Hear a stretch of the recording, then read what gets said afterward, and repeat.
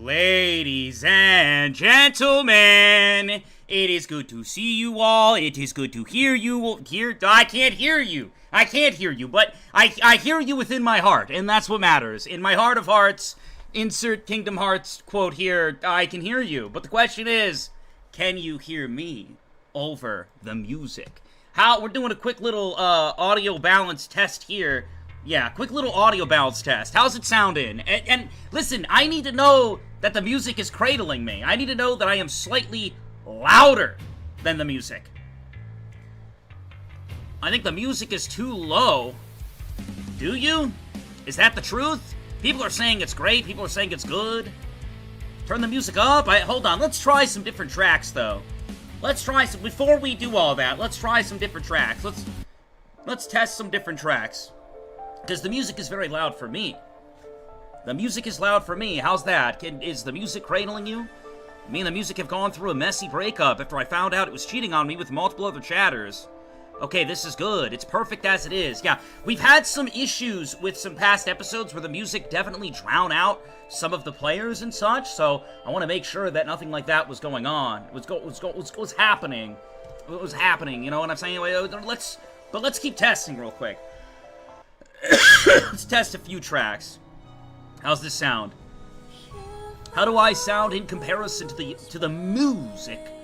To the music, how do I sound? Does the music sound good? It's been so long, the audio balance, I completely guessed. Music really low. Is that true? How do you guys go from saying music good to music really low? That's crazy. Music is a bit low? Fine, I will turn it up a tad. I will turn it up a tad. Could be a little higher? Well, hold on. Let me try one more. Let me try one more. I turned it up a tad, as you said. I turned it up just a tad, as you guys said. But where's... Yeah, I'm trying to find, like, a track. Like, a comparative... It's good to go now? It's alrighty? You're naturally louder? It depends on the players, I think. Well, let's go ahead and undeafen and listen to the players. Speaking of players, Sappy Pappy, thank you for the tier 1. I appreciate it, as well as Noko with the Prime. Thank you, guys. Anyways, let's undeafen. Let's hear from our players. Hello, guys. Hello. Hello. Alright, we gotta go down the line and make sure everyone's, like, equal volume. So, I guess I'll just be like, Siren, how you doing? You feeling good today?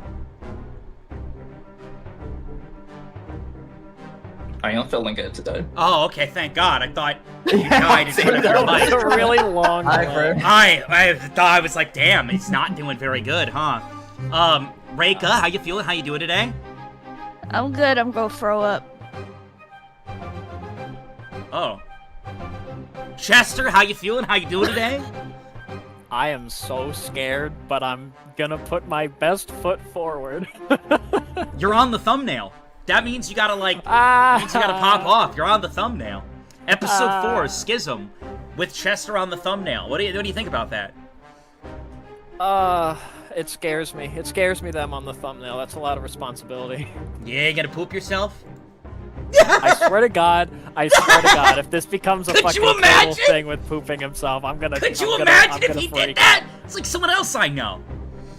And, Boone, how you feeling? How you doing? Feeling good, life's good, I'm locked in and ready to go. That's good, I'm glad to hear things are going well.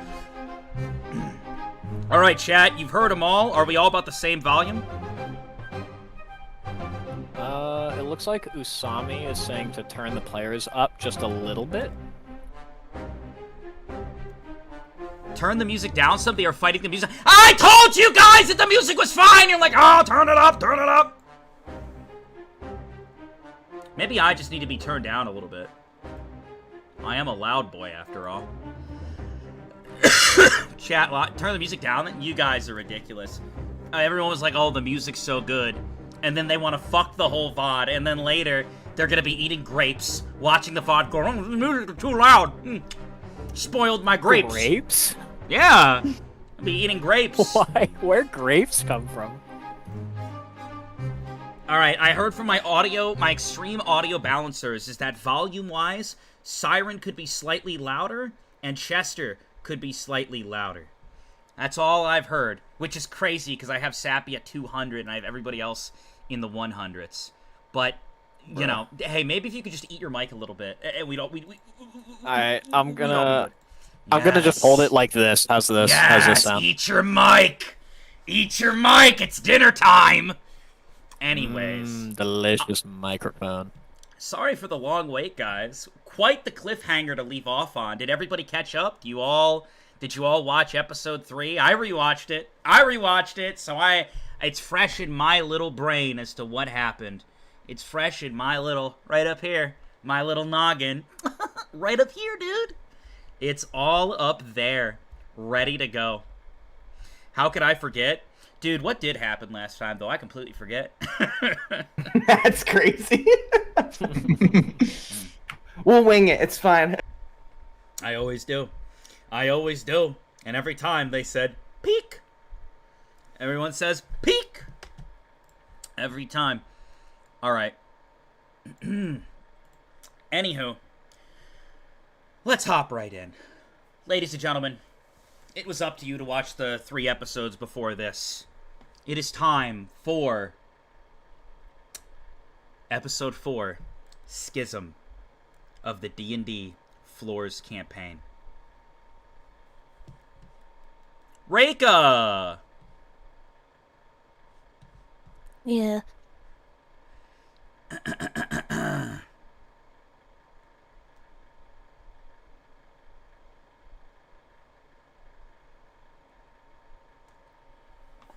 Boris looks over at you after seeing this entire display go down. Roll a 20-sided for me. Already, okay. 14. What's your, constitution? Great question. 14. Your heart starts to beat very quickly.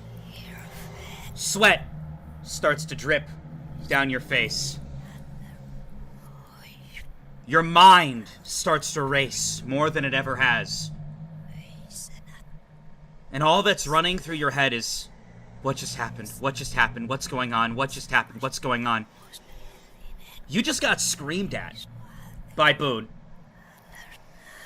Potentially, Boone and Chester, these 2 guys that you've been around this whole time, that you held very close to your heart, apparently are the cause of the flames and explosions that went off across the street at the hospital.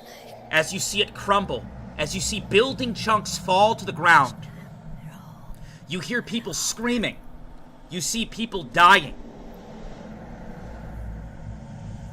Boone walks away, Chester chases after him, and you're left there with Boris.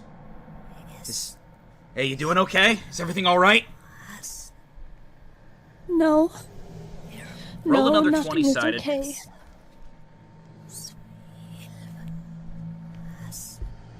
17.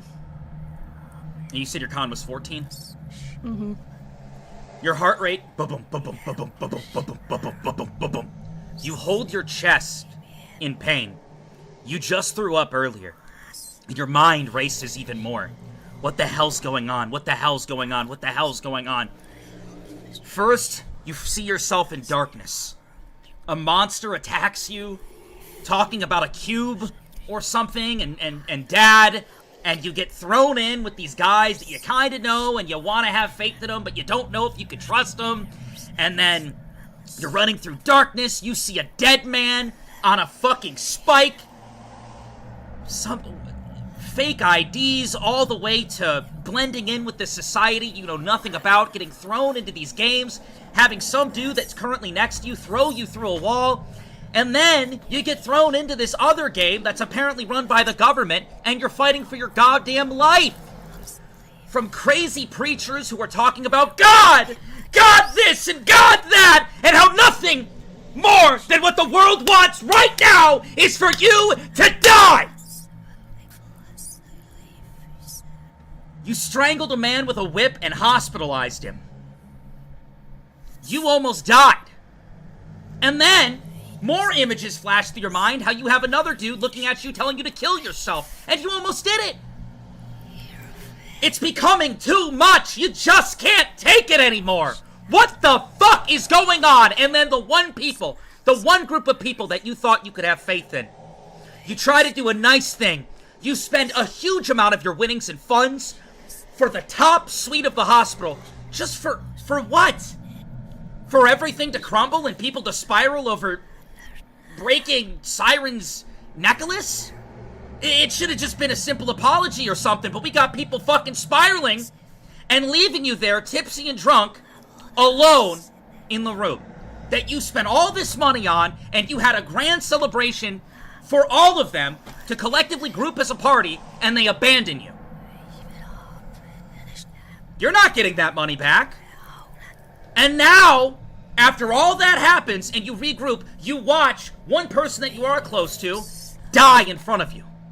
You see the images in your mind of Boris running, trying to connect. You know his story, but no one else does. Every person in this world who's criticizing him and belittling him and cheering for his downfall don't know what's running through his head. As he sprints up to the number 4, trying to reconnect for old times. All you can see in your head is Boris sprinting towards the number 4. And him going, "Don't touch me!" as he blows off the whole top side of Boris. You do everything in your power to help. Working with Lily, trying to heal. I mean, you remember how much you were panicking in that moment. Seeing Boris like that, not knowing if he would come back. And then you come to find out that instead of finding another way, potentially, these two guys that you had so much faith in, Chester and Boone, decided to collaborate, at least from your point of view. You're not sure. Questions? Anybody? With the third most wanted individual in the realm? The hospital's in flames. You asked Boone to talk, and instead you got screamed at. Roll one more 20-sided. 7. You pass out. Everything becomes too much. Your heart rate, and you pass out.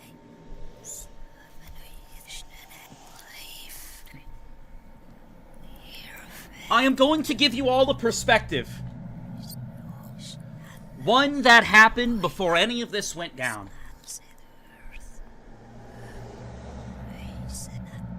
You see before you a lab. The lab has various boards all over it with different notes and things connecting one thing to the other. Vials set out, all sorts of things being tested, but looking at it, you wouldn't really know what any of it means. You have no idea. However, 2 individuals continue to work. One by the name of Ren, who has grayish, silverish hair, tattoos down his neck, and another individual with fluffy purple hair in a pink nurse outfit, and they continue to work together. As they work, a conversation does occur.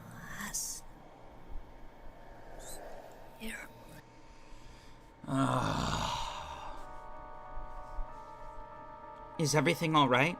Anything I can do to help? Lily, you've been more than enough help. Just have a little bit of a headache.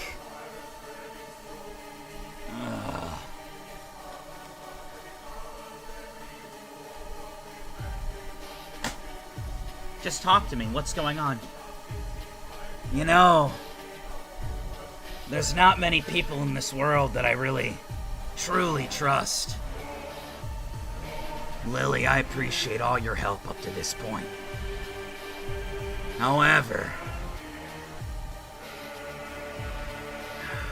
you see him continue to sigh and look at a screen And on the screen, there are a wide variety of individuals, different faces in front of him. And he continues to stare. And the picture he stares at is of a cat girl named Roddy. This is such a mess.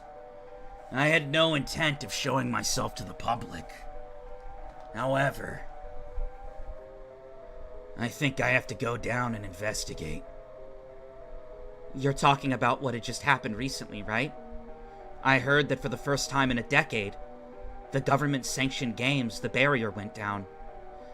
Not only that, but apparently this girl's been hospitalized. As you know, I have some connections to her.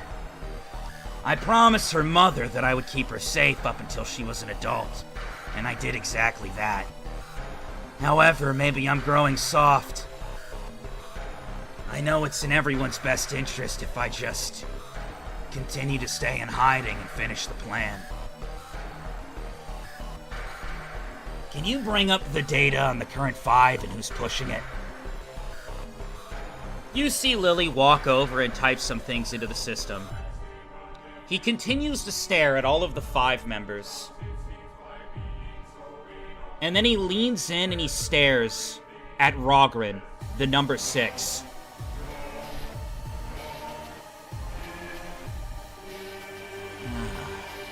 Is it something with Rogren? Lily, I know you've spent most of your time on the 2nd floor. But may I ask, what do you know about Rogren? I'm afraid I don't know much. Well, let me tell you something interesting.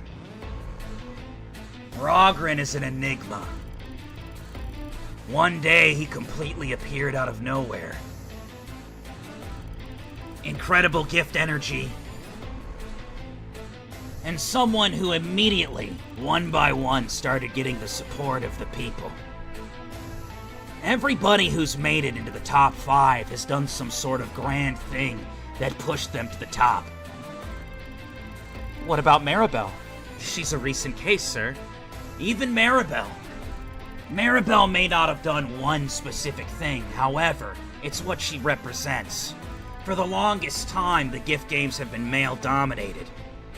So, with Maribel coming in, she gathered the support of all women, showcasing that it could be done.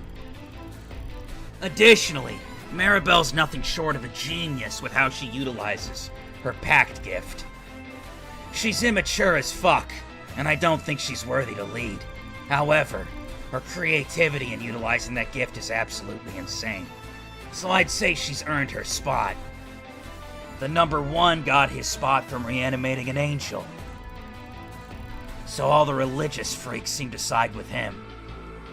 Number 3 got in mainly because of me, but hey, knowing people by proxy is worth something. And as for the number 5, Riven, well, he was the one who was training up people without gift energy. If you were born into this world without gifts, you were surely dead. A lot of respect for Riven. But Rogren never did one grand thing. Piece by piece, he's managed to get support.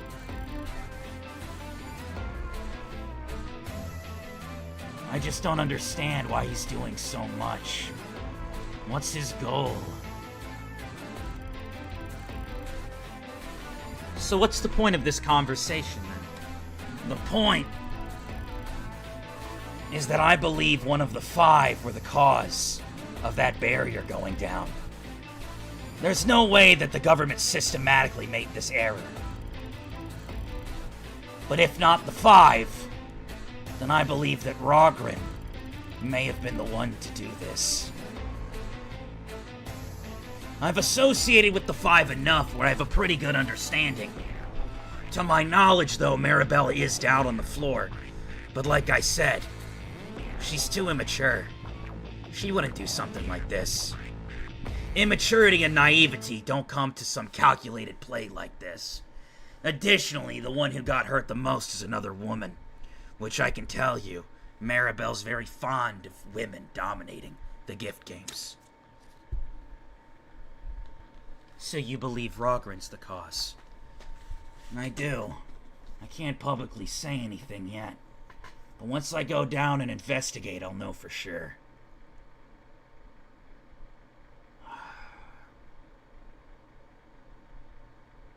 Well, then what's the plan? We've been locked away for so long that you've lost the #1 spot and went down to number 4.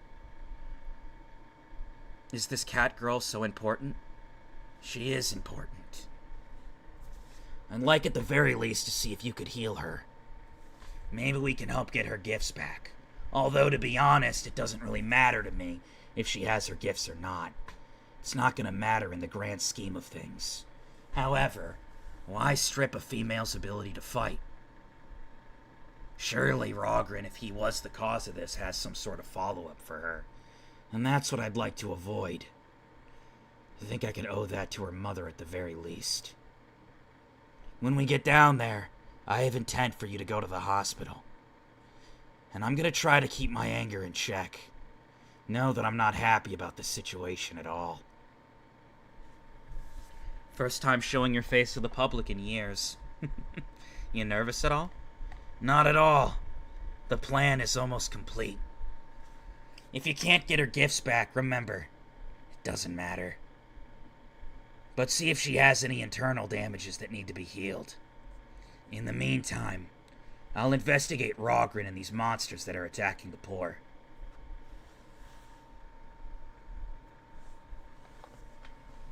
Rewind to later on. You guys see a perspective. The number 4 standing at the edge of the pits, and Rogren staring at him, putting the blame on him for everything. The golden barrier going down, the hospital blowing up, bombs going off in the poor district. Just everything. And in that moment, as media continues to retweet and prey on the number 4's downfall, the haters coming out of the woodworks. I always knew he was a piece of shit. I bet fame got to his head.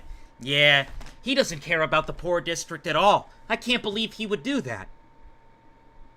The number 4 decided to shut everybody up in one action. Suitcase in hand, he leaps into the pits. Rogren tries to hide his smile. He's thinking to himself, keep yourself composed. Trying very hard not to laugh as the cameras point to him. And he watches as the number 4 plummets to his death. You see him go like this.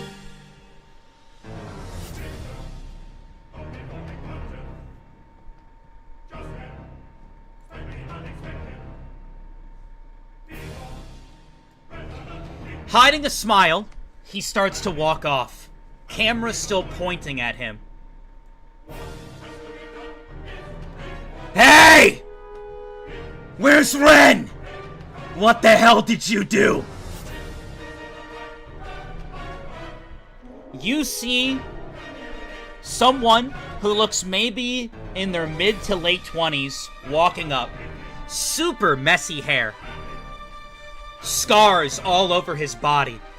Looks like a warrior who's been to battle several times. He's a smaller guy. Muscular build. Answer me, Rogren! What the hell just went down here?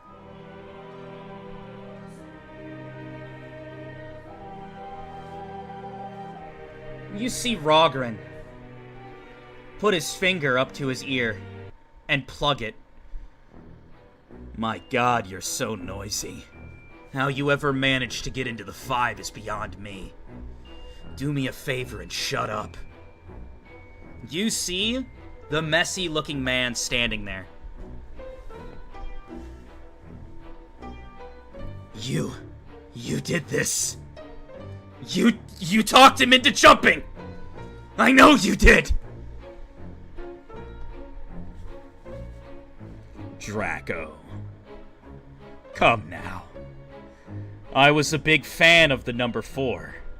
However, times have changed. It seems to me like he gave up on the poor district long ago and was consumed by fame. Why does it matter to you? To my knowledge, wasn't the number 4 gonna surpass the number 3 soon? You would have lost your slot. Like I give a shit about that. I don't give a fuck about any of the ranking systems, the government, or whatever bullshit games you want to play. We can settle this right fucking now. You see the scruffy-looking man start to take off his jacket and throw it to the ground. Stretches and gets ready to square up with Rogren. Always so quick to fight. How you make decisions that decide the fate of this floor is beyond me.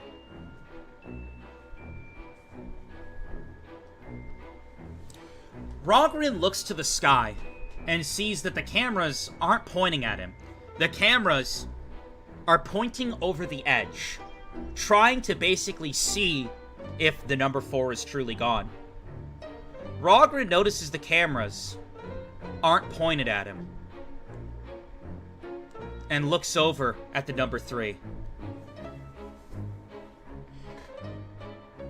Man, you've always been the number 4's biggest dick rider.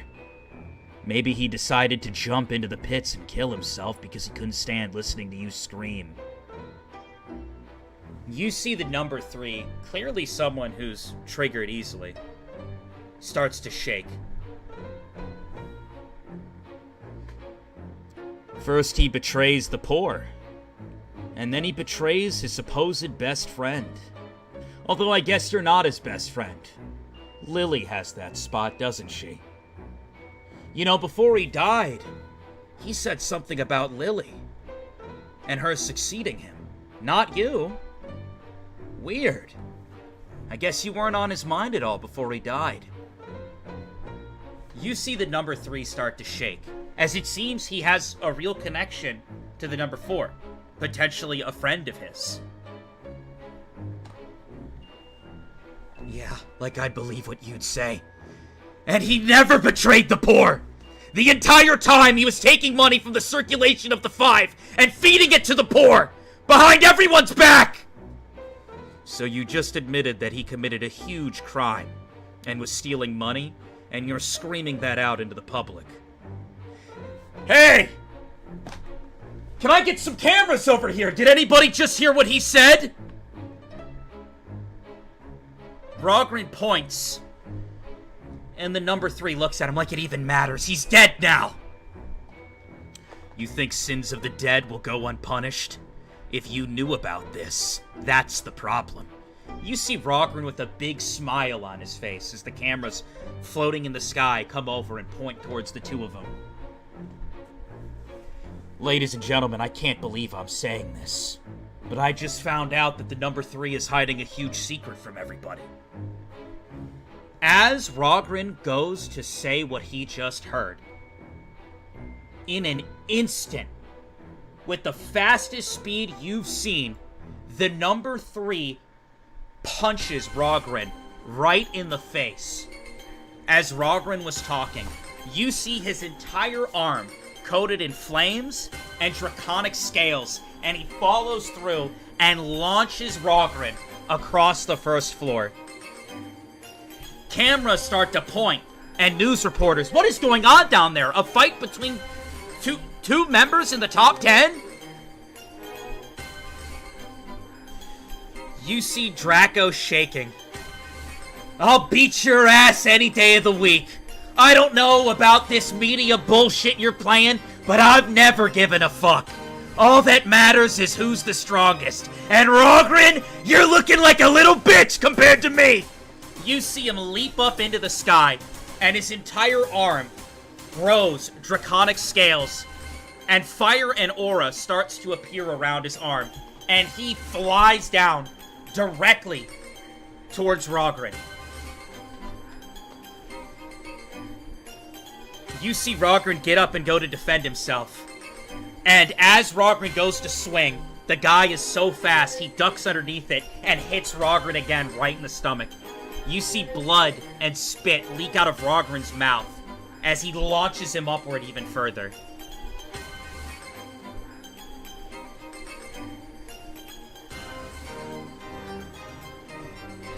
As Rogren flies into the air, this looks like a one-sided slaughter. Appearing above him again, you see the number 3 ready both of his arms and go to bash down on Rogren once more. And at that moment, one hand grabs Draco's wrist. Another hand grabs Rogren. And suddenly the situation completely defuses. And they land. You see Rogren just got his ass kicked on live TV. People are tweeting about it, talking about it. Number 3 fans. The fans in the crowd that follow the number 3 are the people who don't give a fuck about anything the government says, doesn't give a fuck about gift game this, ranking that, just a good old-fashioned beat the fuck out of whoever you don't like. And that definitely was the energy that the number 3 was embodying. However, it seems that the two of them were interrupted, or at least the one-sided slaughter was interrupted. As somebody between the two of them stops both of their advances with a single hand.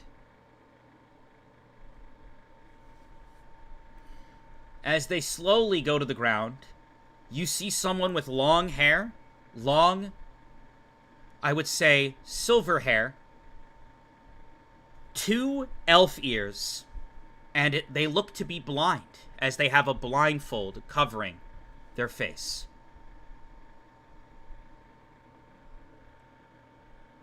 Rogren, I understand that you're rather excited. However, you're very likely to be welcome into our family soon. And family shouldn't be fighting. Number 3, I understand that emotions are high right now. However, let's not make a big scene. I want to remind you both, hundreds have died today. Both of you, whatever's going on here, have respect for the fallen.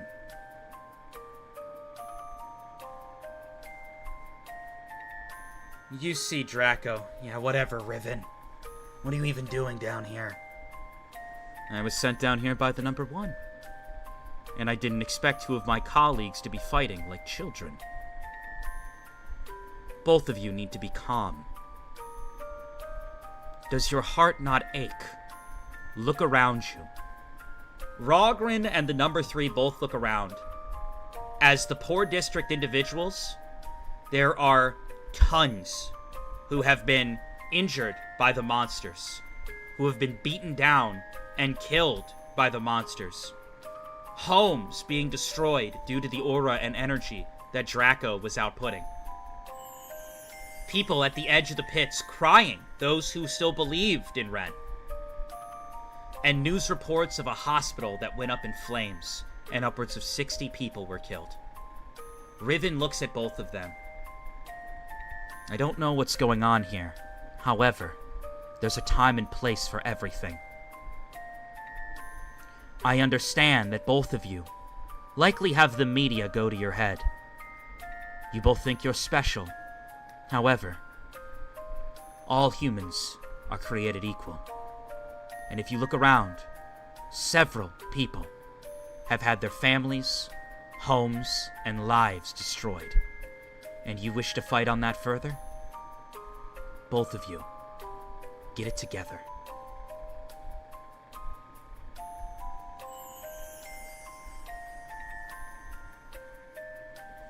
Riven starts to walk off. And Rogren looks at him. All humans are created equal, huh?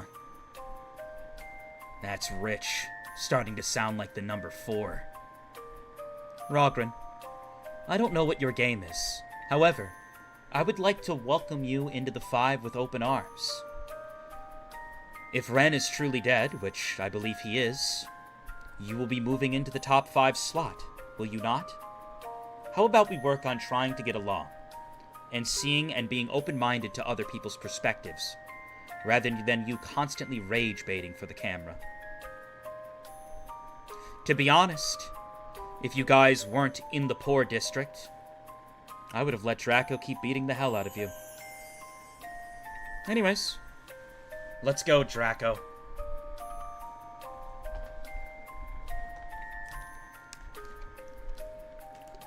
Rogren looks irritated as he wipes blood from his face.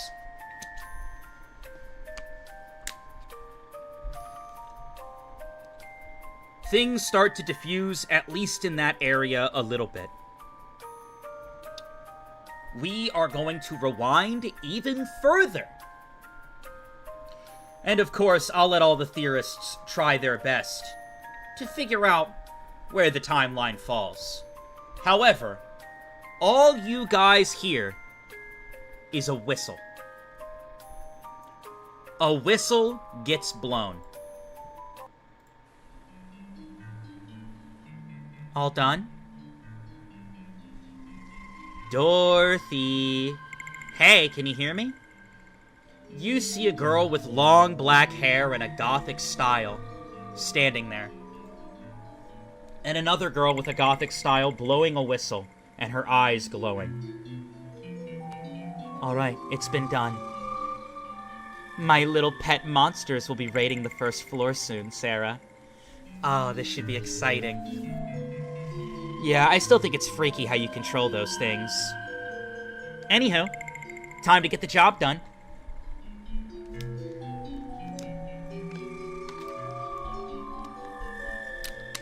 As monsters start to crawl upwards onto the first floor, Dorothy and Sarah continue to walk. Man, this world really is going to shit. I can't imagine the damages your pets are gonna do. Anyways, what did Master say? He gave us a list of people. We gotta get at least one of them. The usual. Got it. An explosion happens sometime later. Several bombs go off throughout a hospital.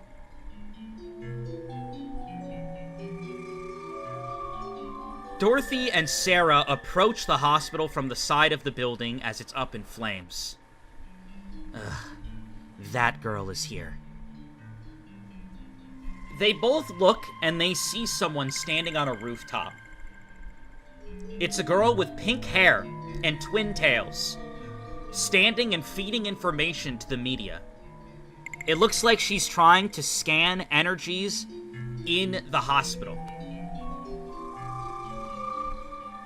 She holds her hand out, and it looks like various figures that she's controlling are moving throughout the hospital trying to evacuate people as it's burning and being brought down. The media in Maribel's ear. Do you have anything you can give to the media? Any stories, any scoops? Will you shut up? I'm trying to concentrate, which I can't do if you're constantly in my ear asking for the next scoop.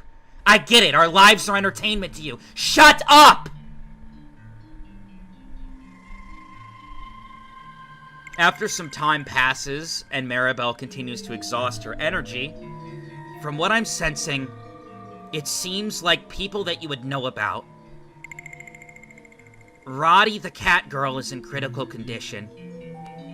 It looks like Blue is in critical condition. Namu's in okay condition, it seems. And he's trying to evacuate himself. And then I have my men currently in there, doing what they can to evacuate other people. In total, though, I sense anywhere from 45 to 60 deaths. The media looking happy about that. Quickly, we have a story! Quick, report! And things in the sky start reporting to the world as to what's going on. You see Dorothy and Sarah stare up at her. What if she wants to fight? Do you think we can beat her? You see Sarah with a smile. Oh, I think I crush her. Anyways, let's go into this hospital. This is the perfect setup. The two of them sneak in to the hospital for whatever reason. As they walk through the building, they look around. Sarah looks to her left, and she sees a child crying and screaming, "Mom! Mom!" as the kid basically tries to pull her mom from underneath the rubble, as rubble crushes the woman. Sarah stops to go to help, and Dorothy grabs her. Focus on the mission. They continue to walk. There was essentially somewhat of a daycare where kids could wait. I would say about 11 kids are dead throughout the daycare. Crushed by rubble, some of them burned alive. Dorothy's expression doesn't change seeing this. Sarah does look somewhat bothered, but they continue to walk.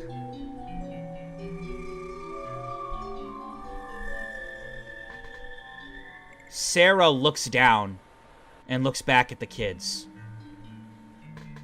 Boone, what have you done? Why would you do this? Sarah, did you say something? No.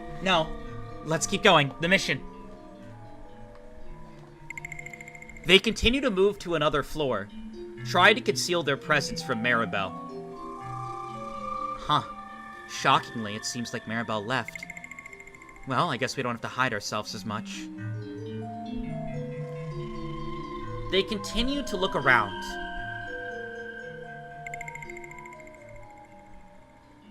As they do, they come up to several more people, completely dead, bodies laying everywhere, blown to smithereens.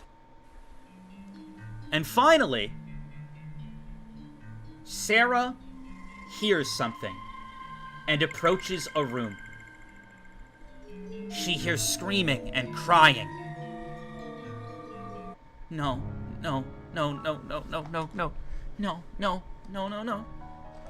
You see a cat girl by the name of Roddy. Her entire face is burned. Her arm is blown off. She has burns over her entire body, and she's missing an arm. She runs over to Blue, who is dead. Roddy shakes her with her one arm. Blue, no. Oh my God. Please wake up. And you see Roddy trying to pull the rubble off her, using her one good arm to try to lift the rock. No. Why was I so rude to you the last time we talked? Why? Why didn't I just listen to you? Tears running down her face. She keeps nudging and throwing herself into the debris. Please wake up! Blue!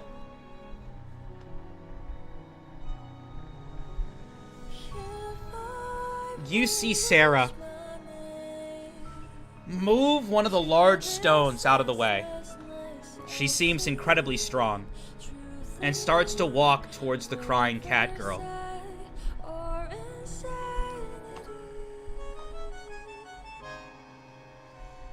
You see the girl just sit there, tears running down her face. Blue, I'm so sorry.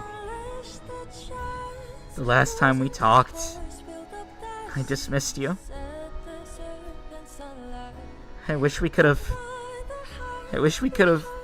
ended on a good note. I'm so sorry. You were in this hospital. You were in this hospital looking after me.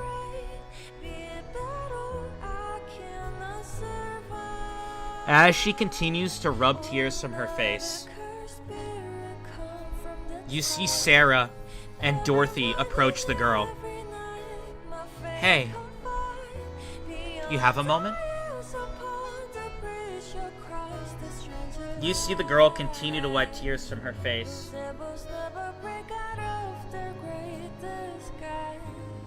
Sarah leans down and whispers something into Roddy's ear and helps her up off the ground.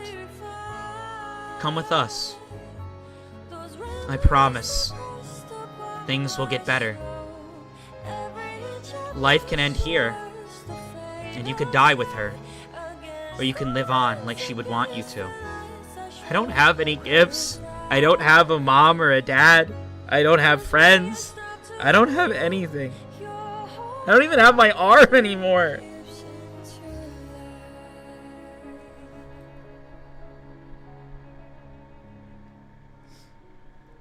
Sarah gives her a hug.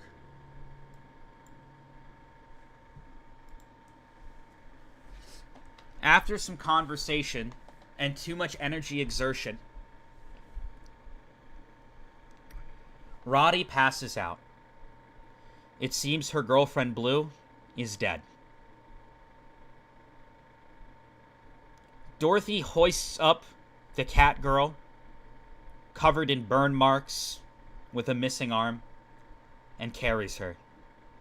Well, this should be exactly what we're looking for. Good find. They continue to walk, and as they do,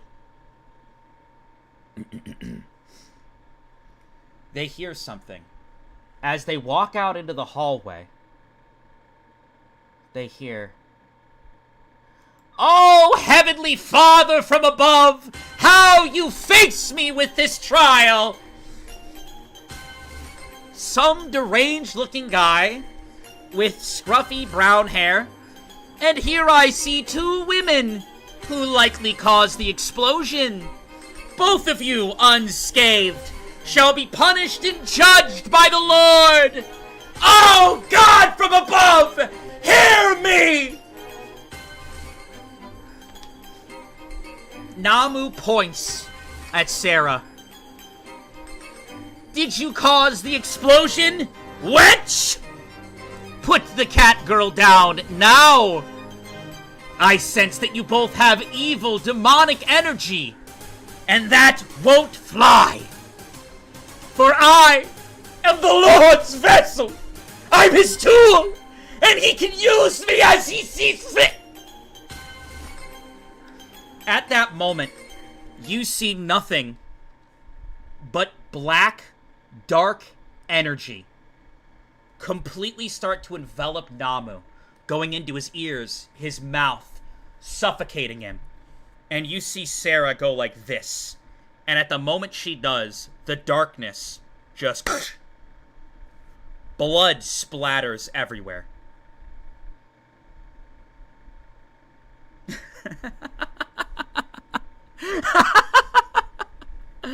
Oh, man. Life is so silly, isn't it, Dorothy? One moment you have some annoying dude screaming in your ear, and the next, he's dead. It's like a push of a button and they just disappear. Let's get out of here.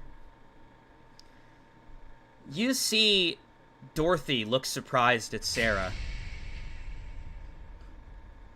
Sarah, are you doing okay? I haven't seen you kill someone without hesitation in a long time. Usually that's where you struggle. How are you able to just kill with no emotion? This is more of a mental checkup. I mean, you are my partner. Is everything okay? I'm sorry, he just started talking about gods and it pissed me off. God? Vessel? Tool? The Lord? Shut up. You see her go like this, and as she does, more of the darkness she's controlling just completely crushes him flat even further. Any remaining just bones, flesh, demolishes it. The two girls walk to the edge of the pits, Catgirl in hand. Anyway, Sarah goes like this with her hand, and a platform of darkness appears. They both get on the platform and it starts to lower them down into the pits.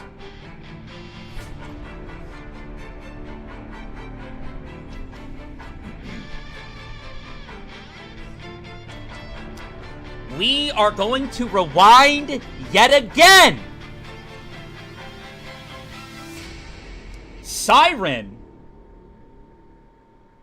Yo. This is before the hospital explosion, obviously. Again, it's up to the theorists to figure out the timeline. It's part of the fun. Anyways, you continue to walk. And you messaged me with a certain plan in mind. A plan that chat doesn't really know about and hasn't known about for weeks. But I will say, due to 20-sided rolls, your plan, or at least your idea of what you wanted to do, does work. As for whether or not you leaving the party to go do your own thing was the right decision, it's hard to say. However, Siren had someone that he really wanted to talk to. And you found her.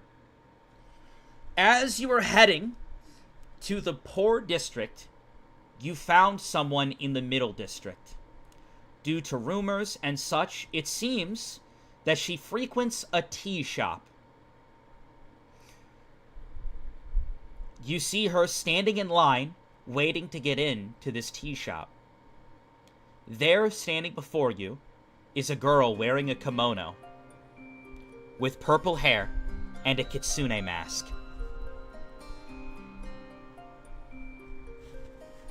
What are you doing? I'm gonna walk up to her. You do so as she's at the back of the line. Are you saying anything to her, or are you just getting in line as well? I'm just going in line as well for the moment. You get in line behind her, and she takes notice of you, and looks a little skeptical. Shockingly to you, she actually turns around and says something to you, which kind of caught you off guard. Hey, I'm sorry for everything that Rogren has put you through. Is Boone doing okay since I fixed his aura? Yeah, he's doing alright. Are you doing okay? I don't know. I don't know how I'm doing anymore. You ever just feel like... Never mind. You see her continue to walk as the line fills up, and she walks to the front, and you see an old lady. Has to be maybe in her 80s. Oh, Kitsune! It's so nice to see you again. Where's your husband? My what? Your husband? Rob? Oh, right, yeah, he's not here today. Just the usual, please.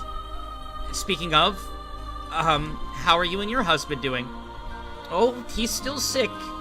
Thankfully, due to the money that you gave us, he's getting the best treatment in the rich district hospital. He's currently there now. I'm gonna go visit him after my shift. That's wonderful. Anyways, oh, did you bring a guest? You two are standing so close to each other. And who is this young, handsome man? You see the old lady, very handsy, immediately brushes what looks to be some dust off of your shoulder. You are dressed so nice, a very sharp-looking young man. Thank you. My name is Siren. Nice to meet you. Siren! Why, of course. So is he with you? Yeah, I suppose he is. Oh, it's very rare you bring company that makes me so happy. I will get you two seated right away. You see her walk you into a garden. It is a beautiful garden, and it has water flowing around. They have a makeshift pond with various fish in it. It's a beautiful atmosphere and little cushions that you can sit on with a low-to-the-ground table. Their entire menu consists of a variety of tea And then there's various fruit that you can order with it. The tea is pretty expensive. Is that okay with you? Yeah. You see her walk up to Kimono. The usual, dear? Yes, thank you so much. And for you? Gotta look at the menu. You look at the menu, and, I mean, Siren can read, however, this is the most obscure names you've ever seen, and you don't really understand, like, the ingredients and things that they're talking about mixing into these teas. You see Kimono giggle a little bit at your reaction. If you want, you could just try what I usually get. It's pretty good for beginner tea. I mean, if you don't mind, I'll love to. 2 orders of the usual. You see the old lady walk off. She just kind of stares at you. I don't know what your plan is. However, you spending too much time around me might end you up in a coffin. This is a warning, not a threat. Rogren isn't exactly fond of your team. I hope you know that. Is there anything in particular that we did to upset him? It's complicated with him. He doesn't really like anybody. So I guess, I don't know, it would bother me if anything happened, like the Boone situation, especially after I stepped in trying to help. I see. Well, thank you for the warning.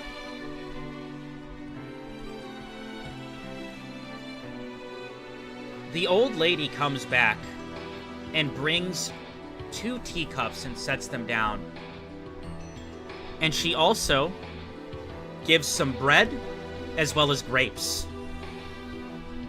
Kimono honey, can I ask, is everything okay? Last time you came here, you were sitting alone crying, and you had me so worried. Everything going on okay at home? You can talk to us. I really appreciate you. Everything's fine. Thank you so much for the tea and the complimentary grapes. It's just grapes, honey. Enjoy. You see Kimono sip some of the tea, and as she does, as her fox mask kind of goes right here, you see tears going down her face as she continues to sip the tea. There's any napkins around? There is. Can I offer her a napkin to wipe her face? You do so. Thanks. Sorry, I'm a bit of a mess lately. Oh, you're good, you're good. Do you want to talk about it, by chance? I don't know. It's a complicated situation. Siren, if I can ask you, Yes. who is the most important person to you in the entire world? Is that a question that you can answer for certain? Not at the moment. I cannot. But I do have Okay. things that are important to me. Well, let me ask Why? you another question. If the most important person in the world, in your opinion, was doing horrible things that you didn't approve of, what would you do? I will see if there's any way I can stop them. I see. What if the situation is far beyond your existence, your opinion, and how you feel? Because there are things in life, admittedly, that I would say are more important than maybe how you feel about something. Would you agree? I can agree to that to a certain degree. Why is that something you're currently dealing with? You see her stare off into the distance. My family is very strict. There are certain rules and regulations to the name I hold and the bloodline that I have. I can't just do whatever I want. However, sometimes I wish I could. For me, this tea garden is everything. My family passed. However, the rules that my father has drilled into me, and the regulations that my mother has set out, I can't just disgrace my entire bloodline. However, sometimes I like to play pretend. I like to come here to this garden and pretend that that old woman is my family, and that her and her husband are my caretakers. And that maybe my life could be something as simple as just helping their business grow and working at a quaint tea shop away from it all. But that wasn't the path that was chosen for me. The path that was chosen for me is one doused in blood. One that I can't break away from. And one that even if I decided to be selfish,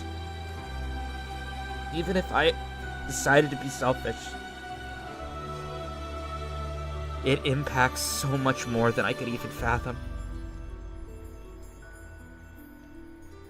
You see her quickly wipe the tears. I'm so sorry. I've been a mess lately. I don't even know. No, you're good. Not to be rude, but it's really trying to follow your family tradition so important that you'll disregard your own happiness. Is it really worth that? I mean, I don't know how confident people do it. I don't know where people get their confidence from. I guess I wish I had a little bit of that in me. However, I'm someone who looks in the mirror and I hate what I see. I feel such a strong lack of self-worth, and I don't understand why.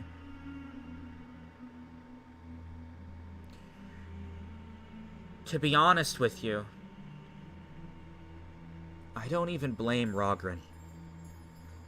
That might sound insane to say, but you kind of have to understand the situation, and it's not one that I can reliably tell.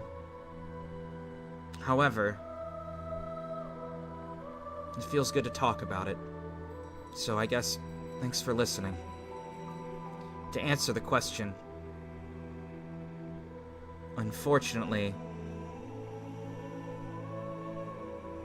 my happiness,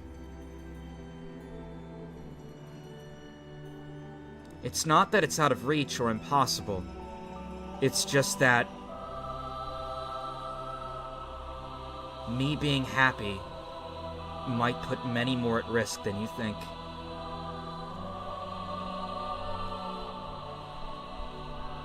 Will it put at risk the people you care about?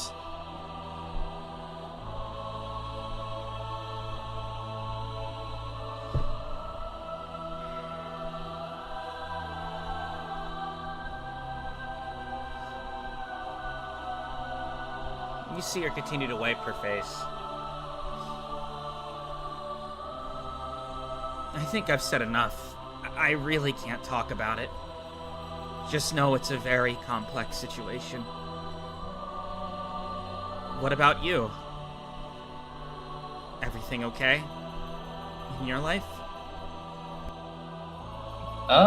Yeah, at the moment. I can't complain.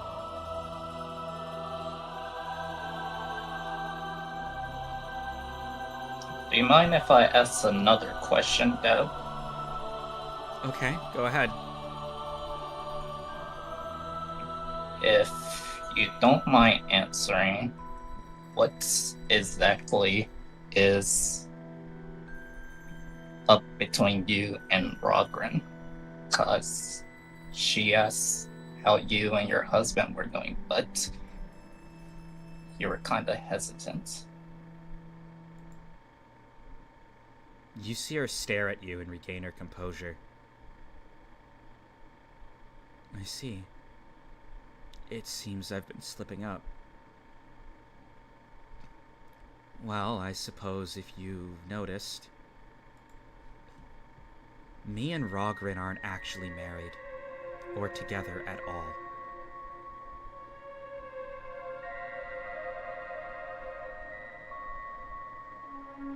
Then why are you around him so much?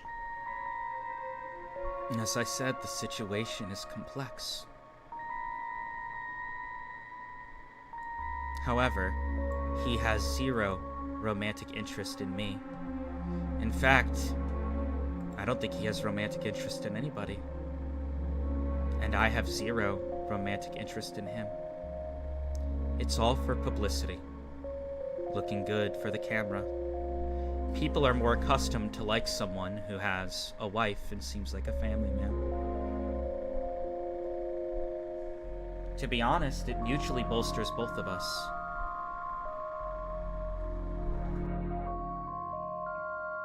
How so? I'm sorry, one more time? How so? I don't know. Public perception is weird. The idea that two celebrities you look up to are getting together and are in a happy marriage, it just sells the whole theme more. People like to see what they want. Have you ever seen the videos that people post of them eating a bunch of food? For some reason, people are very much drawn to those videos. It doesn't matter if the person on the screen is interesting or not, but people are drawn to them. The reason why, I believe,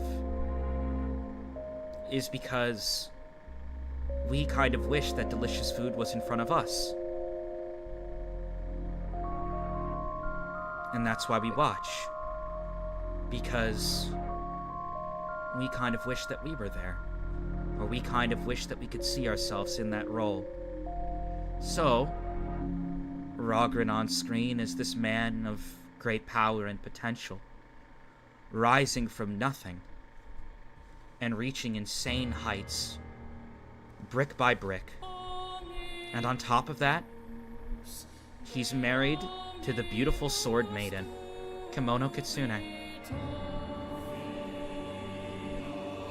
I'm sure you've learned by now, but in this world, nothing is really as it seems. At least from a media perspective.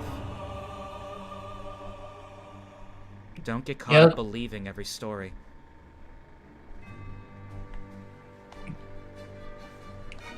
Yeah, that's fair.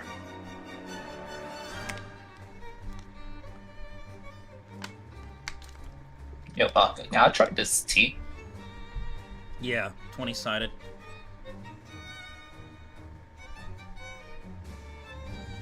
13. That tea is banging. It's delicious. Your face is glowing and you continue to drink the tea. You see Kimono with a smile. It makes me happy that you like it. And honestly, it means a lot that you would even sit down and partake in an activity that I like so much. Of course. Thanks for the recommendation of the tea. Hey, I don't... No, You see her kind of looked conflicted. Like she wants to say something. What is it, Kimono? Would you be interested in giving your number, and we could do this again? Sure. I don't mind. You see her face light up.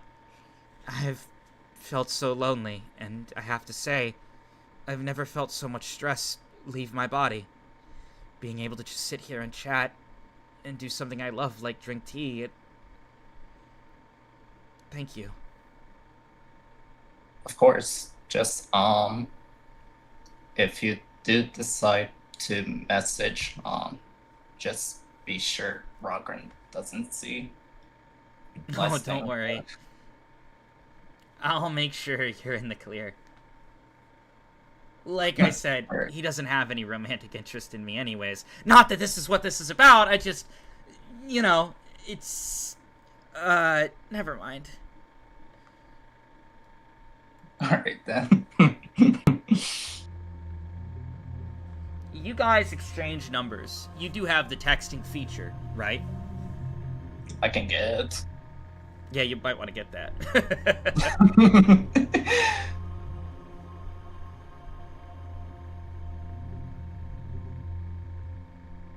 Okay.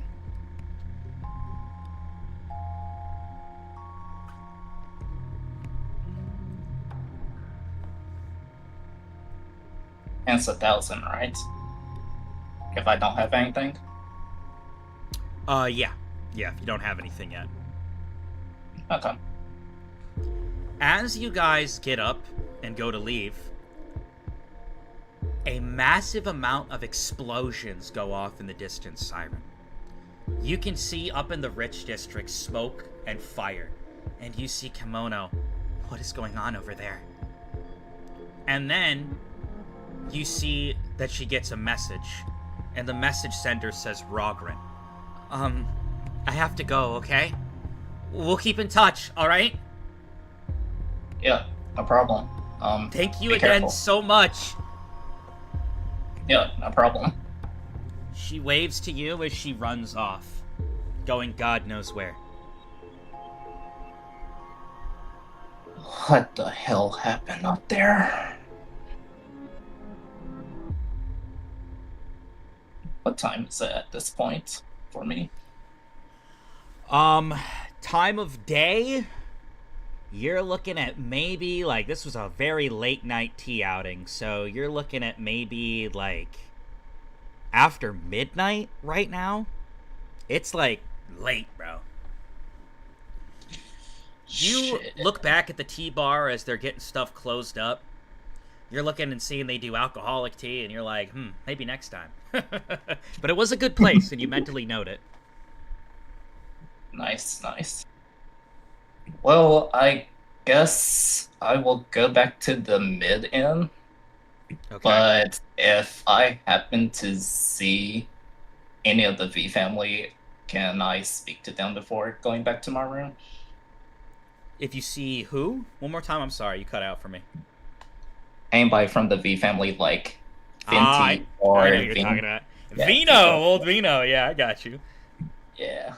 Anywho, are you just gonna, like, stay inside and basically, like, follow the media, see where things go? Yes, that was Okay. my plan. You head back to the mid-end and you see Daniel Mid. I'll just wave at him and then go to my room. You do so. Anywho, we are about ready to put ourselves back on the timeline. Ladies and gents, you've been waiting patiently for an entire month, and, I mean, an hour and a half now. Boone! Yep. Chester, roll Yeah. a 20-sided. 11. I rolled a natural 20. Would you like to see my screen? No, you're good. For now. Boone, you get a very good distance away and try to shake off Chester in any way possible. However, Chester is moving like you've never seen him before, and he is on your ass right behind you. If you two would like to interact in conversation, you may. If there's other actions you'd like to do, go ahead and say it now. So I did text this beforehand. Apologies, because I know based on all the context you just gave, it might seem like metagaming. I was texting Sappy talking about I might go towards the hospital right before all of that. Is that an okay action to take, or is that like is it too late now? So I can only go off of the action that was given to me at the end of last session, as that's where this intro picks up. This is immediately after you flipped out and screamed in the streets about what was going on, and you walked off. So at the very least, your action is to get away and calm yourself down. At the very least, that needs to occur. This is not an action that needs to eat up an hour of your time. This could be a 5-minute to 10-minute sequence of you getting some space. However, I'm carrying off of the action of last episode, despite there being a super between that. Yeah, that's super fair. Okay. So I'm going to say you just try to clear your head, you know, you get away from it, and you head towards an alley, whatever, not too far away from the grand location, still in the rich district, but Chester stays on your ass, and he's right there behind you. All right? And I do want you guys to remember this is carrying off of exactly where you were from a month ago when we did episode 3. Got it. Yep, I remember. The floor is yours, Chester. Okay, so first things first. I am just yelling after Boone to stop, and right, I'm go going ahead. to try and... Okay. Hang on, give me a second, I gotta...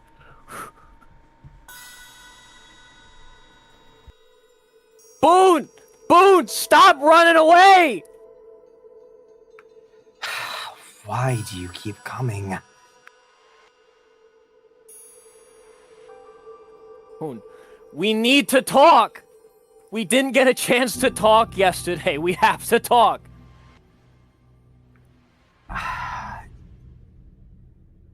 Fine. Just Turn around. please talk to me. Yes, Chester. Look, Boone. I'm sorry about yesterday. I'm sorry I pushed you away. I won't do that again. I don't know who I am, and I'm scared. I have no memories, Boone. I've been trying so hard to help people, and I've just been pushing everybody away. As he's doing this, I kind of make a hand motion to keep the voice down because of us being in the open. I tried so hard, Boone. I tried to help Roddy and it didn't work. I tried to help Blue and it didn't work.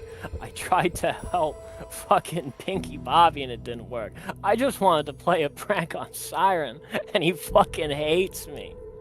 And I just didn't know what to do, Boone. I didn't know what to do. And I didn't want to hurt you too. And I didn't know how to talk to you. Look, I get it, okay? I've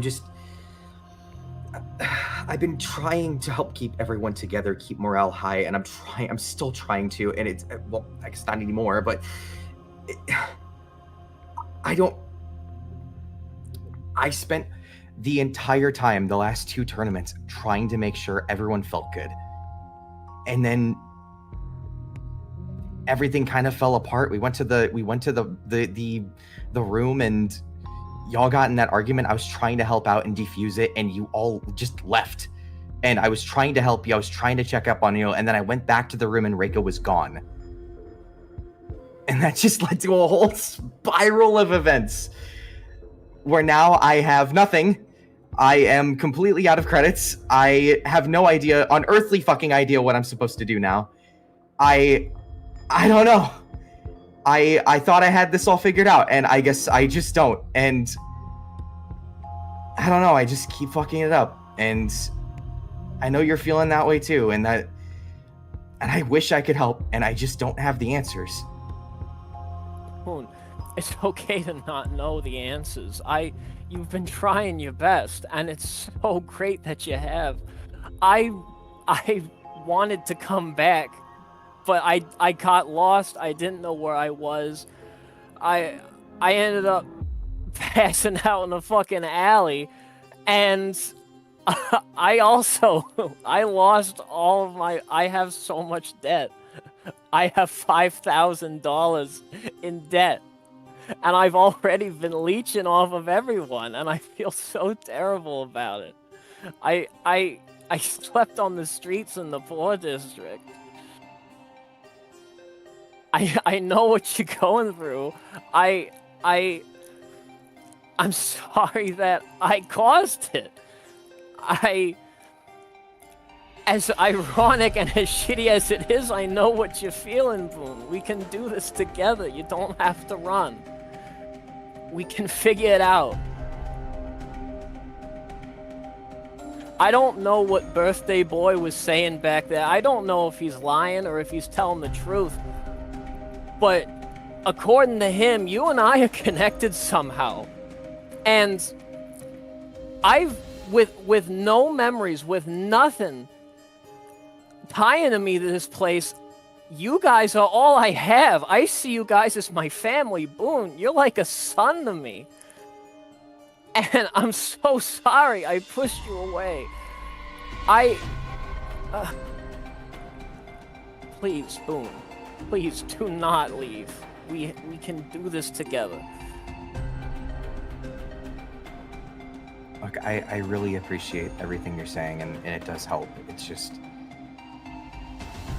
I need to think about a lot right now, and I'm not someone that can just sit and think. I need to do something, okay? Like, I just need to, I feel like it's complete shit right now, because all this, everything that happened, I want to do something good right now, okay? I want to go do something good, okay? Okay, yeah, absolutely. Please, let me come along. Family can fight and family can argue, but family never abandons each other. And Boone, I will never abandon you again. Please, can I tag along, please? Can I help you? Whatever you need to do, whatever you have to do, please, can I help you?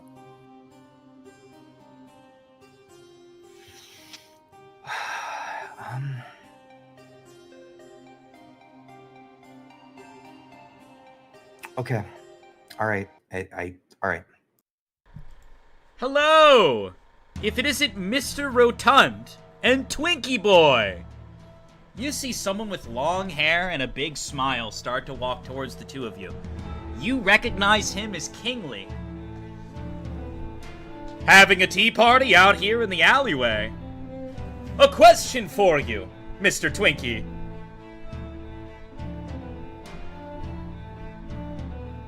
You see him staring at you, Boo. Who's Mr. Twinkie? What? You're the one known as Mr. Twinkie, and Rotund Boy is next to you. Anywho, I'm known as I Mr. was Twinkie. heading to the hospital because I believed that I had a solution to help Roddy. While heading there and utilizing my abilities to sense energies, I'm just curious. How does an entire hospital go up in explosions and flames, but the bunch of you walk out scot-free? Can you make that make sense for me? I don't know. Well, I'm pretty shaken up from the experience. I'm about to go back and help. As things were going down, I put a barrier around us. I can summon barriers, and I'm gonna try and summon one to show that I can make barriers. And that's how we got out of there. You see Kingly walk directly up to you, Chester, and you see him get inches away from your face. You don't take me for some sort of fool, do you?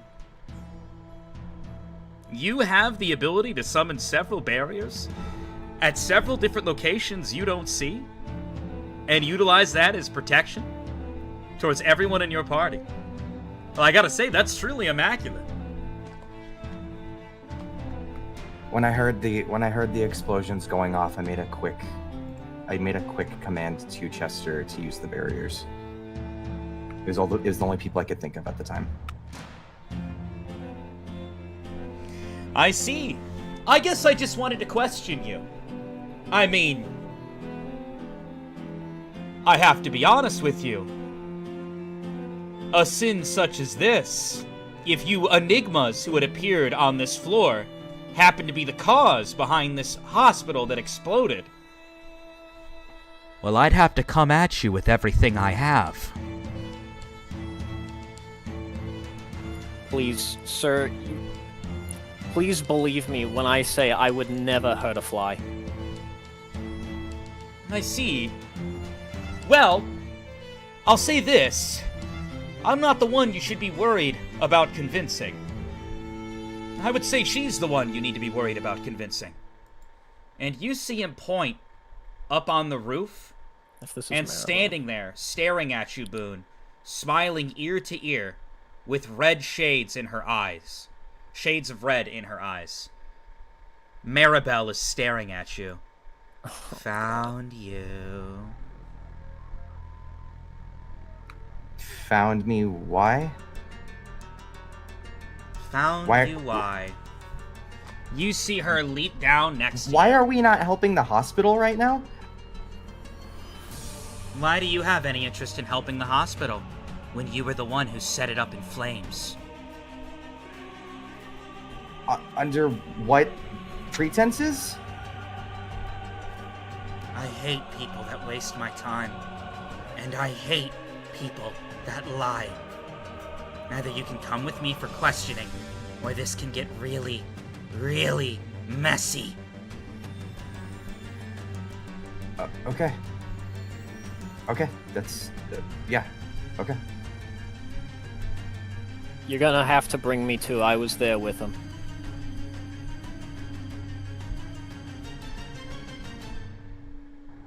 Teddy!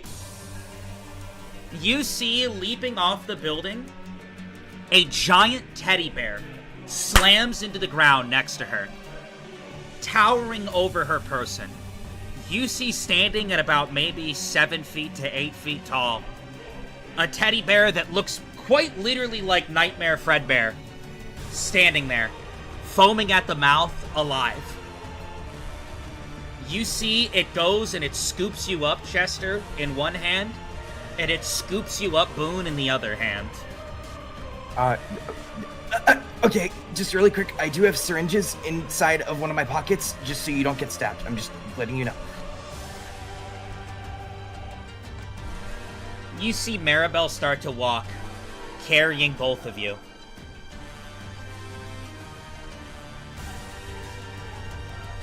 You see Kingsley stare. Excuse me?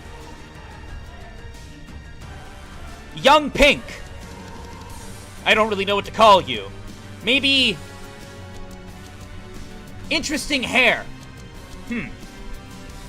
Bear Girl? I like that one. Bear Girl seems fun.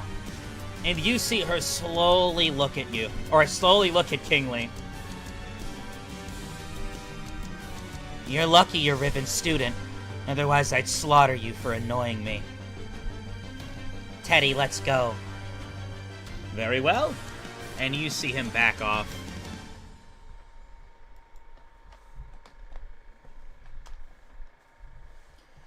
Some time passes.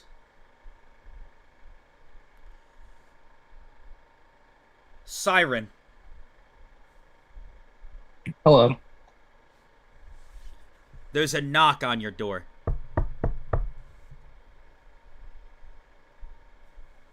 Do I have a peephole on the door? You do, but this is like the next day. If it matters to you. This is like 11 a.m. next day. I'd like to look out the peephole first. You look out the peephole, and you see Boris is standing there. And hoisted up on his back, he has an unconscious Reika. I am opening the door. Okay. You do so, and you see Boris standing there. Hey. A little birdie pointed me in this direction to come find you. Guess I wanted to bring her back so she's around people she's familiar with when she wakes up. You see Boris walk in to your home, and, well, not your home, but where you're staying in the mid-end, and lays an unconscious Reika down on the couch. Closing the door, locking the door. What's going on, Boris? Listen, I'm not gonna sugarcoat it, but it's fucking bad. I woke up, and well, It seems like your buddies, Chester and Boone, are, terrorists. They're what now? They blew up the building. I heard everything. I was only partly conscious, my eyes were still shut, but as I was waking up, I heard them going back and forth. Boone screamed out about how he did it, and how he blew up the entire Rich District Hospital in flames. In total, reports are currently reading about 47 confirmed dead. Roddy missing. Blue dead. Namu missing. Binky Bobby also missing. And then another 13 injured. The entire hospital's up in flames and destroyed as well. What the actual fuck? Hold on to your underwear, it gets worse. Okay. Maribel knows everything. To what I figured out, she was basically looking into you guys. As for where the sourced information is, I'm unsure. However, I'm pretty sure when your boy Boone was screaming in the streets, he was getting recorded by the bubbles in the sky. Those bubbles in the sky are constantly recording everything around them. Keywords, tidbits. When they go to investigate that footage, they're gonna be able to sift through it and find out.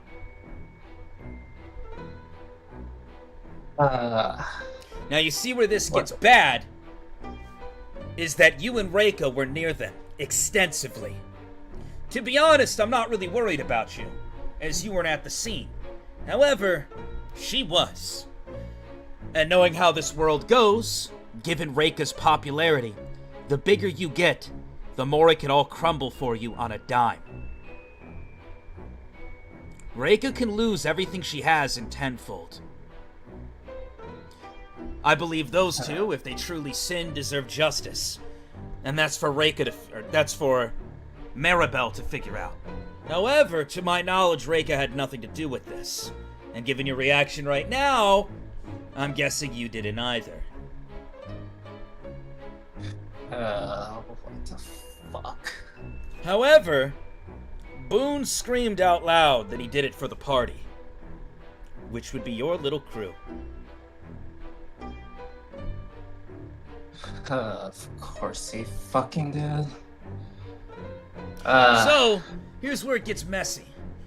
I think the best thing that you two can do is stay out of public eye. Go into hiding or some shit.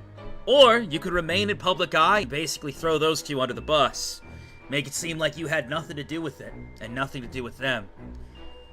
I plan to vouch for Reika if they come to me for questioning. However, with the way this media works, things are about to get messy. The moment they sift through that bubble and they air it live, your entire party's fucked. In what way? Like, they're gonna make us go to court or some shit? Court? Or No. worse? Death row. Immediately. I don't think you understand. He screamed out publicly that for the party, he did it. He killed all those people and put the hospital in flames. Additionally, I'm sure you know how Rogren moves. Once Rogren gets a whiff of this, I'm sure he'll try to manipulate media to make it even worse for you guys. Do you want to hear how it gets even worse for you? Because I'm not at the best part yet. You know what? Just play it all out there at this point. So I don't know if you're familiar with her, but there's a girl named Lily. She's an incredibly talented girl and known as the #1 healer in the 1st and 2nd floor. Yeah, that the assistant for number 4, correct? Yeah, and to be honest, I kind of feel pain in my heart for her right now, because she's caught in this mess because of me. She spent the time to bring me back from the dead. However, they've already announced that Lily might be getting put on death row. Rogren has started to skew the media, and is making this whole thing believe that this was the number 4's plan. He was in the poor district when all the bombs went off, and she was in the hospital when all the bombs went off. no one can really attest for her. Rogren's trying to manipulate media, and she should be going on death row with Boone and Chester. The only question is that given that those three are probably a lost cause, what comes next? And the thing that the media's gonna be asking, what role does Siren and Reika play in all this? I mean, probably by next week you'll be the only two left. And whether or not the media pursues you, or if they paint this as your fault, well, that's what you're gonna have to worry about. This is just one big clusterfuck. Is that all? Or you got more to say? I mean, have you been following the media at all? I mean, here and there. As of right now, it's 11:21. They said at noon there's going to be a huge announcement. And an update. I see. To my knowledge, Rogren has some involvement in it. It might be him doing one of his shitty speeches again to seeing how far he can go. Maybe trying to get media favor. Or maybe it's going to be something regarding the number 4. However, I have a bad feeling it might be about you. I have a feeling the media is going to drop something on us. Something like 3 criminals caught blowing up the hospital. One of their companions. And you're gonna end up on milk cartons around the world.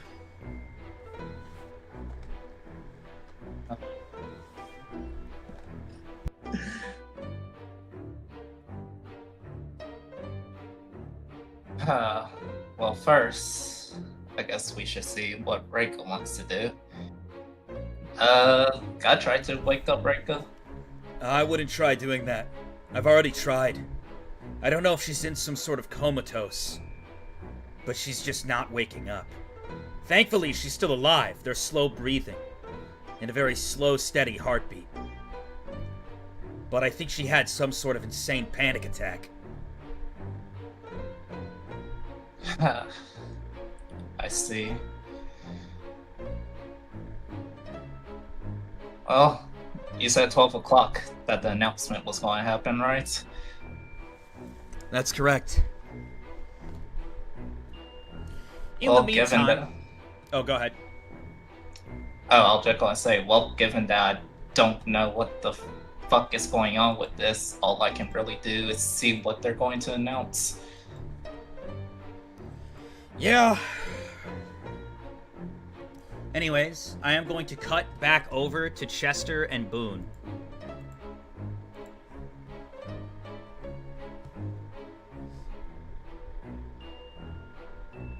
This is going fantastic, honestly.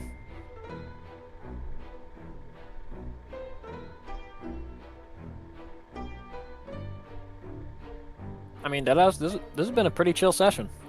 I agree. Yeah, super chill. It's been great.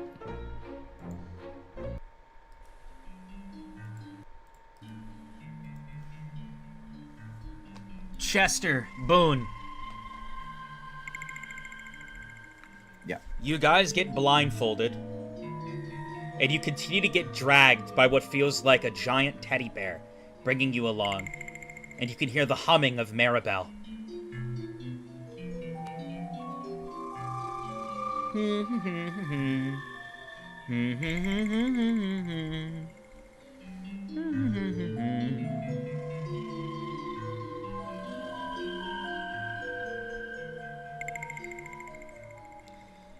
You guys can't see anything, and you feel something get clipped around your neck.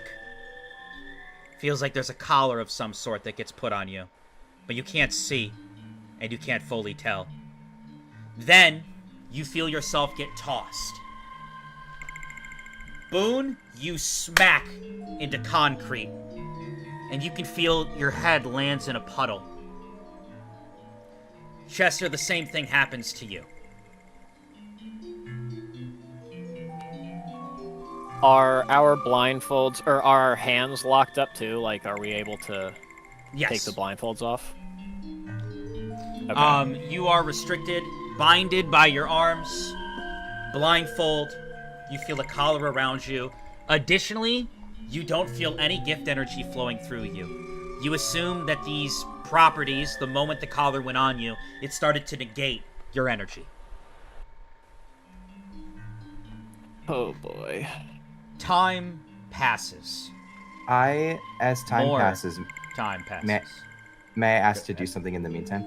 Sure. As time is passing, I want to, at the quietest I can possibly mutter it, just keep whispering Sarah's name. Sure. You keep whispering Sarah's name over and over and over and over and over and over and over and over. You sit there on the cold concrete ground. Sarah, Sarah, Sarah, Sarah, Sarah. But nobody came. More time passes.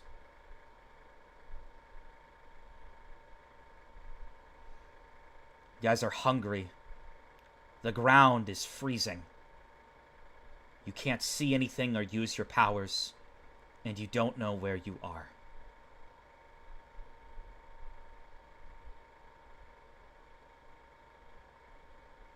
More time passes.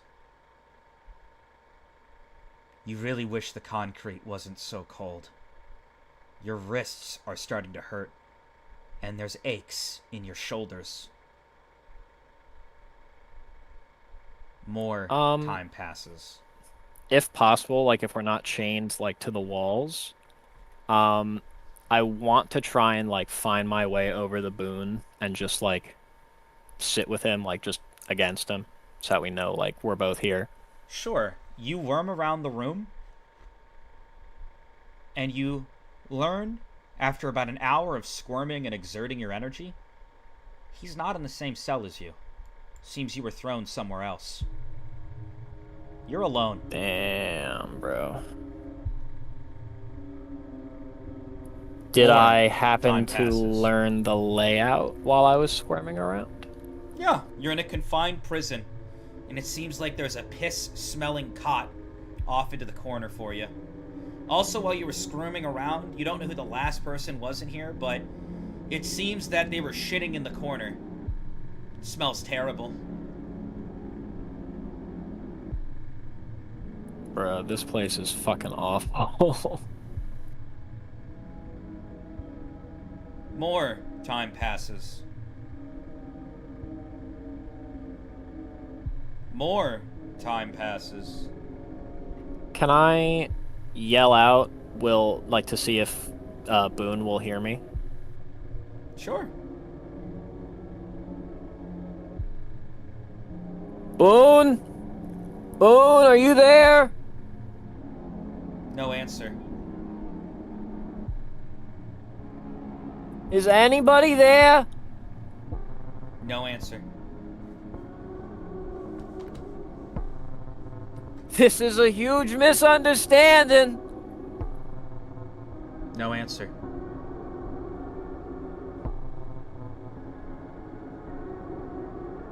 More time passes. And then, after more waiting, to the point where you were stuck in your own head, your shoulders aching, your wrists sore, you spitting on repeat because you wanted to get the smell and taste of the fecal aroma that's in the air out of you. You hear someone open your cell, Boone.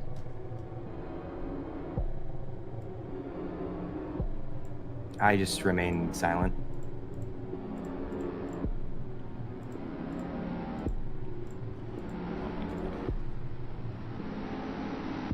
You feel someone drag you.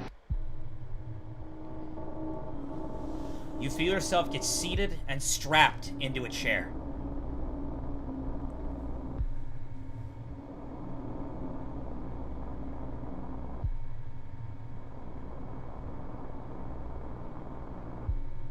Time passes as you sit in the chair. And suddenly, the blindfold gets pulled up and a bright light shines directly into your eyes. You see a glass case in the background. There are people standing there that you don't recognize, watching. There are guards as well. And right in front of you is Maribel. You feel yourself bound, and you can't do anything. I don't like it when people lie, and I'd prefer that this doesn't get messy. It's time you start talking. First, so that we understand each other, I would like to show you something. You see she brings up a video, and this is what you hear. Don't take any sins. We're in this as a fucking team. Please, I don't even know what's going on. But can you please just talk to us for a little bit? I killed them! Every single person in that hospital, every single one of them was me, okay? I pressed the button! And he didn't give you a fucking choice.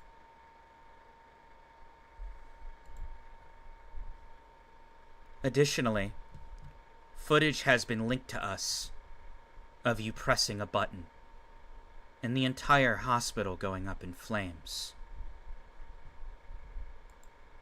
Maybe you don't care, but upwards of 40 people died.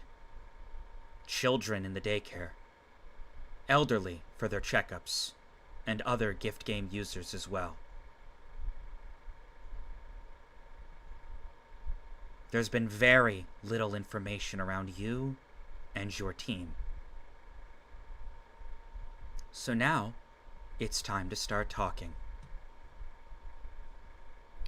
What do you want to know? I'd like you to explain yourself, and that's all. And just know that everything you say here is being recorded. It's not going directly to media, but anything that you say here can be used against you. Or it can be used to help your case, even though it's looking quite grim for you. I have spoken, I have showed you the evidence, and several other officials have cleared said evidence. Go ahead. What would you like to say? Okay. I will put it all out there then.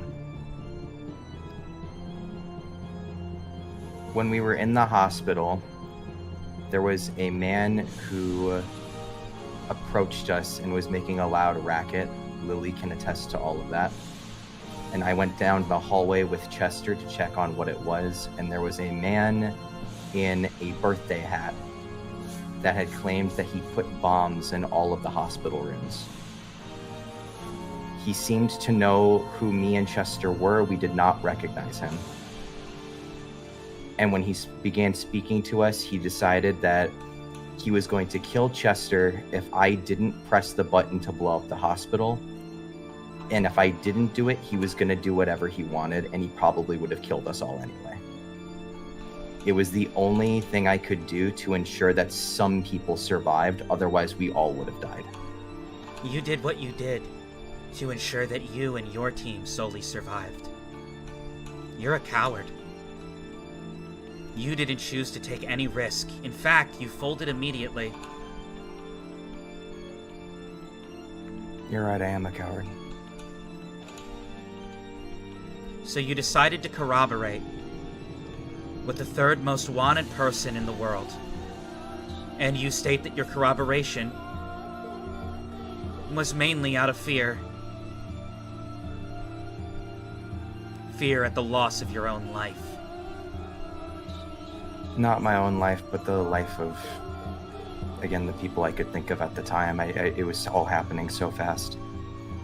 Well, I have some very unfortunate news for you. There is a team hunting down each and every person in your party. You are currently sentenced for death row, alongside Chester and Lily. So, in turn, you pushing that button did quite the opposite. Lily, Reika, and Chester had nothing to do with it, and Siren as well. Siren wasn't even with us. This is all my fault. I see. Well, when I had spoken to you initially, and when I listened in, it seemed like Chester was quite adamant about being connected with you and going down with you. He's a natural father figure. He looks out for people. That's just how he is. Speak up when you're talking to me. He's a natural father figure. That's how he is. He just looks out for people. He tries to see the best in everybody. That's not breaking a law. He's trying to see the best in people, which it doesn't seem like a ton of people in this environment do exactly. I see. So you're worried about how other people view each other. However, I'm not the one going and igniting families in flames and taking the lives of multiple children and gift users. Yeah, I get that I can come off kind of abrasive, but it's a tough world out there. But you don't see us going and utilizing actions like this, now do you? Did you ever think about throwing the remote out the window and facing the music? I have to put my life on the line against psychopaths every single day. I don't like it either. I'm sorry that you ended up in a situation that made your heart rate go a little bit fast. But your actions are dog shit. You deserve the death penalty. The real question is if these shitty comrades of yours deserve to go with you. They don't. They had nothing to do with it. You called me a coward. Absolutely, I'll take that. They had nothing to do with this. Chester's life was threatened. Reika was trying to make sure a friend was okay. Lily was trying to check on a patient. And Siren wasn't even there. I pushed the button to make sure someone survived. Because at the rate that Birthday Boy was going, it didn't seem like he was going to stop. And I knew, just on how he was using his powers, I could not stop him. So the only choice that made sense was making sure someone survived. And I understand you're not thrilled with that answer. I'm not thrilled with it either. I can't even look at myself in the mirror. I regret every fucking second of that entire thing. I can't do anything about it. Well, I have good news. You won't have to look at yourself in the mirror much longer. You've been confirmed for death row. As for what happens to Chester, we will determine that after we talk to him. We have what we need here.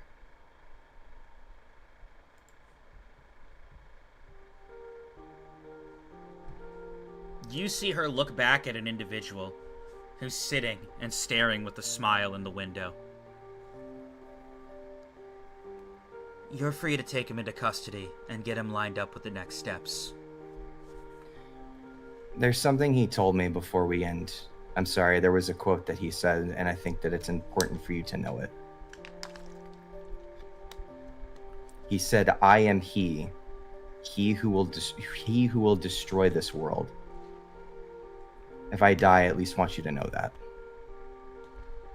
You see Maribel stare at you for a second and then continue with the proceedings.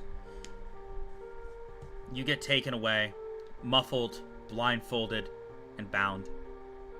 Chester, you also get pulled into a room under the same circumstances. You get sat down in a chair, the light gets shined up into your face, and the exact same video gets played for you of Boone screaming in the streets about him doing it.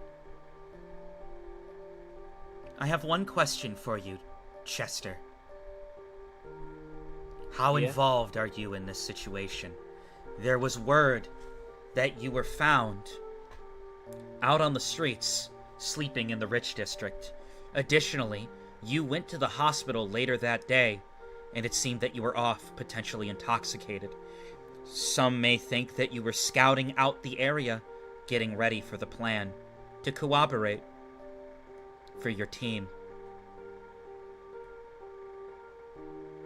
Well, I certainly wasn't doing that, and I don't know of anyone who scouts out a location drunk. I was intoxicated. I had been partying with my team, and I accidentally upset one of them, and we all went our separate ways, and I wanted to go to the hospital to go and check on Binky Bobby was his name. I see. Binky Bobby has disappeared. Do you know anything about that? Where he is now, I don't know. All that I do know is that he was grieving the loss of his brother, and we had him go to the hospital to get the help that he needed. So I guess my final question to you, Chester, and I'll be very clear with you about what's going on. As of this moment, we don't have any clear and concise evidence that you were involved in this crime. Additionally, I'll be completely transparent and say this to you. The court can't really try you for anything. You're free to walk. However, it is my word, and what I had gathered, and Kingsley can attest to this as well, that you were very ready to cover up this crime that Boone did, and go down with him. That in itself is a punishment. Can you explain yourself? I understand your point of view, and I understand that there has to be a punishment for that sort of thing. You know, it's just...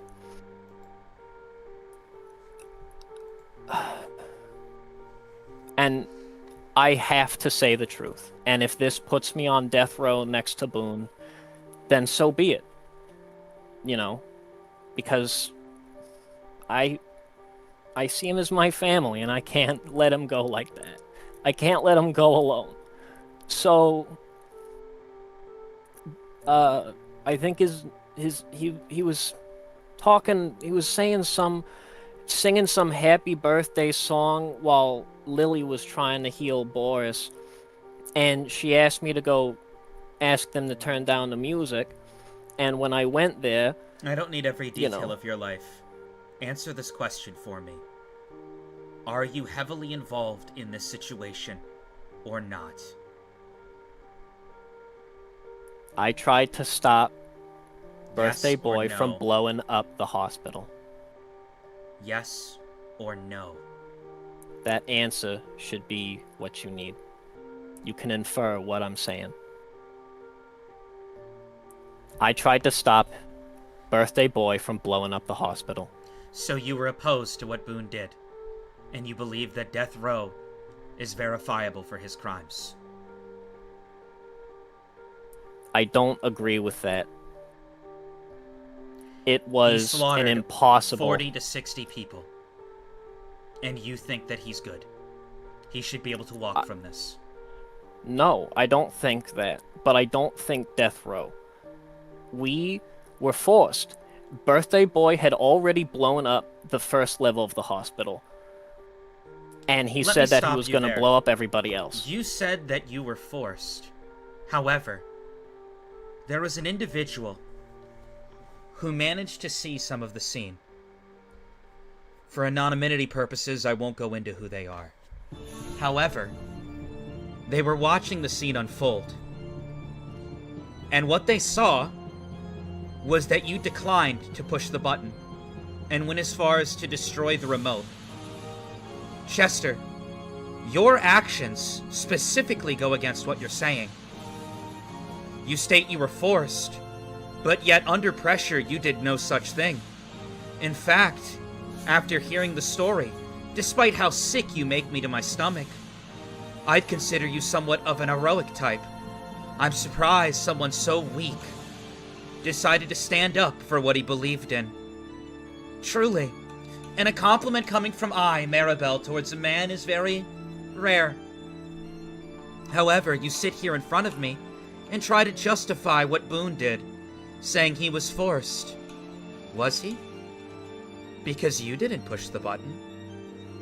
And you were ready to die as you stood your ground. despite the very terrifying individual in front of you, you decided to attempt to destroy the emote. So what you're saying about being forced, I just don't buy it. Because your existence, your path, your choices strictly go against that. Which is why, despite me truly believing that you're accepting and okay with what Boone did, I don't think you deserve death row. And why I'm ready to stand next to you and fight for you. However, if you sit here and try to justify Boone's actions simply because the people that died were people you didn't know, or people that you weren't connected to, well, it's gonna make me sick. So I'm gonna ask you one more question, and I want a yes or no answer.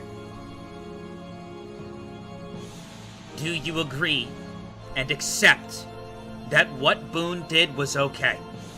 Is Boone a criminal who deserves to be on death row and killed for his crimes? Or do you believe he should be forgiven? Yes, Boone should be on death row and killed for what he's done. Or no, you think he should be forgiven. Answer me now, with nothing else added. No. Understood. Then you shall go down with him. And I wouldn't have it any other way. Have fun. You see her signal over to the person standing at the window. And you get lifted up and dragged out of the room as well.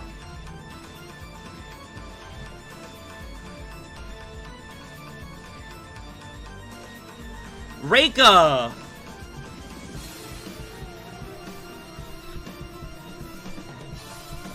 It's been a while, but Reika, you wake up in a startle on the couch. You see Siren standing there looking over you, and you see Boris standing over, looking at you. Hey, you're finally awake. Everything alright? How long was I out? At least 12 hours. Maybe 10. Oh my. I'm not really good at math. It's not my thing. What? Where are we right now? Currently in this guy's room. You see he points over at Siren. A huge announcement's about to air on this floor. Where's Chester and Boone? Where did they go? I believe they were taken in by Maribel.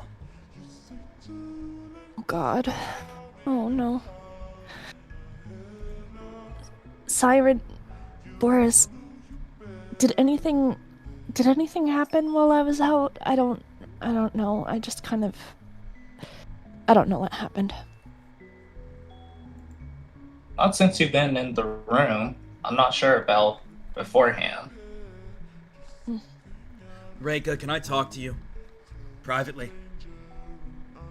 Yeah, sure. You and Boris walk over into another room. Siren, I assume you're cool with this given the intensity level of the situation? Yeah. Listen, Reika. I'm not someone who's really ever given a shit about anybody. Ren was my goal, and that blew up in my face. And everything I've been fighting and pushing for up to this moment just got thrown back at me. I know how much this group means to you. However, I was awake during the entire sequence that occurred. You saved me, and you stuck up for me, and I appreciate that. Now it's my turn to try to save you. You need to disconnect yourself, detach yourself, and stay far away from Chester and Boone. They're wanted as terrorists, and that's gonna come back at you. I understand the system more than anybody else, And this media will rip you apart if they catch any wind that you're involved in this. You have so many eyes on you.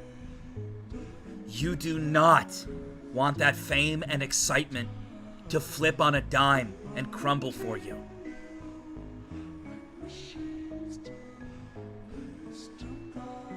Siren's still here with you, and hell, if you need anything, I'm here for you as well. But things are probably about to get painful. And I can't have you running up, trying to save Chester, trying to speak out for Boone. You will end up on death row with them. Yeah, you're probably right. Oh, this is all just so messed up. How did we even get here? It's just, there's so much that's been happening, so much so fast. It's hard to, it's hard to take it all in. I appreciate you being there for me, Boris. I really do. Your support really means a lot. I appreciate you too. Put it there. He holds out his fist for a fist bump. She fist bumps him back. We'll get through this. I got your back. Thanks for having mine. If there's anything that you know about, the system, this media garbage, all this Rogren even, if you know anything about this stuff, please just tell me. 'Cause, we're better in numbers. We're better if we stick together somehow, and I don't want to sound like some kind of anarchist, but fight the system in a way, Listen, it might not be the answer you want to hear, but I really don't have as much information as I'd like. However, there are two people that come to mind, and if you're able to get a conversation with them, it could be very beneficial for you. I would normally say Lily, but since she's getting put on death row, that's not really an option. However, two people that might be feasible. As of right now, the number 3, Draco, is apparently on the first floor. Draco is best friends, or is said to be best friends, with Ren. We might be able to get some inside information there. He's the type of guy who's not super stuck up or at all cares about his position. All he cares about is being the strongest and fucking shit up. It's truly what he's about. So you might be able to have a conversation with him and it won't be super secretive. Your other option? Talk to Kingsley. Kingsley has direct connections to Riven, as someone who trained under Riven for years. That's the man who walks around with Ava and Sleepy McSnoozy. They're all part of the same team. He might have some information. As for old Boris, I got nothing. Okay. Well, you don't have nothing. That's more than nothing, in my opinion. You see him, although I think we're about to get some information right now. You see the TV screen go fuzzy.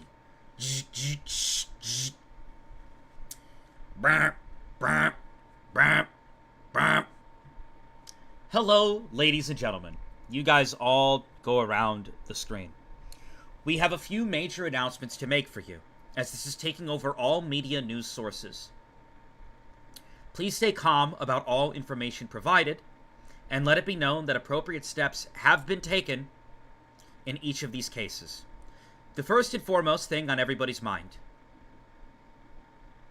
Unfortunately, the number 4, Ren, has been confirmed dead.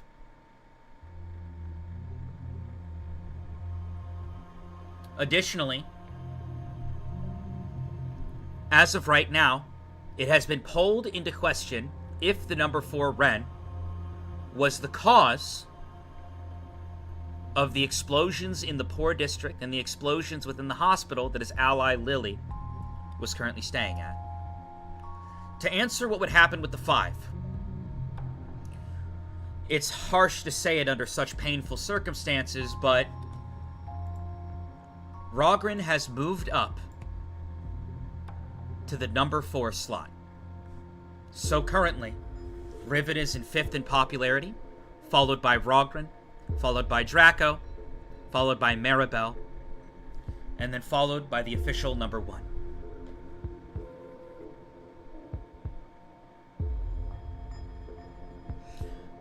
They will be making all political decisions regarding the first floor from here on out. Additionally, Maribel has taken some extensive steps to investigate and figure out what's truly happening with the hospital, as I know this is all on your mind as well. I would like you all to hold your breath as we are about to play a clip for you, publicly. You see a clip cuts over, and it's a recording in the sky. Reika, you almost want to throw up as you see yourself in the clip, as well as Chester and Boone, and a conversation being had.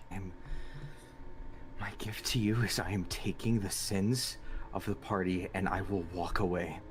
Alright, shut the fuck up. Don't give me any of that self-righteous bullshit. Don't take any sins. We're in this as a fucking team.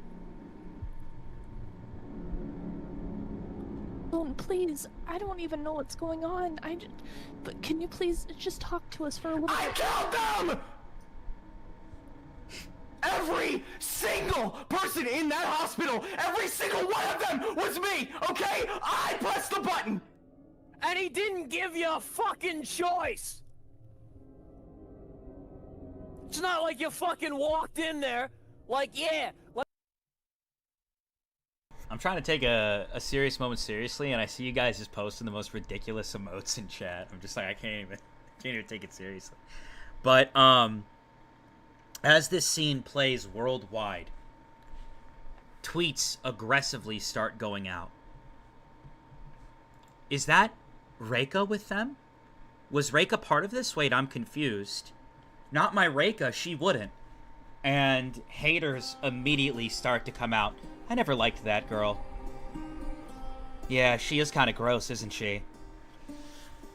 And more and more horrible things get said about you online.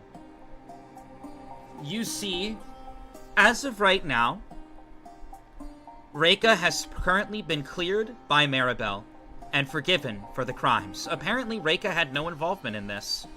However, we can't stop communities online from having their opinions. However, please try to be civil if you see Reika out in public. As for both Boone and Chester, they have both been submitted to death row. That is all.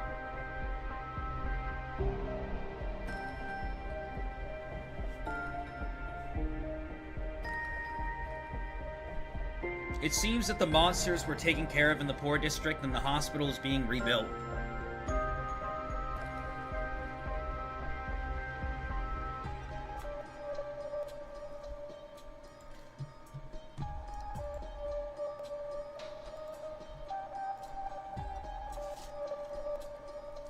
You guys are allowed to talk if you want. Okay, I wasn't sure if the announcement had ended or not. Yeah.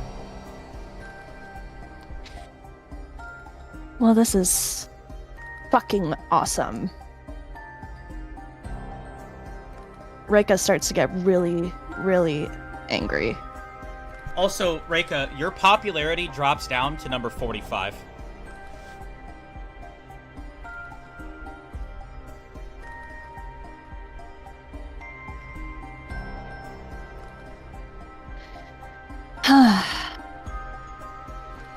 Well,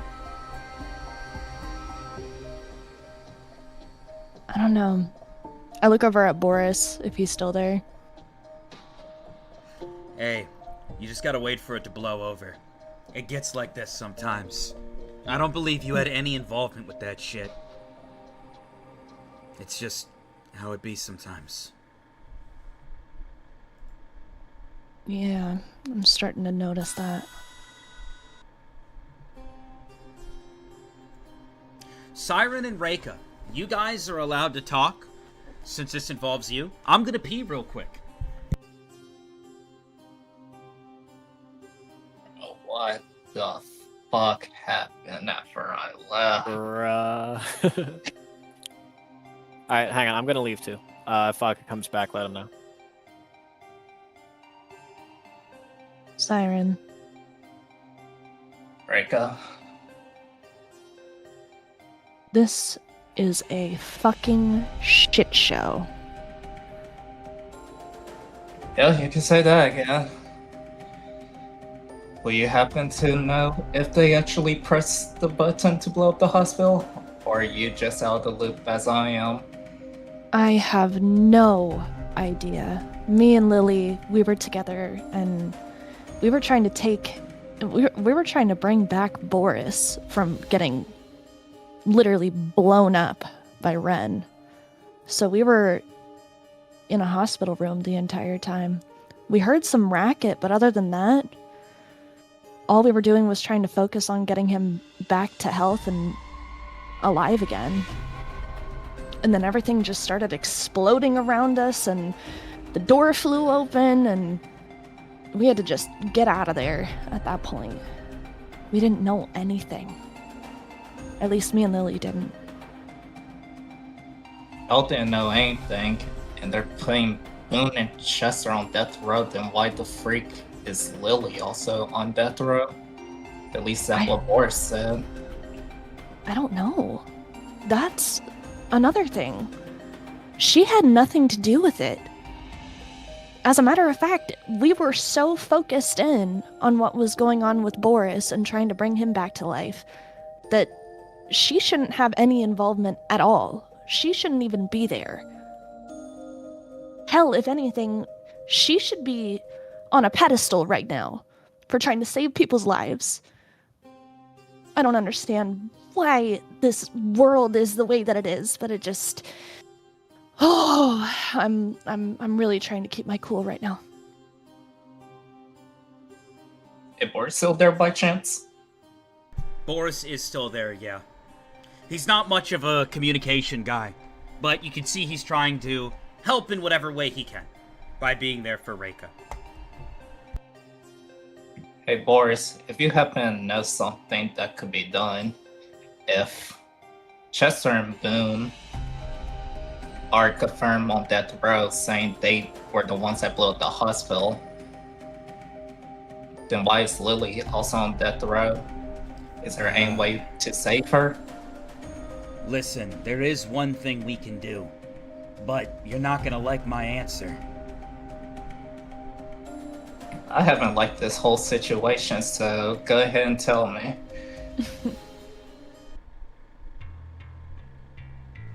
Here's a number for you. He hands you a phone number. Mind telling me who this number is for? Belongs to Rogren.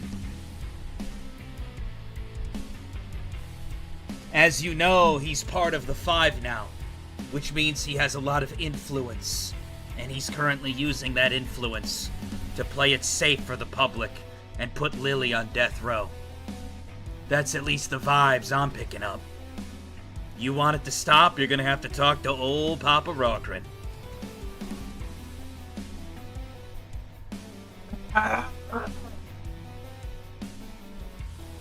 That's great.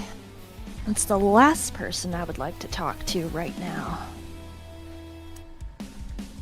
Yeah, but if we don't do something, Lily is probably dead as well. Yeah. No, we gotta do something about that, that's for sure. If anything, she's probably one of our most valuable acquaintances at this point. Probably. Should I try contacting him? Do you have texting? I do. Go for it. Now, Siren, I'm gonna say this to you right now. You get the vibe that Rogren will not answer you if you hit him with the, yo, what up, I want to chat, it's me, Siren. So, I'm gonna let you think about the message you want to send first, and that still might not get a reply. Do you need a moment to cook it up? Yeah, I need a moment to cook it up. Yeah, give me a moment to cook it up. While he's doing that, I'm gonna ask Boris a question. Sure, go for it. This might be a weird question. And, just be as honest as you can with me. Has anyone been able to get off of death row in the past? There's one person that actually comes to mind when you say that. One person did get off death row. As for the details, nobody knows why. But have you ever heard of a man named Wynn? I don't think so. His nom de guerre in total is quite simple. As you know, I'm Boris the Collector. There's Kingly the Giftless. There's various individuals who have nom de guerres. Wynn's nom de guerre was Wynn the serial killer. Yeah, you heard that right. He was a serial killer on the first floor, a little bit of a boogeyman.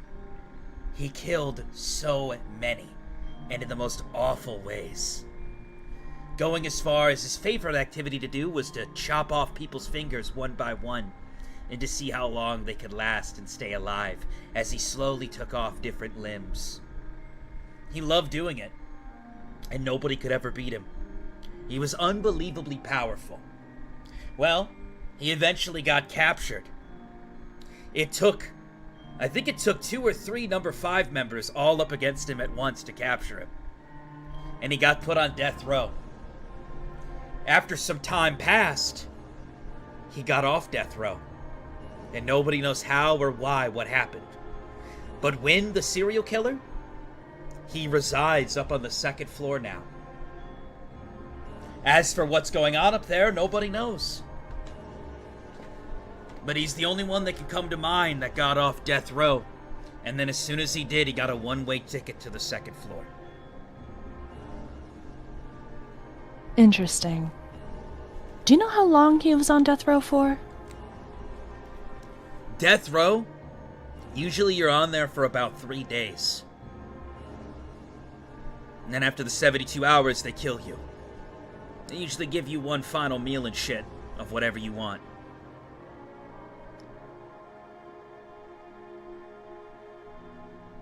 I see.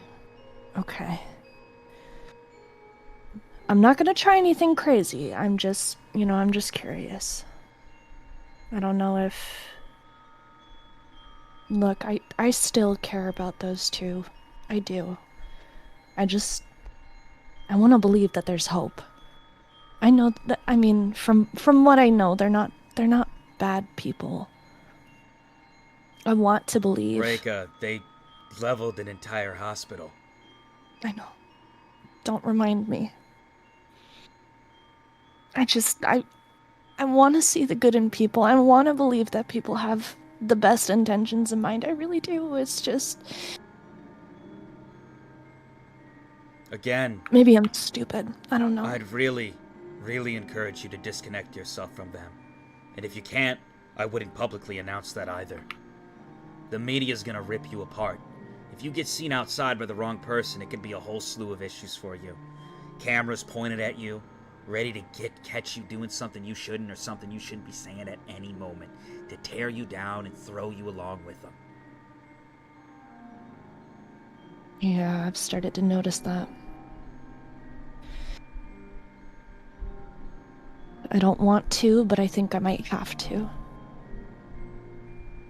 I'm just gonna have to, figure some things out.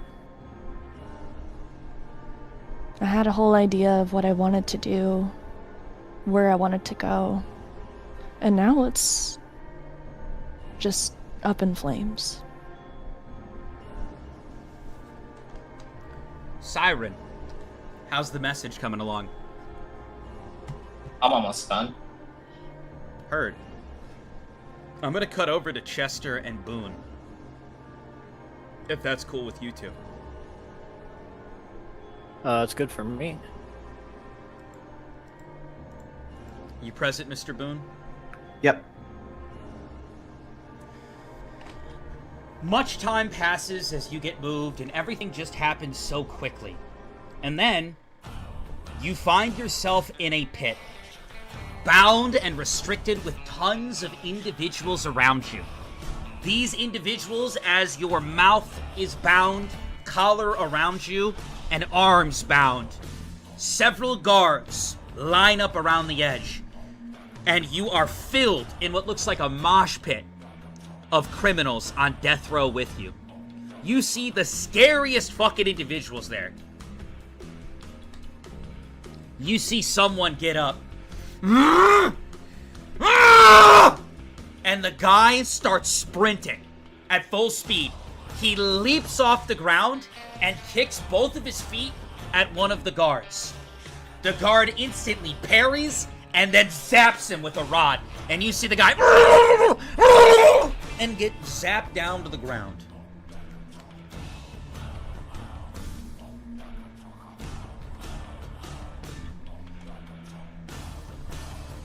You see the lights come on, and a light points over. And you see one person sitting there in a chair with a smirk on their face. And you see them fiddling a chess piece in their hand.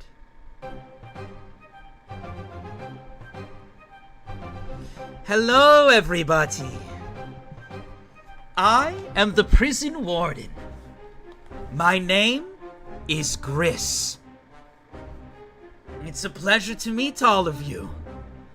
Standing next to me is my assistant, V. You see someone standing next to him, and he looks a little distracted. He's looking around. Ah, V, don't get distracted now. Eat one of your granola bars. And you see V pull out a granola bar out of his pocket and start munching on it. I bet you're all excited to have your life come to an end. You guys have done such horrible acts that you have put yourself all on death row. However, hidden from public eye, I am the one who make the rules down here. And I have good news for every single one of you. How would you like to be forgiven of all your crimes and go to the second floor? You see everybody who wasn't listening or paying mind to him stop and stare up at him. You down there, you seem like you want to say something to me. Guard, you can unbind his gag. I wish to hear what he says to me. And you see him look up. You're fucking right. I've heard crazy stories about you. You think you're some manipulator? I've heard you treat your prisoners like chess pieces on a board. And you see him get zapped and fall to the ground as the person continues to twiddle a chess piece in their hand. If you don't have anything good to say, then shut up. And before you all think ill of me, I'm sure you all know about the infamous Wynn the serial killer. I was the one who let him free.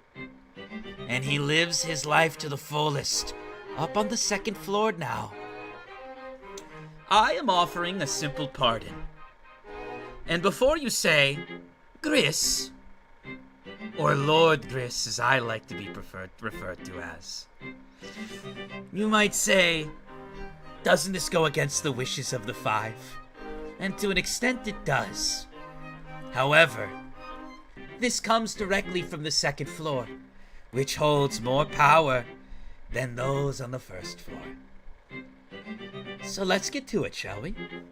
First, there can only be one, and if you do a good job, maybe we'll let you live. Here's the deal. You see him sit up, and he pushes a button, and a screen appears behind him. Boone and Chester, as you stare up at the screen, completely bound, you see something familiar. Something that you've seen before. And something that you weren't ready to see again. You see the number 4, Ren. Lily, it's all up to you. And he falls backwards into the pits. It's a direct order from the 2nd floor. Do you see the case he's holding? You see the screen pauses. And he points a laser pointer at the case. The contents of this case are very important. It has fallen into the pits. Anyone who goes down to the pits is surely to be killed, whether it be by the air, by the monsters, or by the changing foundation of the very land itself. Most criminals get killed by being plummeted down into the pits, lethal injection, or hanging. What we're going to do is, for those who agree to it, we will safely drop you into the pits. And whichever one of you can retrieve Ren's suitcase and bring it back to us will receive a pardon and a one-way ticket to the 2nd floor. That is all. If anybody has any questions, raise your hand. We will unbind you, or at least remove the muscle from your mouth, and you may ask. Any stupidity, you will be met with electric shock. Oh, and for my own satisfaction, you will refer to me as Lord Gris. Anybody at all? I would like to ask a question, Lord Gris. You raise your hand and they remove it from your mouth. Ah, the new one who just landed in here. And what question do you have for me? When we're down in the pits, will our gift inhibitors be taken off, or will we be without gifts? Of course you will have your gifts. However, we do have ways to monitor you. And I sure hope you'll keep that in mind. I mean, without your gifts, you will just be killed. To be honest with you, this is a suicide mission, and I don't expect any of you to come back. The fact that monsters are coming up to the 1st floor means that there's a lot of activity currently down there. The monsters must be running from something. Additionally, you're searching through the darkness and ever-shifting land for a single briefcase. You could be down there for the rest of your life. It's truly a suicidal mission. However, when the serial killer long ago proved himself and did something secret for the government behind the scenes, and in his success in doing so, the government did grant him his pardon.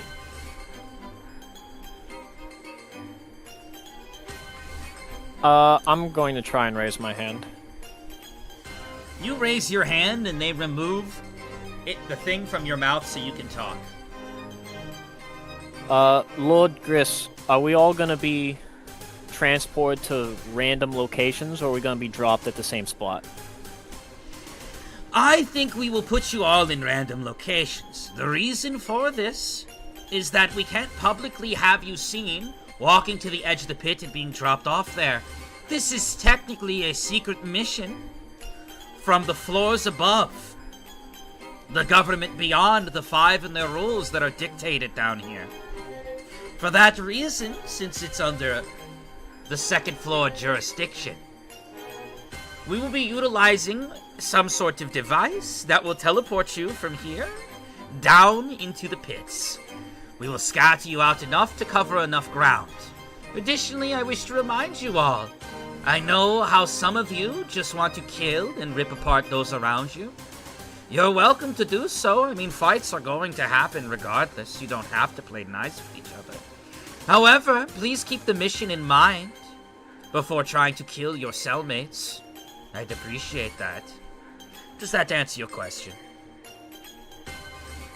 Yes, Lord, thank you. Wonderful. Lord Gris, one more question for you. Sure. Will weapons be distributed at any point, or do we need to specifically rely on our gifts?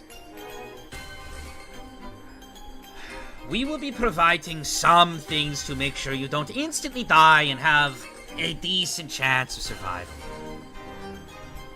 However, don't expect us to hook you up with, like, a legendary sword or something.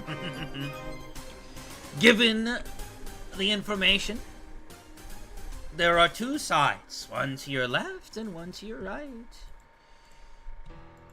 You can choose which way you would like to go. The path is yours. You see two paths in front of you. One is a path to proceed with the original death row assignment, where you're just going to be killed in a few days, or you could risk your life for a pardon down in the pits. You notice everybody lines up for a chance to get that pardon, and you see Lord Griss with a big smile twirling the chess piece in his hand. Glad to see you're all so enthused. I do hope to see one of you prevail. I'm gonna, I guess since we can talk now, I'm gonna walk up to Boone and just kind of ask, like, you know, are we doing this? I don't think we have a choice. I mean, at least we get a chance. But they did say only one. But I ain't leaving you. Lord Griss, I apologize. One final question. I know my last one, I said it was final. I don't mind more questions. Human communication is something I value. As long as it doesn't waste my time, you may ask. You said that one person can be let out because of the case rule. If we were to retrieve Ren's body, would you be willing to think about the possibility of two?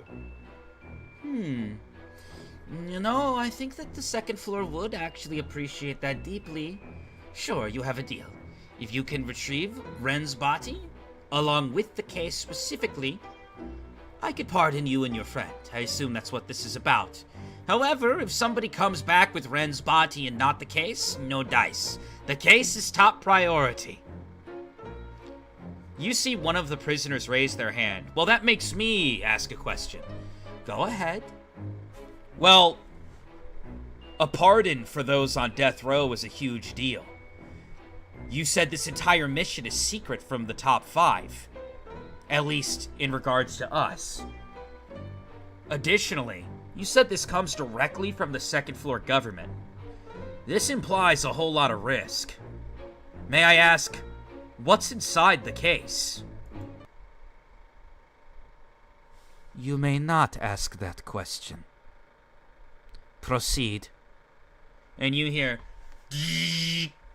and the gates open up. You will spend the next few hours resting.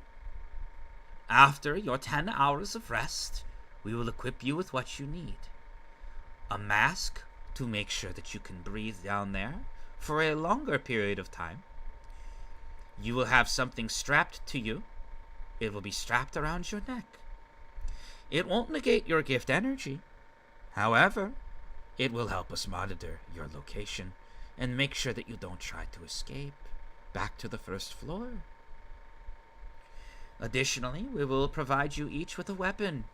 It won't be anything magical, but at the very least it will be something to defend yourself. As well as maybe something else, like some food. Okay? Rest up. You guys all start to proceed, and you see Lord Griss with the larger V standing next to him. Oh, this would be so much fun. I'm excited, V. And you all start to move on. You guys go to your resting chamber. You aren't bunking together, so there's really not much more to say. So for that reason, I am going to move on to Reika and Siren. Can I try to do something while we are resting? Sure. Is there like any like small rocks in the room, like pebbles or anything like that? No. Okay, never mind. Okay. Reika and Siren, specifically Siren, I see that you have DM'd me. You have a message for Rogren. Is it okay if I read this out loud to the chat? Sure. Siren gets his message typed up and ready, and the message reads as follows. Rogren, apologies for the contact. This is Siren. First off, congratulations on your promotion to the number 4 spot. With that being said, I would like to grant a request in regards to the hospital explosion situation. It was stated that Boone and Chester had major involvement in the hospital explosion. However, they also said that they need to bring Lily in for questioning, but no news in regards to her status if she's cleared. If you happen to know any way to help Lily, if she is also on death row, it would be greatly appreciated. After all, if Boone and Chester are the ones guilty of the hospital explosion, then it would look bad to kill Lily, since she has no involvement. Plus, if she is saved, it would raise public opinion on you even more as the people's champion. If this intrigues you, let me know a location to meet and discuss. Again, greatly appreciate it. And you hit send.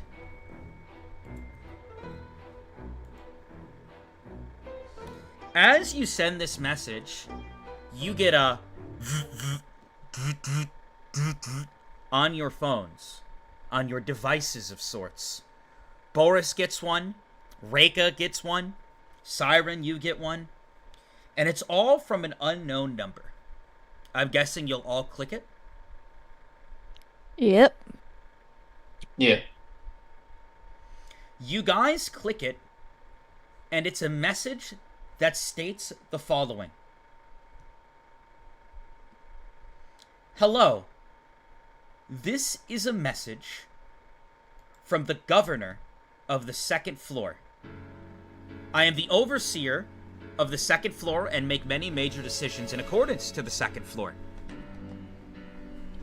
We currently came into knowledge of something important. You have received this message because you have recently performed in a gift game. We are offering 50,000 credits for anyone who can fix or solve this mission for us. In addition to the 50,000 credits, you can also retrieve a one-way ticket to the 2nd floor if you so desire, or a gift shard as well. The meeting will be held later tonight. These are the coordinates. Only show up if you're ready to put your life on the line for the government. Thank you.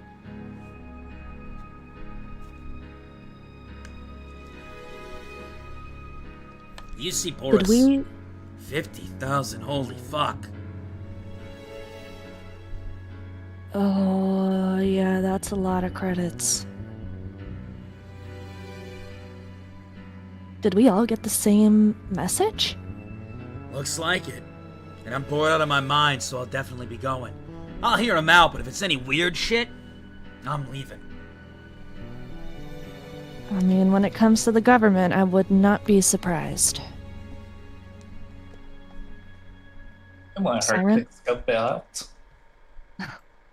Why am I not surprised that you would be interested? Alright, well, I'm on board. Boris? I'm down, shit. Like I said, we can scope it out. If we don't like it, we dip. It doesn't say showing up means you're submitted. It's just information. Get the info. If we don't like it, we get out.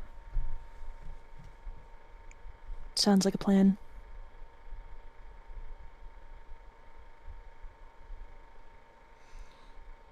All right. You guys both have 2 major free time actions before the announcement. What would you like to do with your free time actions, both Siren and Reika? It could be looking for someone, it could be getting food, it could be going to a specific spot. Completely up to you. How far away are we from the library? Like an hour and a half. Oh. Yeah, you are that is correct. You are a pretty big dip from the library. If you guys choose to go to the library, it would take 2 actions. But, the meeting is being held in a building in the Rich District anyways, so it isn't completely invalid for you to go there. Yeah, I'm going to the library. Alright, well, before you go, here, you see Boris hand you a mask. I bought this for you.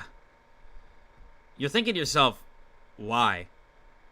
I got it while you were knocked unconscious. Essentially, with what they said about you on the news, it's very possible some wild haters come up trying to cause some drama for you. It's just not worth it.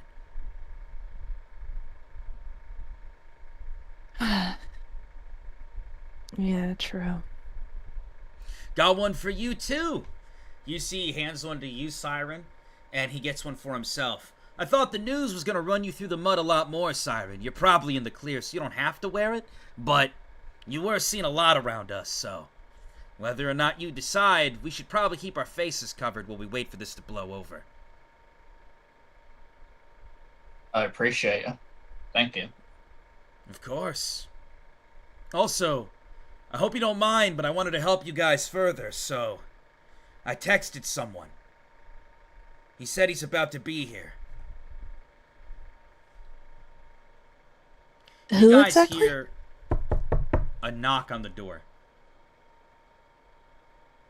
Can I look through the peephole?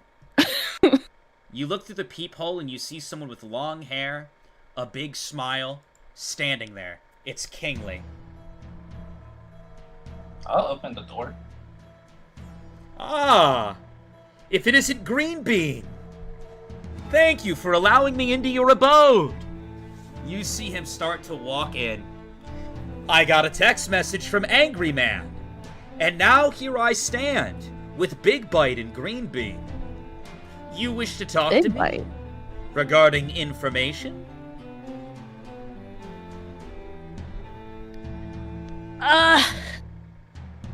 Yeah. Hold on a second. I look over at Boris. You didn't tell me he was coming right now. Well, to be honest, I texted him 10 minutes ago and was waiting to hear what he said. And then he just said, about 2 minutes ago, walking towards the door now. I did do that. I forgot to text the word yes. On my way. But here I am. Oh, okay. Well, hi, Kingsley. I'm Reika. What did you call me? You're Big Bite. That's your name, right? I mean, I've been called Jaws. I've been called all kinds of stuff. I guess we'll go with that. Sure. You don't like the name? It's fine. It's fine. Yeah, I'll call it's you fine. Candy Cane, since that's the vibes I get from your hair color. Sure, we'll go with that one. That's, better than Big Bite, in my opinion. Sure thing, Candy Cane. Okay. Oh, you're a bundle of fun, aren't you? Interesting. Am I offending you? Sorry. No. I don't have strong communication skills. I spent most of my life with only one person. Who? Well, the number 5, Riven. I was a Interesting. victim of the Rich Shard movement. Could you possibly elaborate on the Big Shard movement? Boris told me a little bit about it, but I feel I'm like surprised you have... Angry Man didn't fill you in more. Angry Man, you call me down here when you have all the information at your disposal? You see, Boris, God, you're a headache to deal with. I don't know how those two deal with you. Listen, it's like this. The rich district used to be a little bit more fucked up. Let's just say they didn't really see the people of the poor as humans. And they found a way to utilize them in a pretty terrible way. Many of the poor district were born with great talents.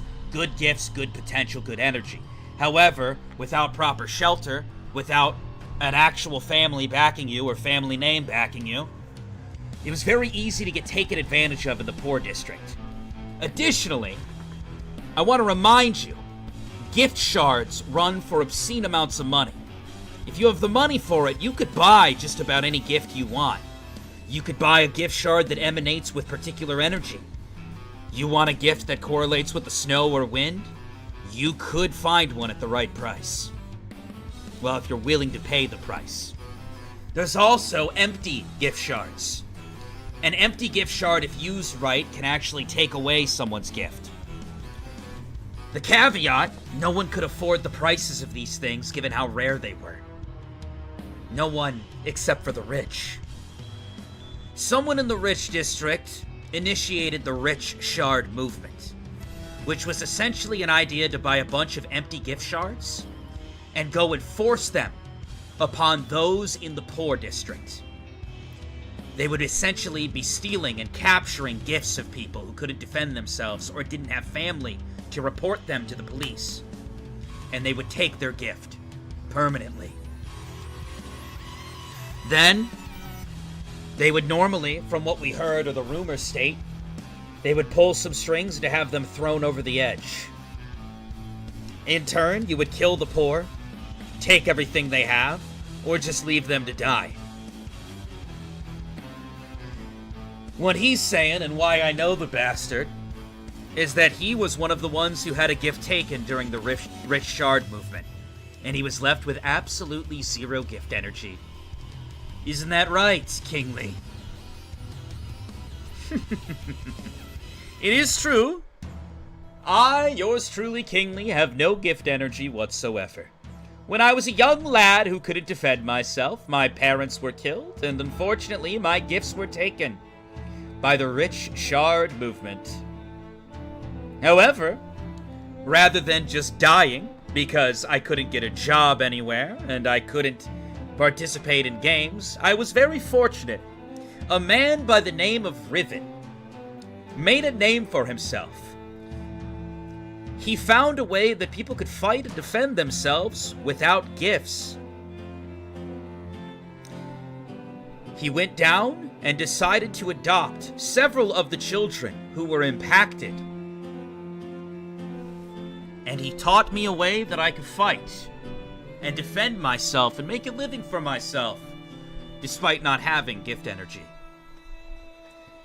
That is why Riven holds himself as the number 5.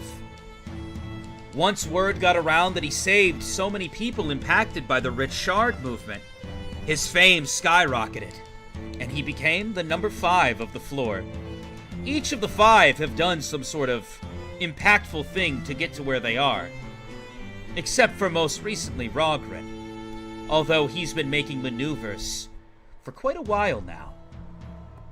But the Rich Shard movement is a very dark and evil thing. The rich try to wipe away that part of history. But can you imagine someone with more money than you paying to ruin your life? You were just born. You have incredible talent and potential. You're destined to become something despite the odds being stacked against you. You're ready to flourish and live your life in this world. And then someone who has more money and a bad attitude decides to take it all away from you when you're 6 years old. Truly insane world we live in, no? That's how you got your name, Boris the Collector. Boris decided to make a stand. He decided to get, through the black market, I assume, empty gift shards. And you were challenging people for their gifts. Unfortunately, your little rebellious phase of embodying what you hated didn't really work out, did it?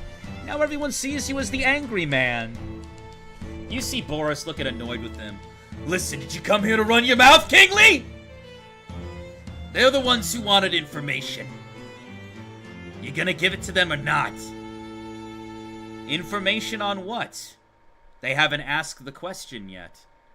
What do you so badly want to know from me? Kingly, I would like to know a little bit more about Riven? Riven? Well, first of all, he has ears just like yours. He is elven. And to be honest, he received a tremendous amount of hate for that. It is said that the more humanoid you are, the more connected you are with the gods. Someone who's humanoid is tend to get blessed with more gift energy or has more gift energy capacity. And if you look at Riven, he has no gift energy whatsoever. He doesn't have a single gift in his arsenal. And the reason many people believe that is because he was born an elf. Elves aren't meant to have gifts, hence why they usually focus on magic or dark magic. Most of the elven race were wiped out to those who had gift energy. Gift capabilities were far more powerful than magic. I mean, they are considered to be blessings from the gods. No? So, to further answer your question, Riven is an elf. One who is hated by the world. However, through some connections with the number 4, through his selflessness and his brutal training and patience, he managed to save many individuals impacted by the viral Rich Shard movement. And despite many people feeling uncertain about him, Riven rose to the number 5 slot. He's an incredibly talented individual, and despite not having a single gift, he could probably take all of us on at the same time. Incredible, right? That is amazing, honestly. He Would is there... someone... I apologize. He is someone who focuses on Zen, relaxation, seeing the bigger picture, and staying calm. If you want more information on the 5, I would say it goes like this. The number 5 Riven, calm, collected, zen, peace. The number 4, cold, calculated, cunning. The number 3, aggressive, loud, swings before he thinks. The number 2, unpredictable, chaotic, and easily frustrated, slightly immature as well. And lastly, the number 1, secretive, quiet, and doesn't let anyone know his next move.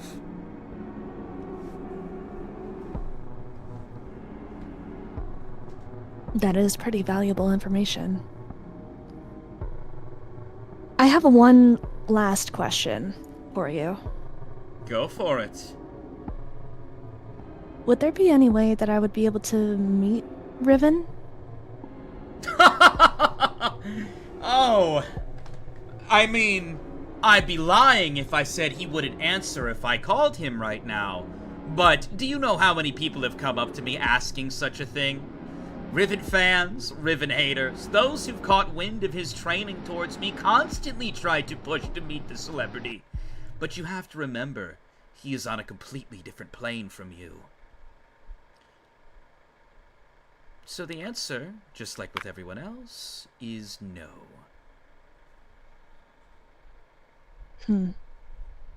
I feel like him and I have equal footing on one specific subject. And what would that be? We're both elven. I would like to learn a little bit more because I was never taught growing up. I would like to learn a little bit more about the elven race, where we came from, what kinds of things are locked within us. And I haven't been able to meet another elf at all. Roll a charisma check.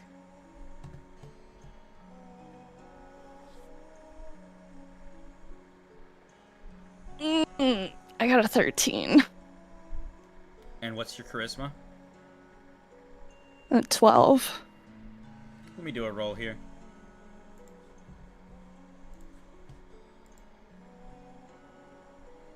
Even though you could have worded things a little bit better and maybe you didn't fully convince him, he says, "Alright, I'll give him a call. Do you mind waiting on standby temporarily?" Absolutely. You see he walks outside to make a call. Now, you see this going down, Siren. Would you like to wait and see how this unfolds, or do you want more... Do you want to use your time for something else? It seems that they might be bringing the number 5 down here. Maybe, if this goes well. I'm gonna wait for the time being. Okay. Some time Actually, passes. Dan, I got a question. While Sure. Kingley is doing that and we're waiting, can I go sit down on my bed, crisscross applesauce, and try meditating? Sure. Roll a 20-sided, Mr. Applesauce. Applesauce? Yes! Mr. Hell yeah. Applesauce. I rolled a 16. I see. You go into a meditation, which is broken a little bit later, as long as you give the green light, Reika, Riven has agreed to meet up with your group for a conversation. Okay. So you're cool with that? So, okay, so if we, just like a quick question, if we meet with Riven, does that mean that we're not going to be able to go to the library? I'm assuming that this counts as like an 100%. action. Yeah, this would count as your action.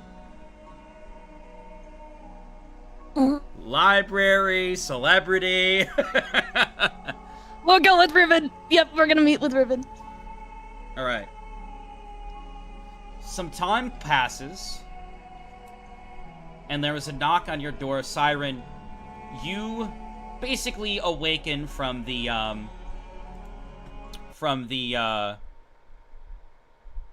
meditation you're in. Yeah. And you hear a...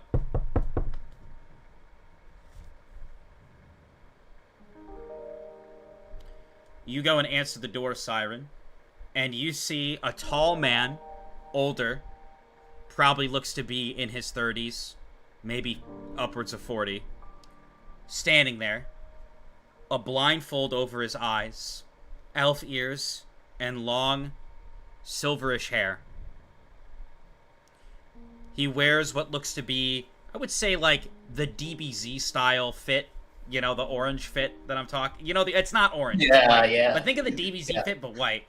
He's standing there, and you see someone much shorter than him, messy hair, scars all over his body, standing there. Come on! What are we doing here? Meet with a bunch of small fries. Just be patient, Draco.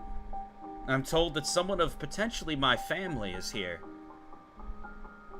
And you see Riven walk in, and he sees Reika standing there with 2 elf ears.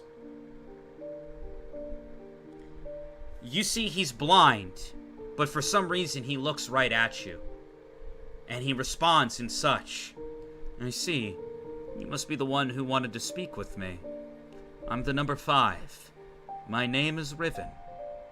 And I suppose, like you, I'm Elven.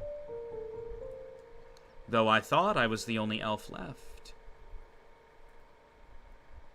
To be honest, I kind of did too. I'm so sorry. I'm lost for words. I haven't seen another person who's like me here. Well, It's things really have been great to rather... meet you. It's nice to meet you as well, though things have been rather chaotic for the 5.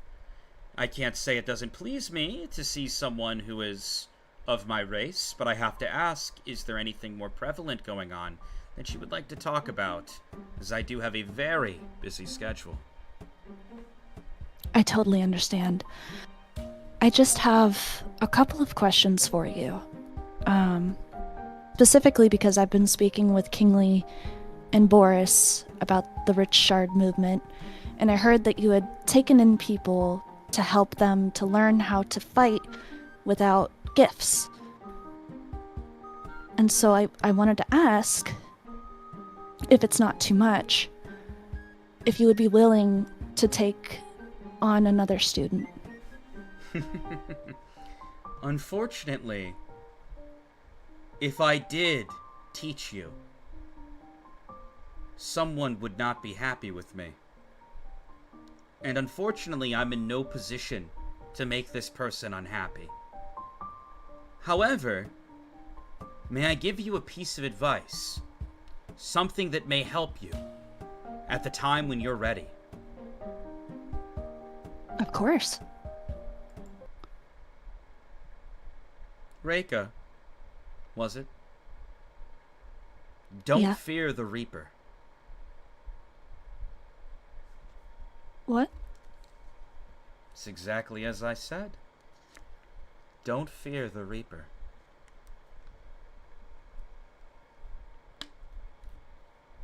Keep this advice in your heart, and you'll know what it means when the time comes. I understand. I wish I could help you. I know you might be confused, but unfortunately, I am not in the position to be your teacher. That doesn't mean you won't ever learn how to fight, utilizing something that isn't your gifts. However, just be patient.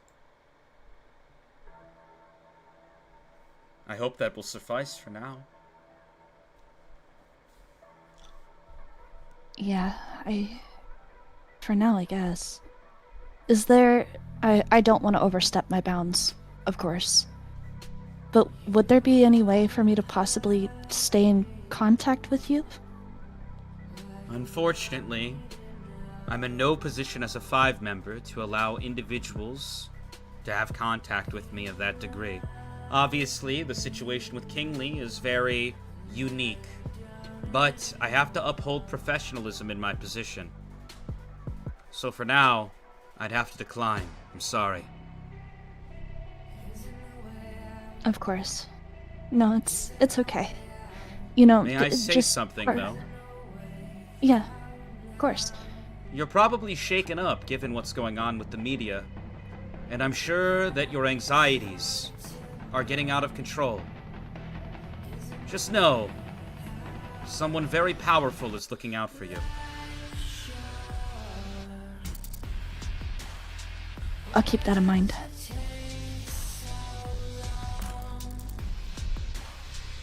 You see the number 3. What was the point of coming here?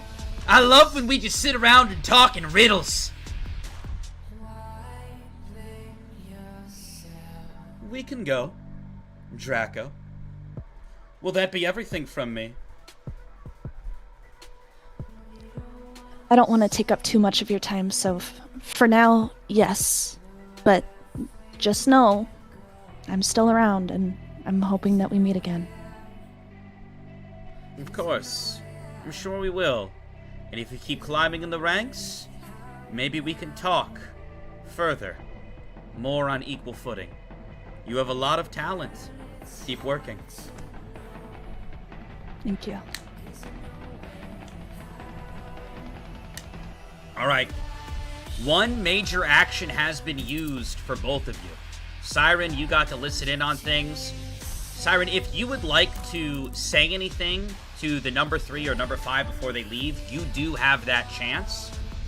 However, with the vibes that were being said, you'd have to be very smart about whatever you decide to call out to them.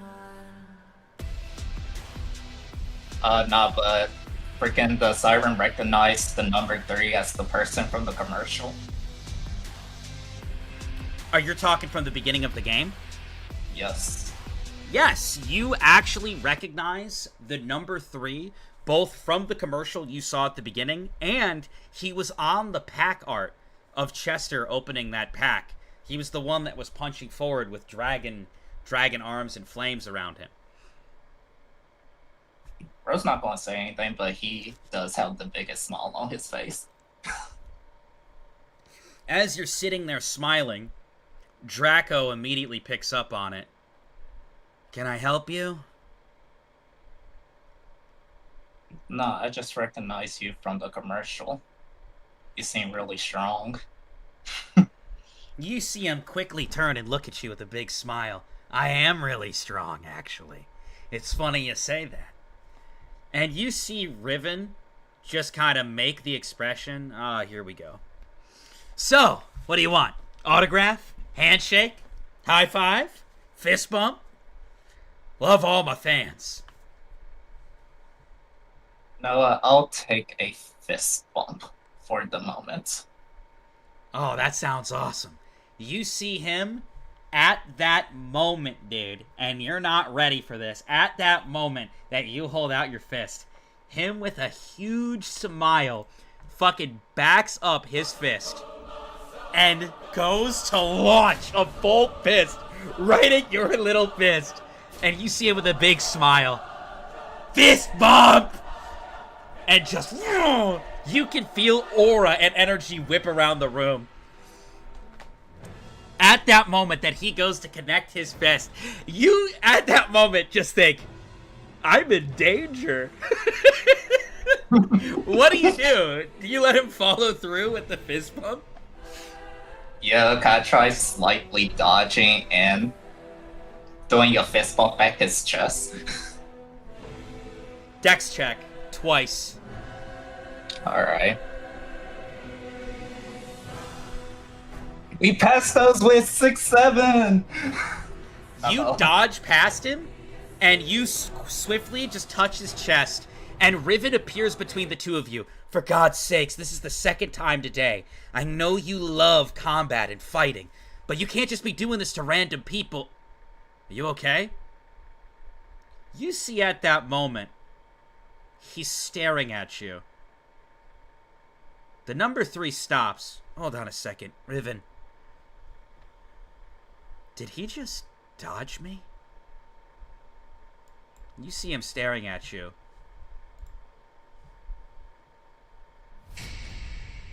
Wait a minute.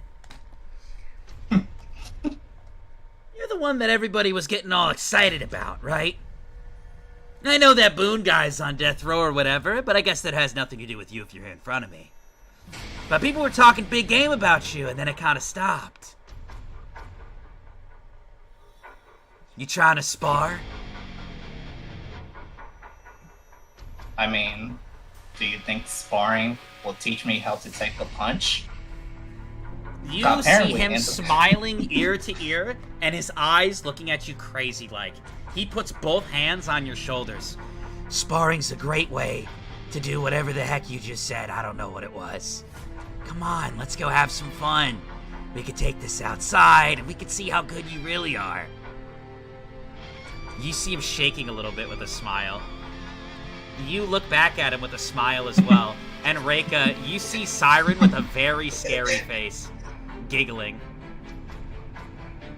Siren, are you sure about this? Just one sparring match. Just one sparring match. Oh I'll my be fine. God. I'll be fine for later. Are you sure? You better be fine later. We've got things to do. He'll be fine. 5 minutes. Just 5 minutes. Just 5 minutes? Uh-huh, sure. You see Are Riven. we fine? I can't stand this. You can't keep doing this. You've demolished like 15 of your fans now because you get excited anytime someone has our aura output. Are you gonna fight me, Riven? Are you finally gonna give me the match I've been asking for? Definitely not. With everything going on in the world right now, then shut up. I'll humor you. Let's go outside and spar. You see him start to walk. Do you follow? I am following. Reika's gonna watch from the sidelines. Okay. You see him smiling. God. This should be fun. You follow the number 3, and you see Riven. Hold on a second. God damn it! You guys walk to the back alley, and you see, fine, you guys can do your little sparring match, but I'm overseeing this. You see Riven basically hit some things on his device, and a barrier sprouts from his device to contain the damage.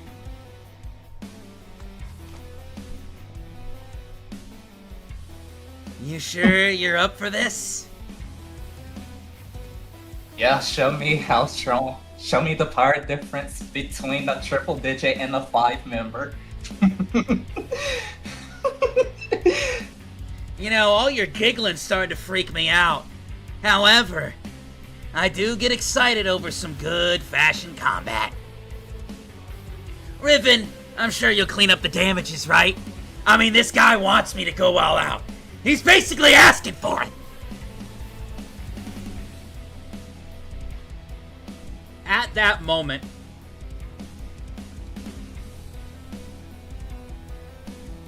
you see the number 3. Count it down, Riven. At that moment, the number 3 holds out his hand, and metamorphosis starts to occur, and his hand turns draconic. And as it does, 2 draconic wings sprout out of his back as well. Energy starts flowing through him. You summon 2 guns. If all you can do is shoot bullets, you're gonna disappoint me. Riven just kind of sits there like, this is like the 17th time this has happened. Alright. He holds out his hand. Ready? Set. Go. At that moment that he says that, you see the number 3 just appear in front of you. And his hand is coming down directly towards you. It's so fast. 5, 4, 3, 2, 1. Shoot him in the face. I didn't hear the first part. What did you say? Slice up for nothing. Shoot him in the face. 4 dex checks. We failed one of them past 3.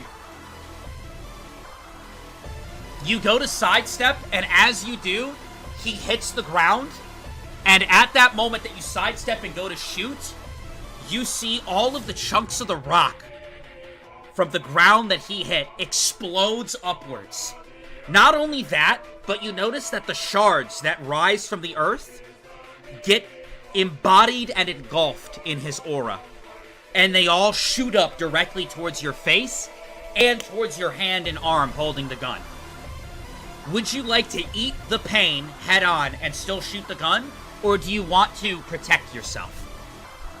And with one gun, whatever rock is trying to hit me, I try to parry with that gun and the other gun still shoot him, or no? I mean, you can try, but it might be a little unheard of. Yeah, I'm gonna try that. 20-sided twice.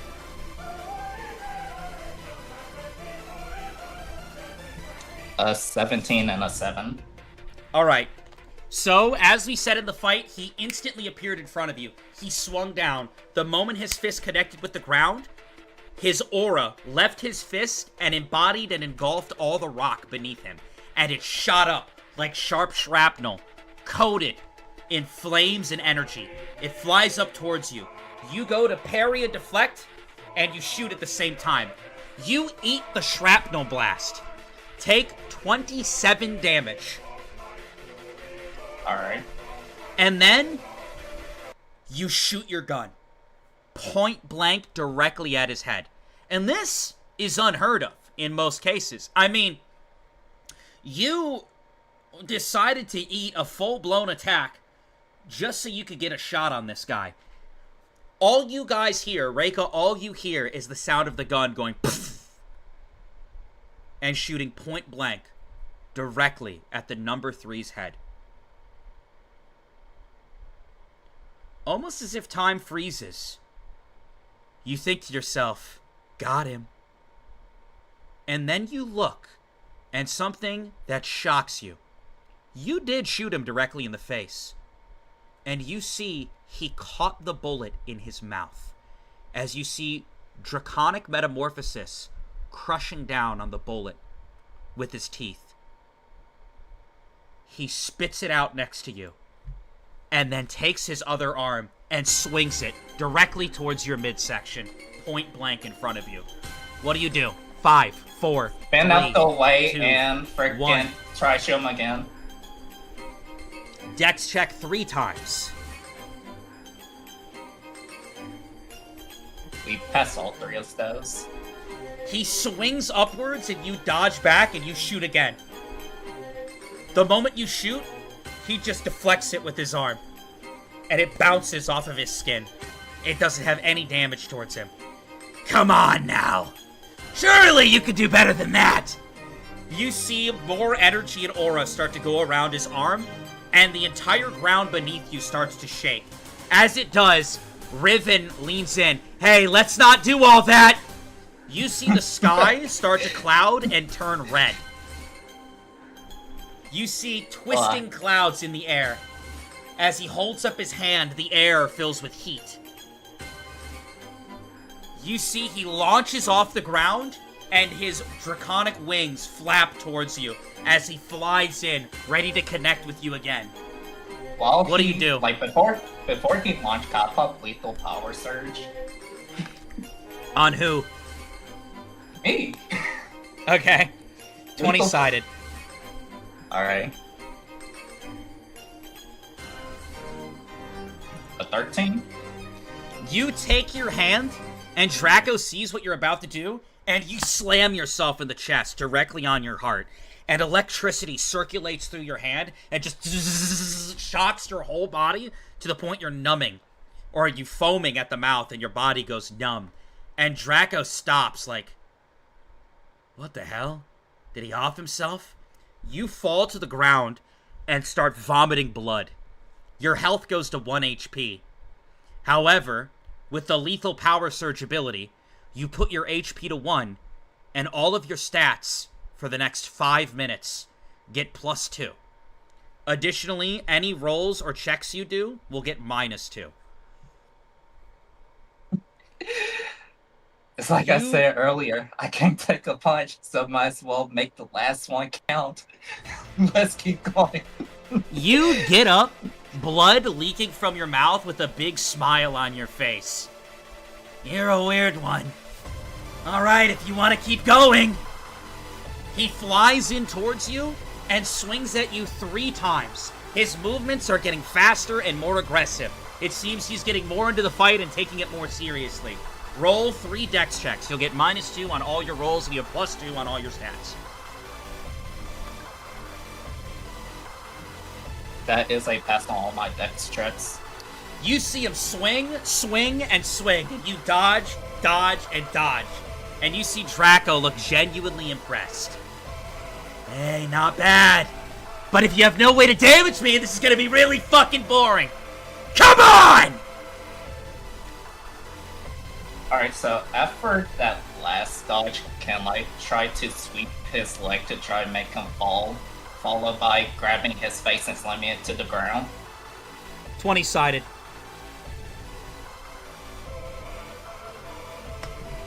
That is a 21. At that moment that he swings towards you, you drop down beneath him, and you sweep his leg. The moment you sweep his leg, he loses balance, and you see Riven just go like this. You see Boris jaw on the ground. You see Kingsley, wow, the green bean's got some moves. And you see the number 3's leg get swept, and you go to take your hand and crush his head into the ground. Roll a 20-sided. 16. At that moment, you plant your hand directly on his head, and you slam him into the ground. As you do, you feel extremely hot aura engulf you. And his aura just swarms and consumes your aura. The heat radiates off of you. You're gonna take 3 burn damage from it. So I'm knocked out. Yeah. At that moment, you just... And because you touched him, you take damage. And you fall to the ground unconscious. You see him start to get up. He slowly walks over to Riven. Heal him, if you can.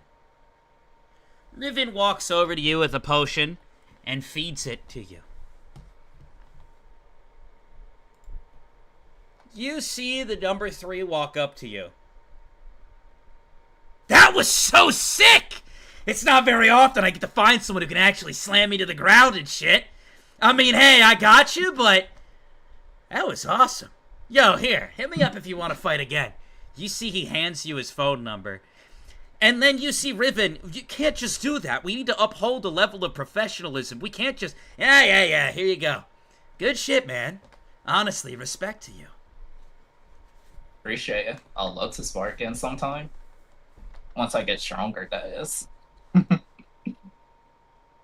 You see some time passes and the two of them walk off, and Boris walks up to you. Damn. I thought I was crazy. You went and took on the number 3. One-on-one. Even I got some respect for you. And you knocked him to the ground. Number 4 was always stated to have the strongest gift of anyone on the floor, but they always said in terms of raw power, the number 3 might be the strongest, just in general. Combat prowess, battle IQ, he is a battle maniac. Good shit. You have my respect. Appreciate it. How much time has passed, Vodka? Oh, yeah, you guys might be late. You gotta head to the building. Well, sorry for that taking so long. We should probably go. Yeah, we gotta run. Cool. You guys are gonna head to the building. I'm gonna put Boone and Chester on screen because I need to pee and go get myself an ice cold water, which gives you guys a solid 2 minutes to talk to chat. No spoilers, no helping each other, nothing like that. You know, the last time I walked away, I heard one of you guys giving plans to another person that wasn't in game, and you weren't, you know, I mean, don't do any of that. Don't do any of that. Just you guys can talk to chat, answer their questions, talk about the session, and hey, Floor's episode 4. I hope it was worth the wait. I hope you guys are having fun. I'm a little bit under the weather. I don't know if you guys can tell. Like, I am on a bunch of medicine right now because my throat's sore, but hopefully you're still having a good time. And on that, I am gonna go pee. I'm gonna do the same, BRB. Well, that was fun. Yeah, that was a sick ass. Honestly, dude, Before I leave, that was a sick ass. Honestly, man, I did think that you were just gonna like blink some bullets off and then he'd be all like, rah, and he'd smack your shit in. But that was fucking badass. Nice. Look, he said bullets weren't going to do anything. I might as well try to fight him one-on-one, hand-on-hand. Hand-on-hand, ayo. Ayo? Ayo. Holding hands? Holding hands Oh, with the number no. 3. No. Oh my god. No. Yowie? No. Wait, was that part of bingo? Is there Yowie in the bingo? Did we just get a bingo chip? Crazy. Oh man. Oh I shit! panicked. Someone got bingo. I think it was because of the Yowie. Yowie! Damn. 3 people phone numbers in one session. Man, I was gonna ask Riven another question, but I like panicked. You panic? What do you mean? I panicked because I couldn't read my notes while I was trying to figure out what to say. I see. My notes are a mess. I need to clean them up. I was gonna ask him about the Elven history, but I feel like he don't have enough time for that at the moment. I mean, unless you want to skip whatever meeting we're going to. Nah, he's not gonna meet with me right now. He already said that I need to level up. No, I'm talking about like instead of freaking going to the meeting, you could have used your time to like learn Elven history if he has that. And then in the background, you just hear freaking Siren and freaking number 3 fighting for whatever reason. But Riven had to oversee the barrier, though. I feel like he had to focus on that. Probably. Yeah, didn't want to Bro, intervene in that situation. why didn't you just challenge Riven to a fight? He doesn't like fighting. He's a Zen meditation dude. He would be more like tea and crumpets type shit, you know? Okay, you could have challenged him to a sparring match, and he could have showed you how to truly defend yourself if at any moment you couldn't rely on gifts. Nah. Which is the reason why Siren started fighting number 3 without his guns. I feel like I'll be able to meet with Riven again soon. I wouldn't be Yo. surprised. Reika and Siren are making some fucking moves, you know? They're going Yeah. up now that they don't have the dead weight of Boone and Chester. Not the dead weight, no! No! We did all of that in a freaking apartment building. Crazy. Yeah, dude, it's kind of crazy how 24 hours after we were all partying together, we're just completely split. 2 people on death Hello. row, and then Siren sparring with a number 3. Crazy. I mean, you Absolutely could crazy. you could have challenged him if you wanted to. I'm just Draco? saying. Absolutely not. Look, this man's That's not Siren. This man's Siren, Yes. and he couldn't even handle a little cold breeze, a little You guys few cuts. like genuinely though, you guys are like making your moves through this world. I think I see the potential. Team potential. Potential.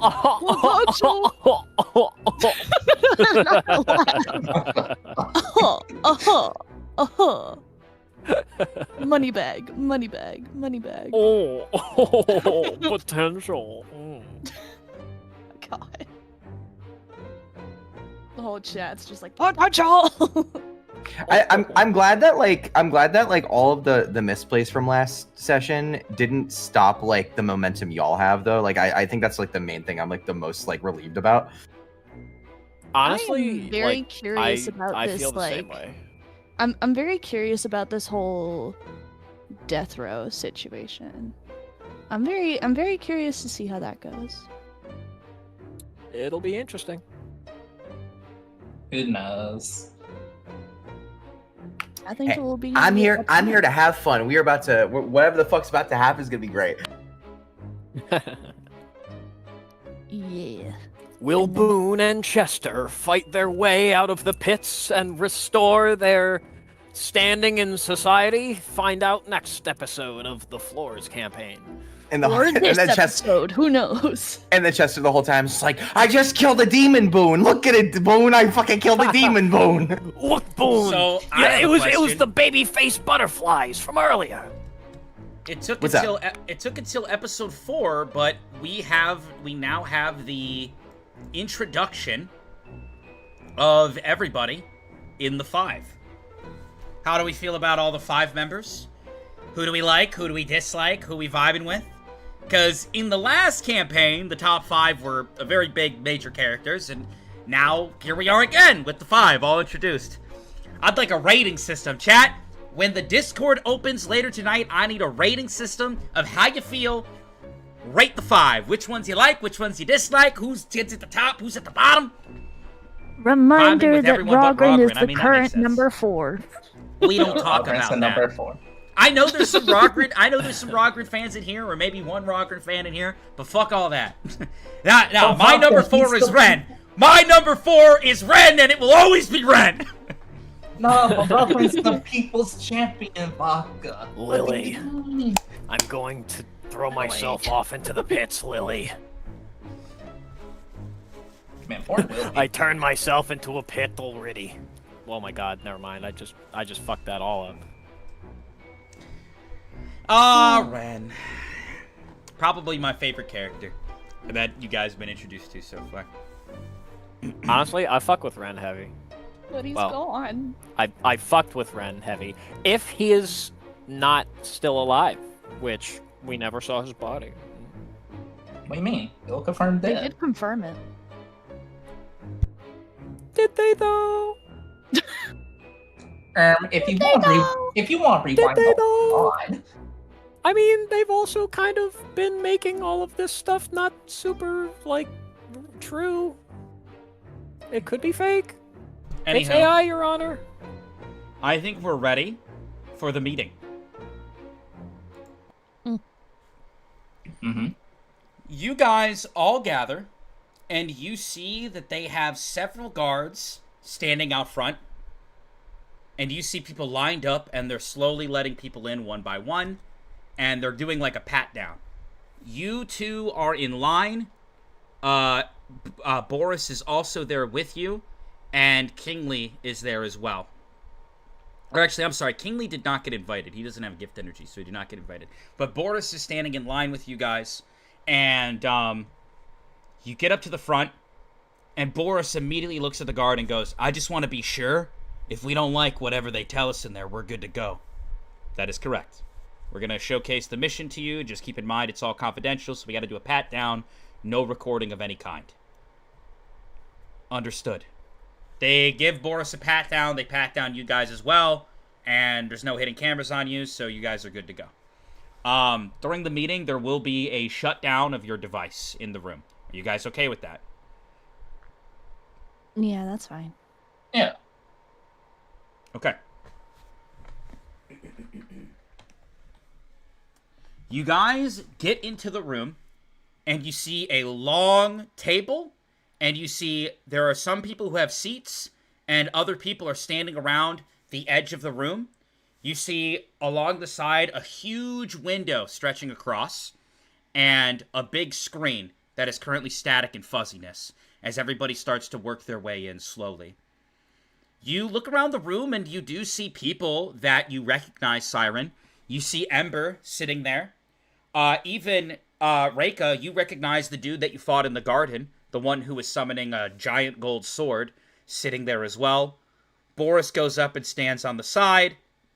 You don't see Binky Bobby. You don't see Roddy. Both of them were confirmed missing. You don't see Namu, who was also confirmed missing. So there's that. But you do see a few people here and there that are all sitting around the room waiting. And you recognize them from gift games. So it seems they got a bunch of people with gifts in here. One thing that you don't notice is that there is no number 5 members here, which is something that catches your eye and you find to be interesting. Everybody seats, and you see the guard stand heavily by the door, and he's on watch, making sure that nothing goes out of order.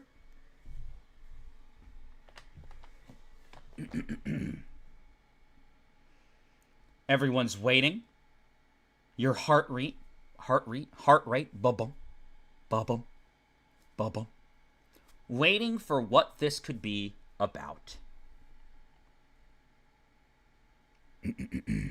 And then a face appears on the screen. You see a woman standing there. She has light brown hair. And you can tell, just from looking at her, this person must be rich. You look in the background and you see a fireplace. You see a mantle with all sorts of gold and various jewelry on it. You see her wearing a very nice, exotic outfit as she sits there in front of the camera with a ton of makeup caked on. Hello, everyone. My name is Ree. I am a government official on the 2nd floor. I have contacted you all because the 2nd floor is hosting somewhat of a gift game of their own, with the grand prize being 50,000 credits, a one-way ticket to our floor, as well as a gift.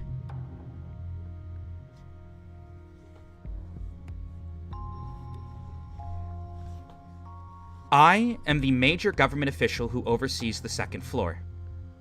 It is true that the 1st floor is overseen by the 5. However, as you all know, historically, the 2nd floor has been considered to hold people of more value than on the 1st floor. Some people consider the floor a ticket to luxury. Well, I'm ready to welcome someone else to our floor from yours, but only if they have the power needed to cut it up here. First and foremost, we have a hacking device going on in this room. You cannot record or use your device features while you're in this room. Secondly, if anyone decides that they do not wish to participate in the mission, upon leaving, there is a pill you must take. The pill will essentially wipe any memories you have from the last 15 to 30 minutes. Don't worry, there won't be any major side effects aside from that, but this mission for the most part is top secret. Before you feel that this is unfair, we will be having affiliation and connections with 2 members of the 5. As anytime anything goes down on the first floor, we need to make sure that the 5 members, or at least more than half of the 5 members, approve. None of them are present, but I assure you, we have the approval rating here. You see faces show up, and it shows that there was a 3-2 approval rating. The approval rating being the following. The number 1, approved. Whatever the government is doing on the second floor, the number 1, approved, said it's okay. The number 2, Maribel, approved, said it's okay. The number 3, Draco, did not approve. The number 4, Rogren, approved. The number 5, Riven, did not approve. So for whatever reason, whatever they're about to say to you, the number 3 and the number 5 were opposed to the idea. But it doesn't matter. More than half the 5 said this is okay, so this is what's happening. None of them are currently present, though. So, before any more information is said, do you all agree to taking the pills? The pills hold a gift energy that wipes memories. It will only wipe the last 15 minutes. Do you all agree to that, or do you wish to leave now? Nobody gets up or leaves. Very well, I see you guys are all quite interested in the grand prize of 50,000 credits, a gift shard, and a one-way ticket to the second floor. Alright then. Let's get to the point. I have for you all a mission. Recently, with the number 4, the prior number 4, Ren's death, we essentially had sent someone into his facility to... And you notice she's talking just like I am. There's a lot of pauses and a lot of thinking with how she's wording things, almost as if she's intentionally wording it carefully. The prior number 4, we had searched through his facility, and it came to our attention that he had a briefcase with him when he was on the first floor. At no point did he let go of this briefcase. However, the briefcase holds something that we need. And we are setting up a search, somewhat of our own gift game, where we are welcoming you to head down into the pits and retrieve the case. Now, as you all know, the pit's floor is a brutal death trap. The air kills you. The atmosphere is constantly changing, as well as monsters, as far as the eye can see. We will provide you with masks, weapons, and a teleportation device. It has a one-time use, and when you push the button, it teleports you back to a quarantine area here on the first floor. The quarantine area will have Maribel on standby to make sure that you don't bring anything from the pits with you to the first floor, and will cleanse you of anything that may be on you. Additionally, if you are about to get hurt or die, since this isn't like a normal gift game, you could very well be killed, you can hit the button and escape. It will bring you back up here, and we will have the best medics on standby to take care of any of your needs and cleanse or reverse any damages that have been caused. Just a single push of the button, and you'll be good. And like we said, don't worry. We will be giving you guys things to eat so that you guys will be good down there for a few days, masks to cover your faces, as well as weapons if you need them. We want you to freely utilize your gifts to the fullest potential and to retrieve this case. Additionally, one more rule. If for whatever reason the case is opened, and we will know if If you yourself have opened the case, the reward will go out the window. We need the case brought back to us unopened. Do we make ourselves clear? Does everybody understand the mission? If there are any questions, please ask them now.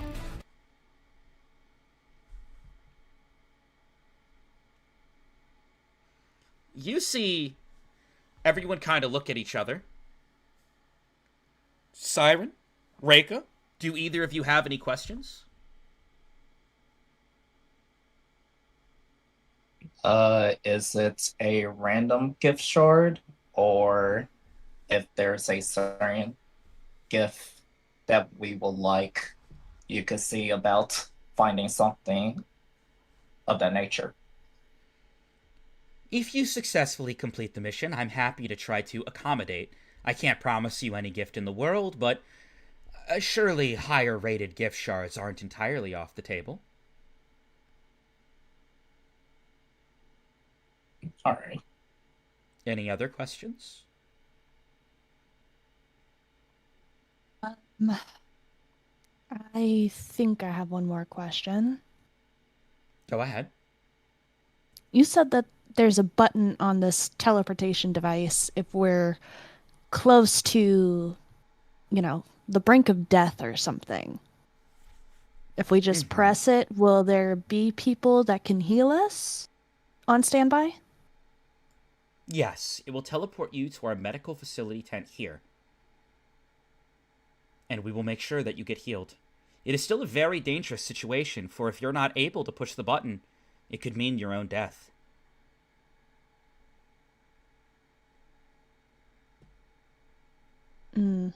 That raises another question. You said that this briefcase, you can tell if it's been opened. Why should... What is exactly in this briefcase that's so important? You don't need to know that. If you would like to sign up, you may do so. The contents of the case are important to us. And that is all you need to know. You see Ember chime in. Well, no, I mean, she does have a point. 50,000 credits, a gift shard, and a one-way ticket to the second floor? It just seems like a very large reward. Can I ask, is it because of what... I won't ask directly what's in it, but is it because of what the contents of the case are? I already said you don't need to know that. As soon as she says that, you hear... Happy birthday to you. You guys look over, and you see the two guards that were standing by the door are dead. Who was that? You see somebody stand up. It's me. Happy birthday, everybody. How did he get in here? Well, there was a front door, and I walked through it. You see Boris look. The fuck's going on? I didn't even sense his energy! Can I help you? I just wanted to see our useless head of government. It's a pleasure to meet you. Anywho, I just wanted to say I'm interested in this little game that you put together. Do I get the 50,000 credits and a pat on the back that says good job if I retrieve the case? Since you weren't invited, that would be a no. Well, I love a good game! And I think I'm going to compete. I'm going to throw my birthday hat into the race. I would like to partake in your grand game. I mean, I have a feeling that whatever's in this case must be very important to the government, no?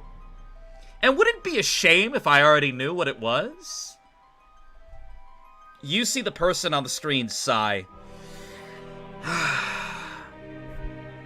Anywho, I hope you all will think long and hard as to whether or not you want to go down there.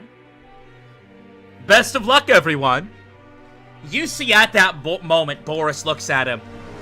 I don't think so, asshole. You were the one that was causing problems for them in the hospital. I heard all about you.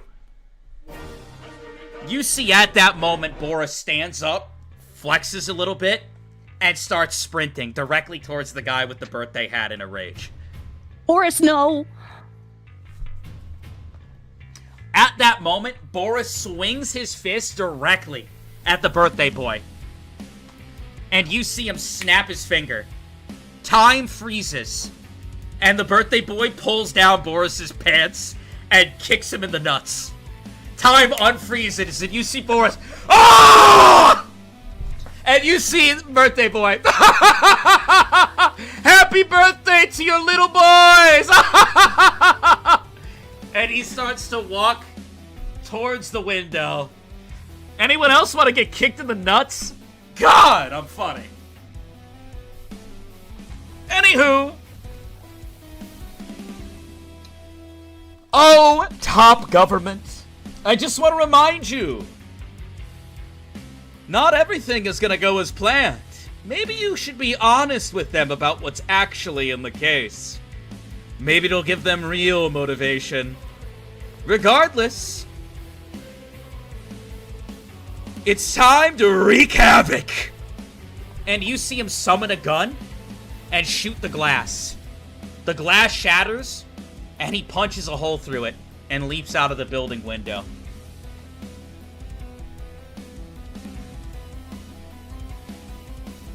You see there's a long pause, and Boris is just sitting there half naked. Oh my god. I hate my life. Damn it, Boris. You see her look at you. Well,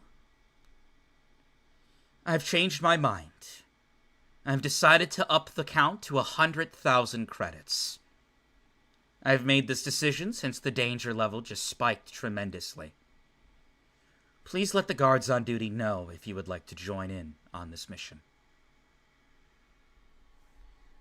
At that moment, some time passes, and you don't get any more information as the screen goes black.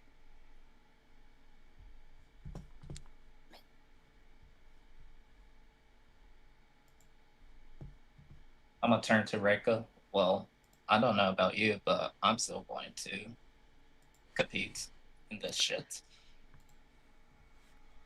Yeah, I have a feeling we might have to. Yeah. Should we see if we can form a little group of people? Worst case scenario, we could split the credit prize pool, and whoever actually retrieve it can get the gift shard. You know, I also have another idea. Which is? There's a bounty on that bitch. Yeah. I know he's really strong. He's a psycho. But after seeing his face and knowing he is the reason why we are in this situation, I want to bite his head off.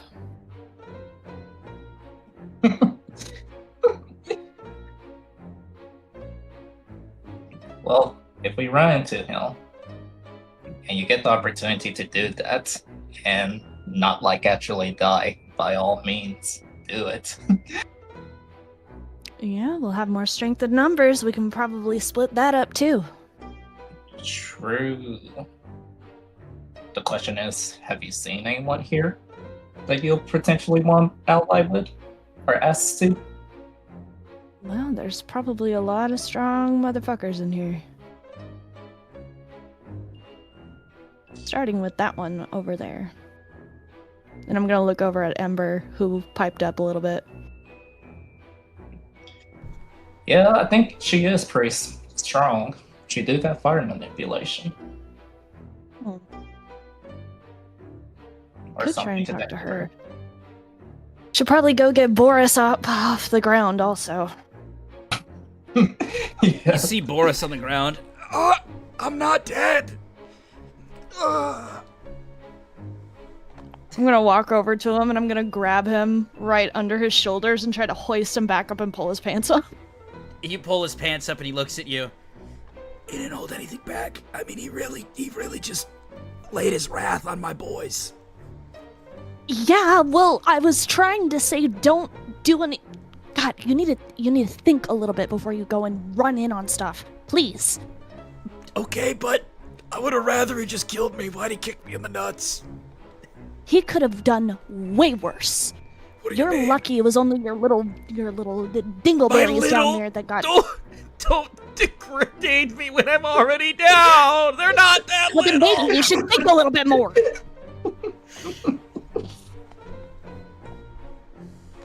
Come on, we gotta figure something out. Are you in or are you not? Yeah, I'm fucking in. I can't forget what that asshole did to me with some memory pills. He dies. Perfect.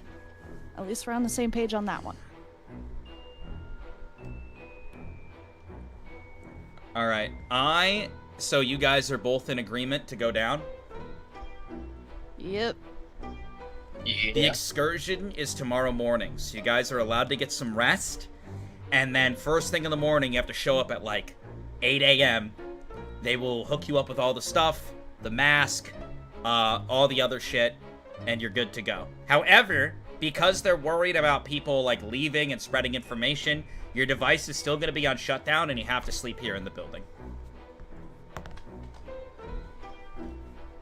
Okay. Okay. Well, at least we don't have to pay for a place to stay.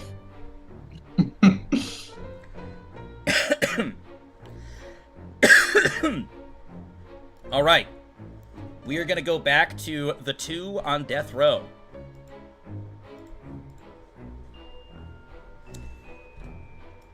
Let me see Hello. something here. I'm Real here. quick, give me 1 second. Okay. You guys hear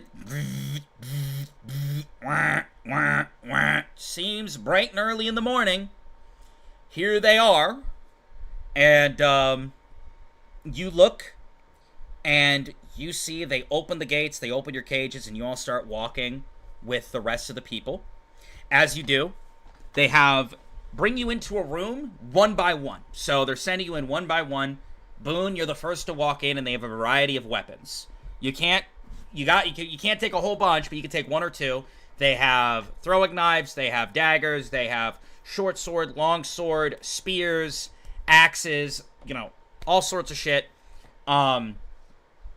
They said you could take 2 things max. If something that I didn't list, you can ask about it to see if it's there. Additionally, they have masks similarly to what Ren was wearing, where it's like one of those COVID masks. Additionally, you have as you leave, they give you a button. And what this button does is when you hit it, it'll teleport you back to here. However, the button will only work if you're touching the case or if you're touching Ren's body. So you're stuck down there until you manage to retrieve this, okay? Additionally, they have a collar on you that, from what they're saying, it doesn't monitor your location exactly.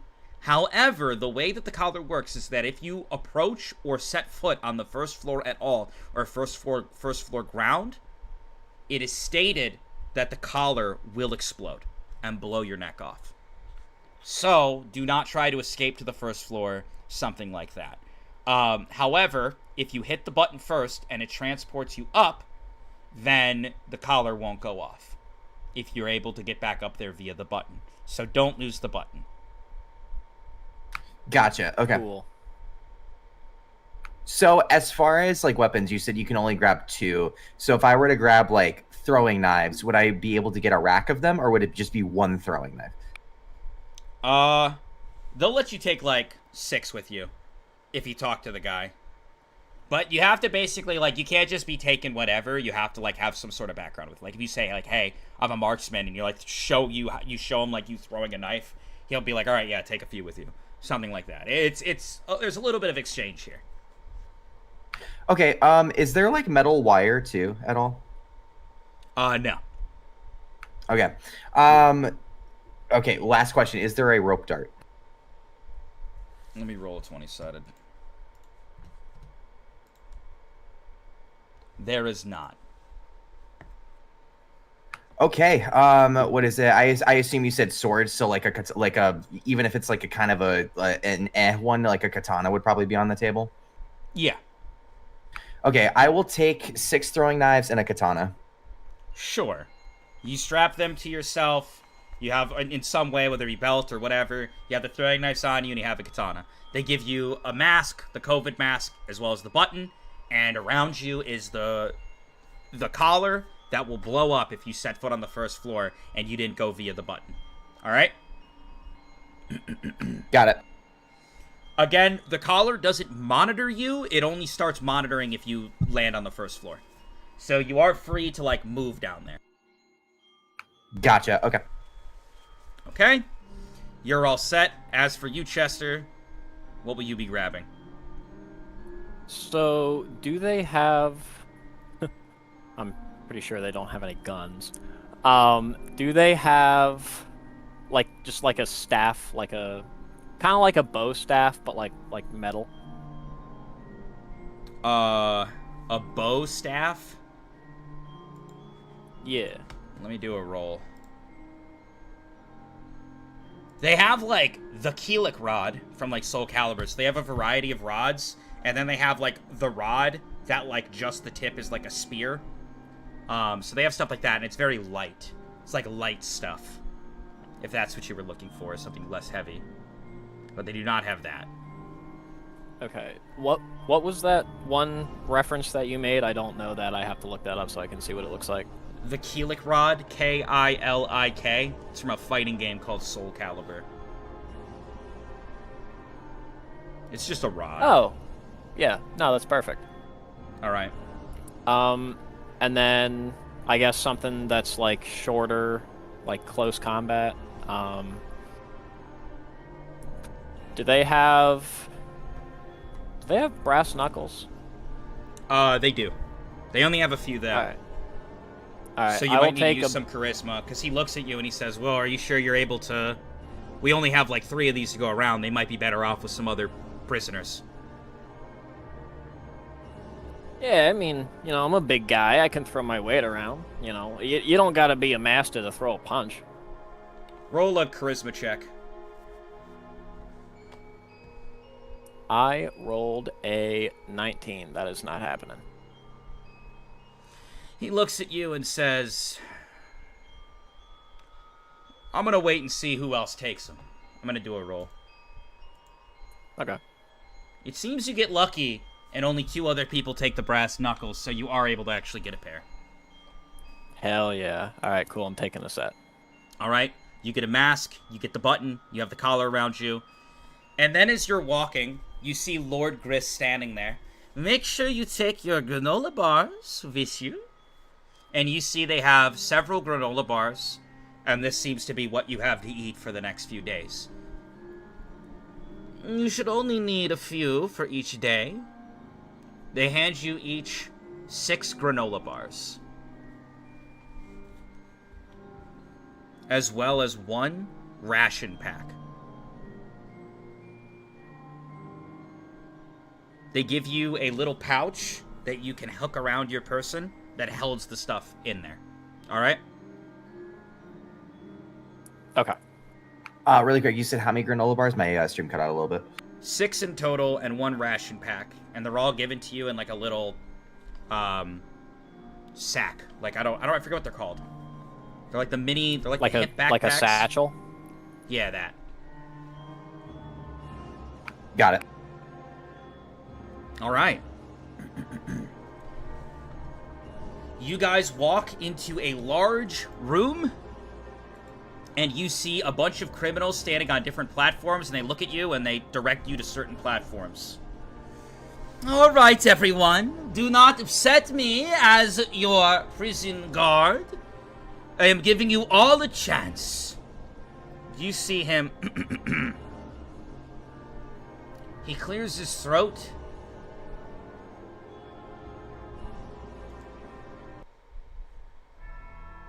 Ladies and gentlemen, or should I say mostly gentlemen, since you're all brutes who decided to throw your life away, I want to remind you all of one thing before you go down there. The pits are a mysterious place, and we don't really know anything about it. Science can't really explain it. You're all criminals, evil, disposable. You've all done horrible things to put yourself on death row. However, I believe that if you truly deserve to live, and if you truly deserve to enjoy your life, well, may the heavens above guide you. Because you're going to need all the help you can get. Utilize your resources. You'll probably have about 3 days before you get too hungry to move any further. Keep in mind, the air will kill you and chaotic monsters will attack you.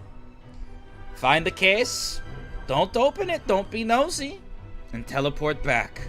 And freedom is yours. This is your last chance! If you would all cling to life, then I suggest you take this seriously. Good luck to you all, and don't have too much fun killing each other. You see he snaps his finger, and several people, through the device lights up, and it teleports them into various areas of the pits. At this point, Reika, Siren, both of you guys get up. Same thing. You guys get brought into a weapon room, and you guys can pick weapons. Additionally, you guys are given nicer masks. You're not being collared with an explosive device, and you do get the teleportation device as well. Additionally, it seems like there are nicer food packs overall laid out for you. You find yourself in the room. What weapons would you like to take, if any? I still have my whip, right? Of course. I'm guessing you're going to bring that with you? Yes. Nice, nice. But I also get, like, an additional weapon? If you would like. This is for anybody to take. If you think that's going to be too much to carry on your person, you don't have to. Do we have access when we... do we have access to our virtual pocket? Or no? Is that still, like, locked down? So it's still locked down in the building, so you can't just, like, take shit and shove it into your device. But you'll have access to it later. However, they don't really encourage you to just, like, grab a bunch of weapons and head down there, you know what I mean? Mm-hmm. What kind of weapons do we have? Wide variety of stuff. If there's something specific you have in mind that you want, you are welcome to ask for it. Is there a gun? No, they do not have access to guns, unfortunately. Hey, good try, Okay, though. Good try. I'm gonna take a dagger. All right. You take a dagger. Additionally, they give you the button, and they give you 1 health potion as well. Courtesy, so you can write that down. You have 1 health potion. It is a medium health potion. And they give you a food pack. The food pack comes with a variety of things. Comes with some fruit, veggies, granola bar. Basically, it's just like this kit that has a bunch of different stuff. They got trail mix in there, and there's a water bottle as well.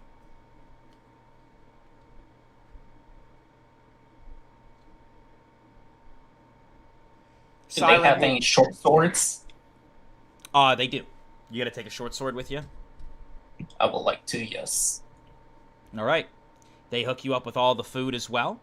And are both you guys squared away? You see Boris walk up to you. Alright, we got this. We'll be good. Do you think the 3 of us will be enough? Or should we ask another I mean, worst person comes or to 2? worst, we can group up with people while we're down there. A lot of these guys, they're signing up, you know, for the chance. I mean, these people have never been in the pits. So we'll see how they react first once we get down there. I don't really want to team with someone who's going to get down there and start freaking out. But we'll know who's really feeling it once we get down there. We'll keep an eye out. That is fair. Do either of y'all happen to know if we will be placed in the same place or if we will be, like, teleported randomly? From what I understand, they're going to be lowering us down, and they have the entire area on hold. As for how they're doing that, I'm not sure. You see one of the guards come up. Yeah, plans have been changed. Ever since the scene from The Birthday Boy, we're going to be teleporting you down. However, the teleportation panels will have you close enough to each other, so I'm sure you'll be fine. Okay.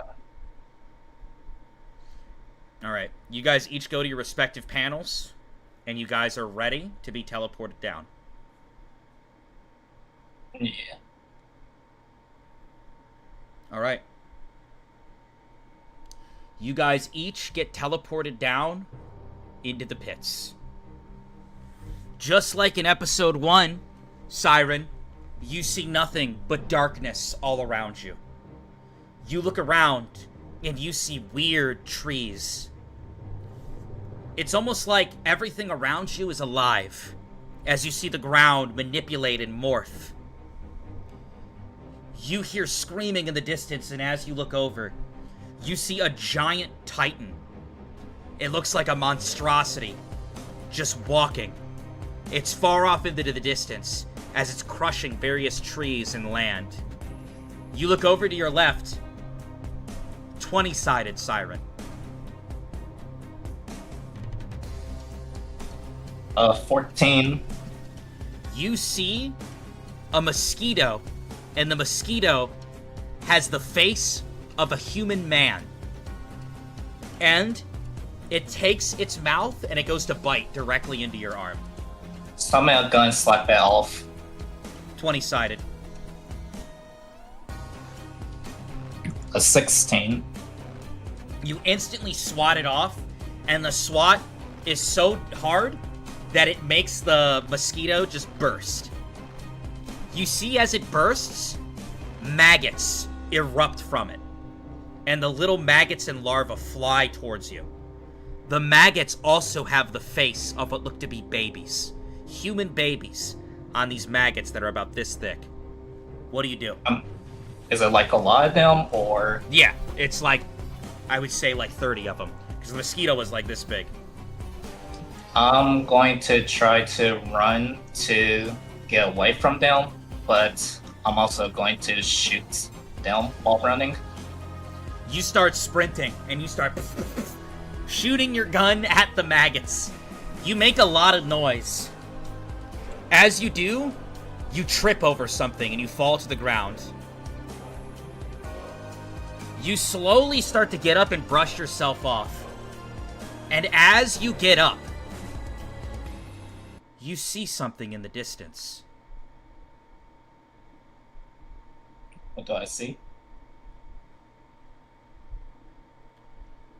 You have always been someone that when it comes to powers and analysis, you always take it into account when someone who has potential is around you. You notice that you got teleported into a random area, and you're not fully sure as to where everyone is and what's going on. But you don't know if it's the pits around you. However, the air fills with an obscure power that you've never felt before. And in the distance, you see a man walking. He has a black cloak on, and it looks like someone wearing all gold armor is following him. And the two are walking. You see the entirety of the ground around you morphing and changing as you look into the distance.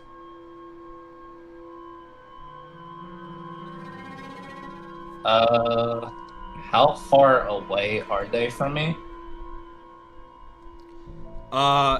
You would have to start running if you want to get up to them. I guess I will try to, yeah, I'll try following. You try following, and you overhear a conversation. Would you like to eavesdrop? Sure.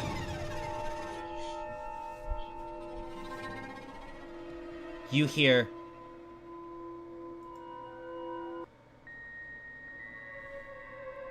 How's Tiana doing? I'd say she's been... I think that she's been adapting well.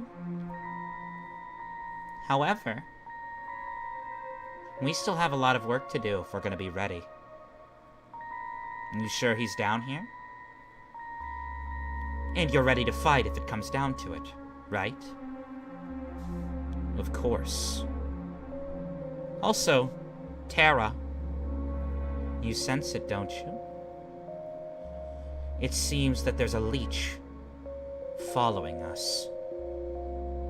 And you see him slowly turn to you as you're creeping in the back, hiding behind something. Can I help you? I'm gonna stick my head out. Are y'all also here for the case retrieval?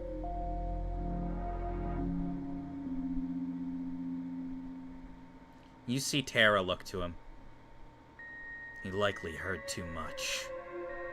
It's so hard to sense energy down here. Surprised you picked up on it. You see the man in gold summon a huge sword, and it appears in his hand. Now, hold on a second. You wouldn't kill a fly with a cannon, would you? That's just not necessary. We can't take any chances at this stage of the game. Siren, what are you doing?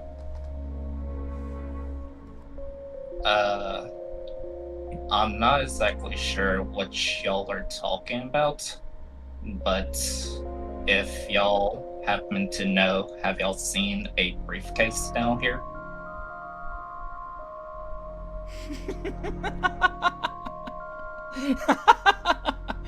Oh, Tara. This one's funny. Given the energy output that you're putting out right now, this one doesn't seem scared at all. Instead, he wants to conversate. I have a question.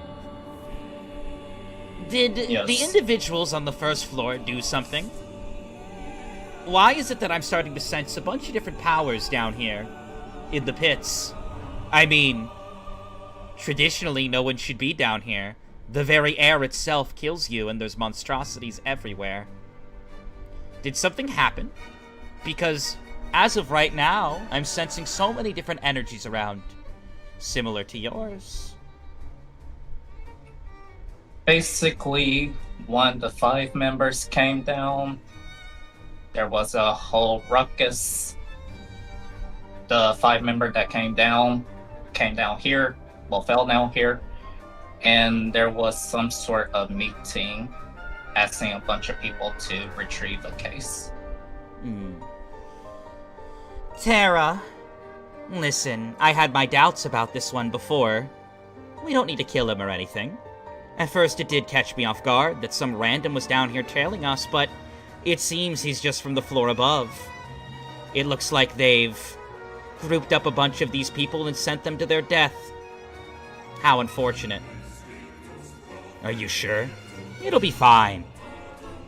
Though, if I may, can I give you a piece of advice? Sure. This territory down here is dangerous enough. However, I would like to warn you. We're gonna walk for now. As I can tell, you don't really know who we are, and I don't think you have any intent to relay information about what you saw. That being said, since I am choosing to spare you and giving you some advice, don't be stupid now. I appreciate it. Sure.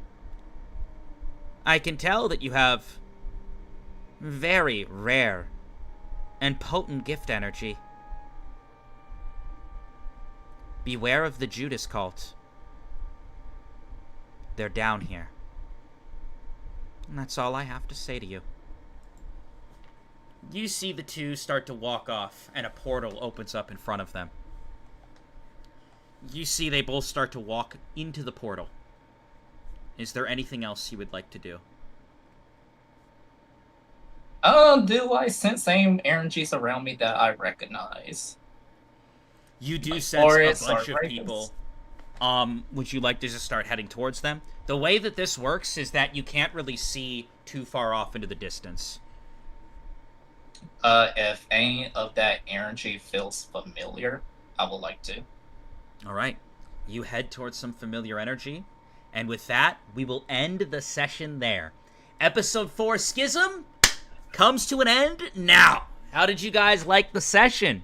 A lot of setup this session. Hope you still liked it. Hope you still had fun with it.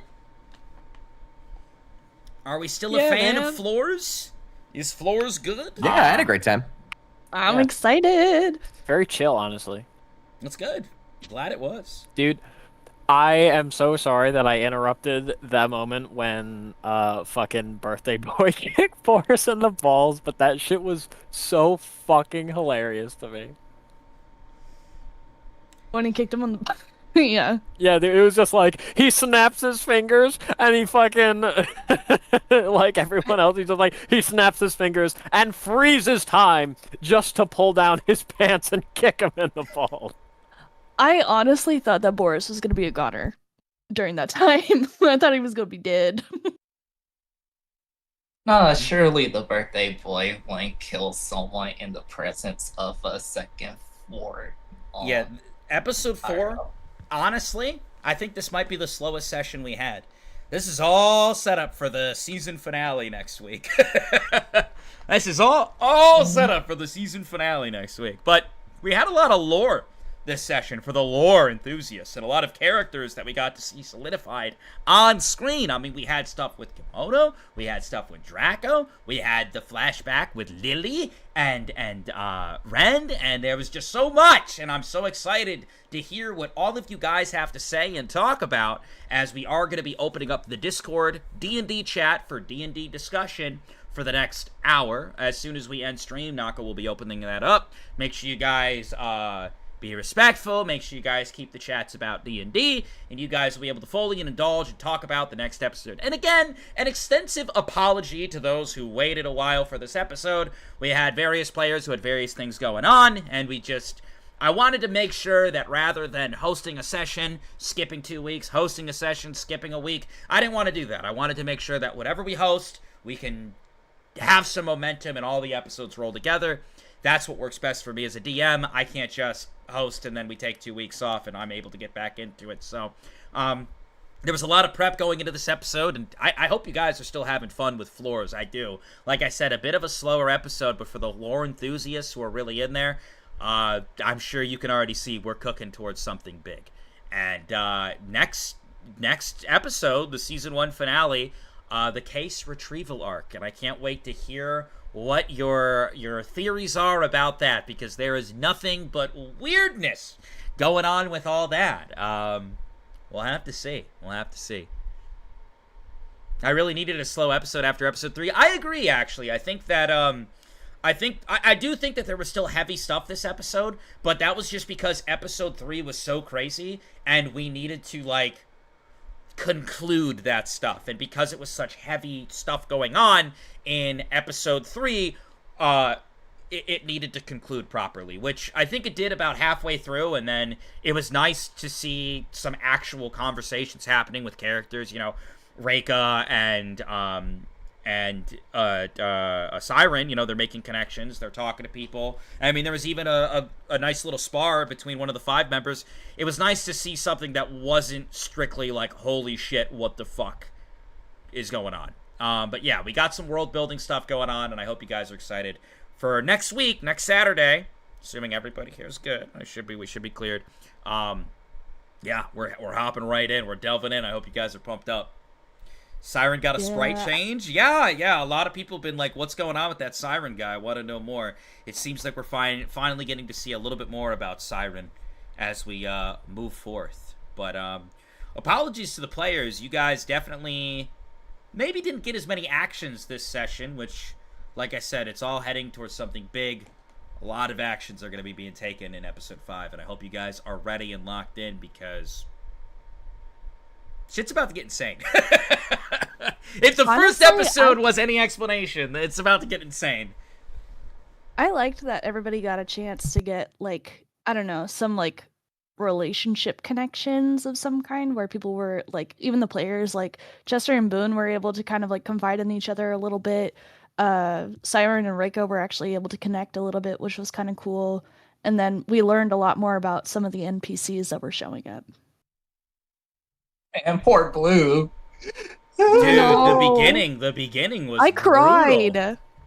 I The actually beginning, cried during that. That shit was Did- pretty tough.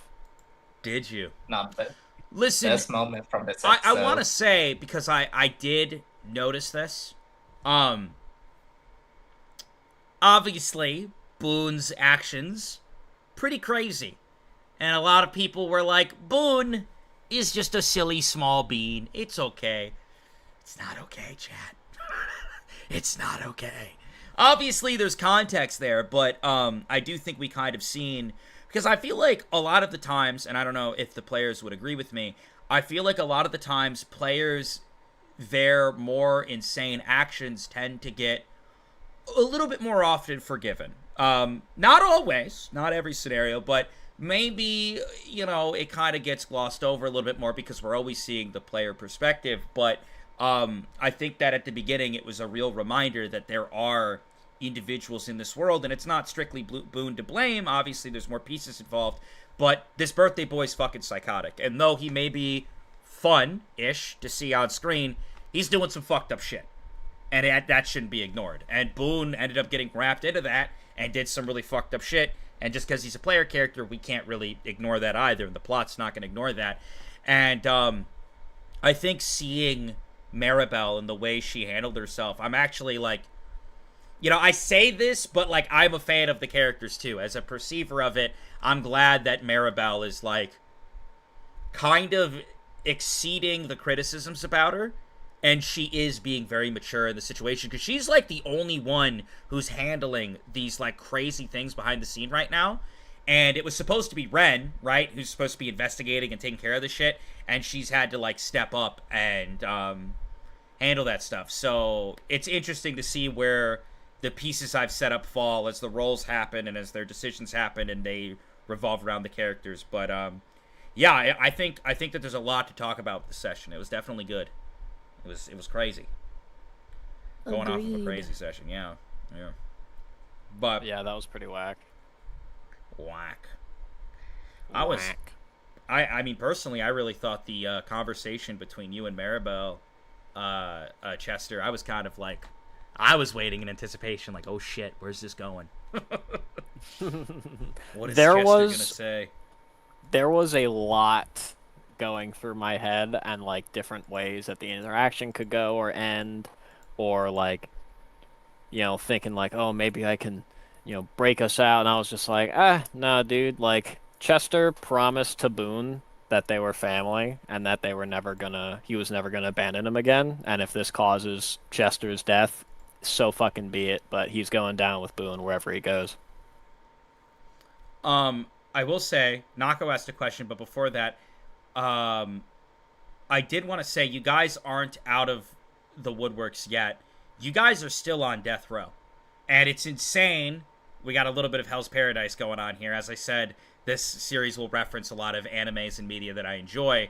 But this is certainly an ode to Hell's Paradise where we got a bunch of criminals, you know, being put into this insane place for a chance of freedom, but there could only be one of you, right? So I do think it was a good play by Dakota to set up a way for both you and him to be freed, but this is a very tall order. And this whole campaign is kind of revolved around gift games each episode, and this is a gift game essentially in itself. You know, you're competing against a bunch of other people who have gift energy, except like death is actually on the line now.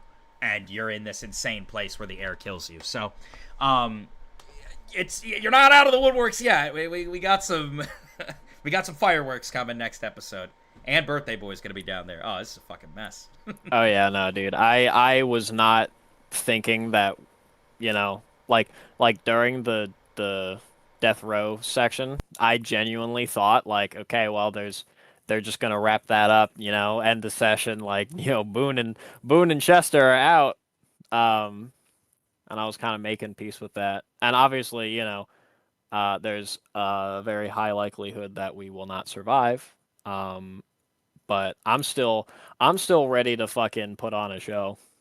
Yeah, at least you got one more fighting chance to maybe make something happen, which I think that's valid for that to occur. We'll have to see. But yeah, Nako did have one question that I'll let you guys answer before I officially end the stream. Nako asks, someone said, I also really like Sarah and Dorothy's characters, and like the little bit we got to see was so crazy. Yeah, like I said, I'm pumped to see what you guys have to say in the Discord when we open it here in a few minutes, because there is a lot to unpack here. And I know sometimes people tend to forget what happened at the beginning of the session. It's a lot of information to take in, but a lot happened, a lot of perspectives we got with that timeline, and so much happening. So I'm excited to see the breakdowns and theories. But Nako says, I have a question for the players. Has been this what I'm guessing he meant to say? Has this been what you've expected so far? So has this been predictable, what you expected, or has Flores taken you on the chaotic journey that Nako has played in before? Not even remotely was this predictable. Yeah, no, not at all. Yeah, I second Dakota. I thought I might know how it was going, and then, you know, 5 minutes in, it fucking dick twisted me, and I was like, okay, I shouldn't expect anything. All right, Yeah. I am starving, so I want to make sure that I have time to go get some yummy food. But yeah, I look forward to whatever you guys have to say in the Discord. All right, the Discord will be opening up. Make sure you guys follow the rules, be appropriate, don't make Nako's job difficult. Like I said, fan art, theories, conversations. I'm really hoping that you guys can cook and look forward to it. Like I said, I put a lot into the writing, and you know, we're starting to slowly see more lore and more tidbits, and I'd love to hear your theories and piece it together and see your discussions. Next week, same time, 5:30 p.m. EST, we will be live with the Season 1 finale of D&D Floors, and it's going to be crazy. This whole episode was set up for that, so I hope you guys are looking forward to it. Thank you for sticking with the series, and goodbye, everyone. I am leaving now. Goodbye. Goodbye, everyone. I'm leaving. I will see you talking in the Discord shortly. Goodbye. Players, goodbye to all of you as well. Goodbye. Goodbye. Goodbye. Bye, Chat. Goodbye, chat. Goodbye, Right. everybody. Bye, See ya. And let me go ahead and end the YouTube. There we go. Also, I didn't say it, but Siren, you will be level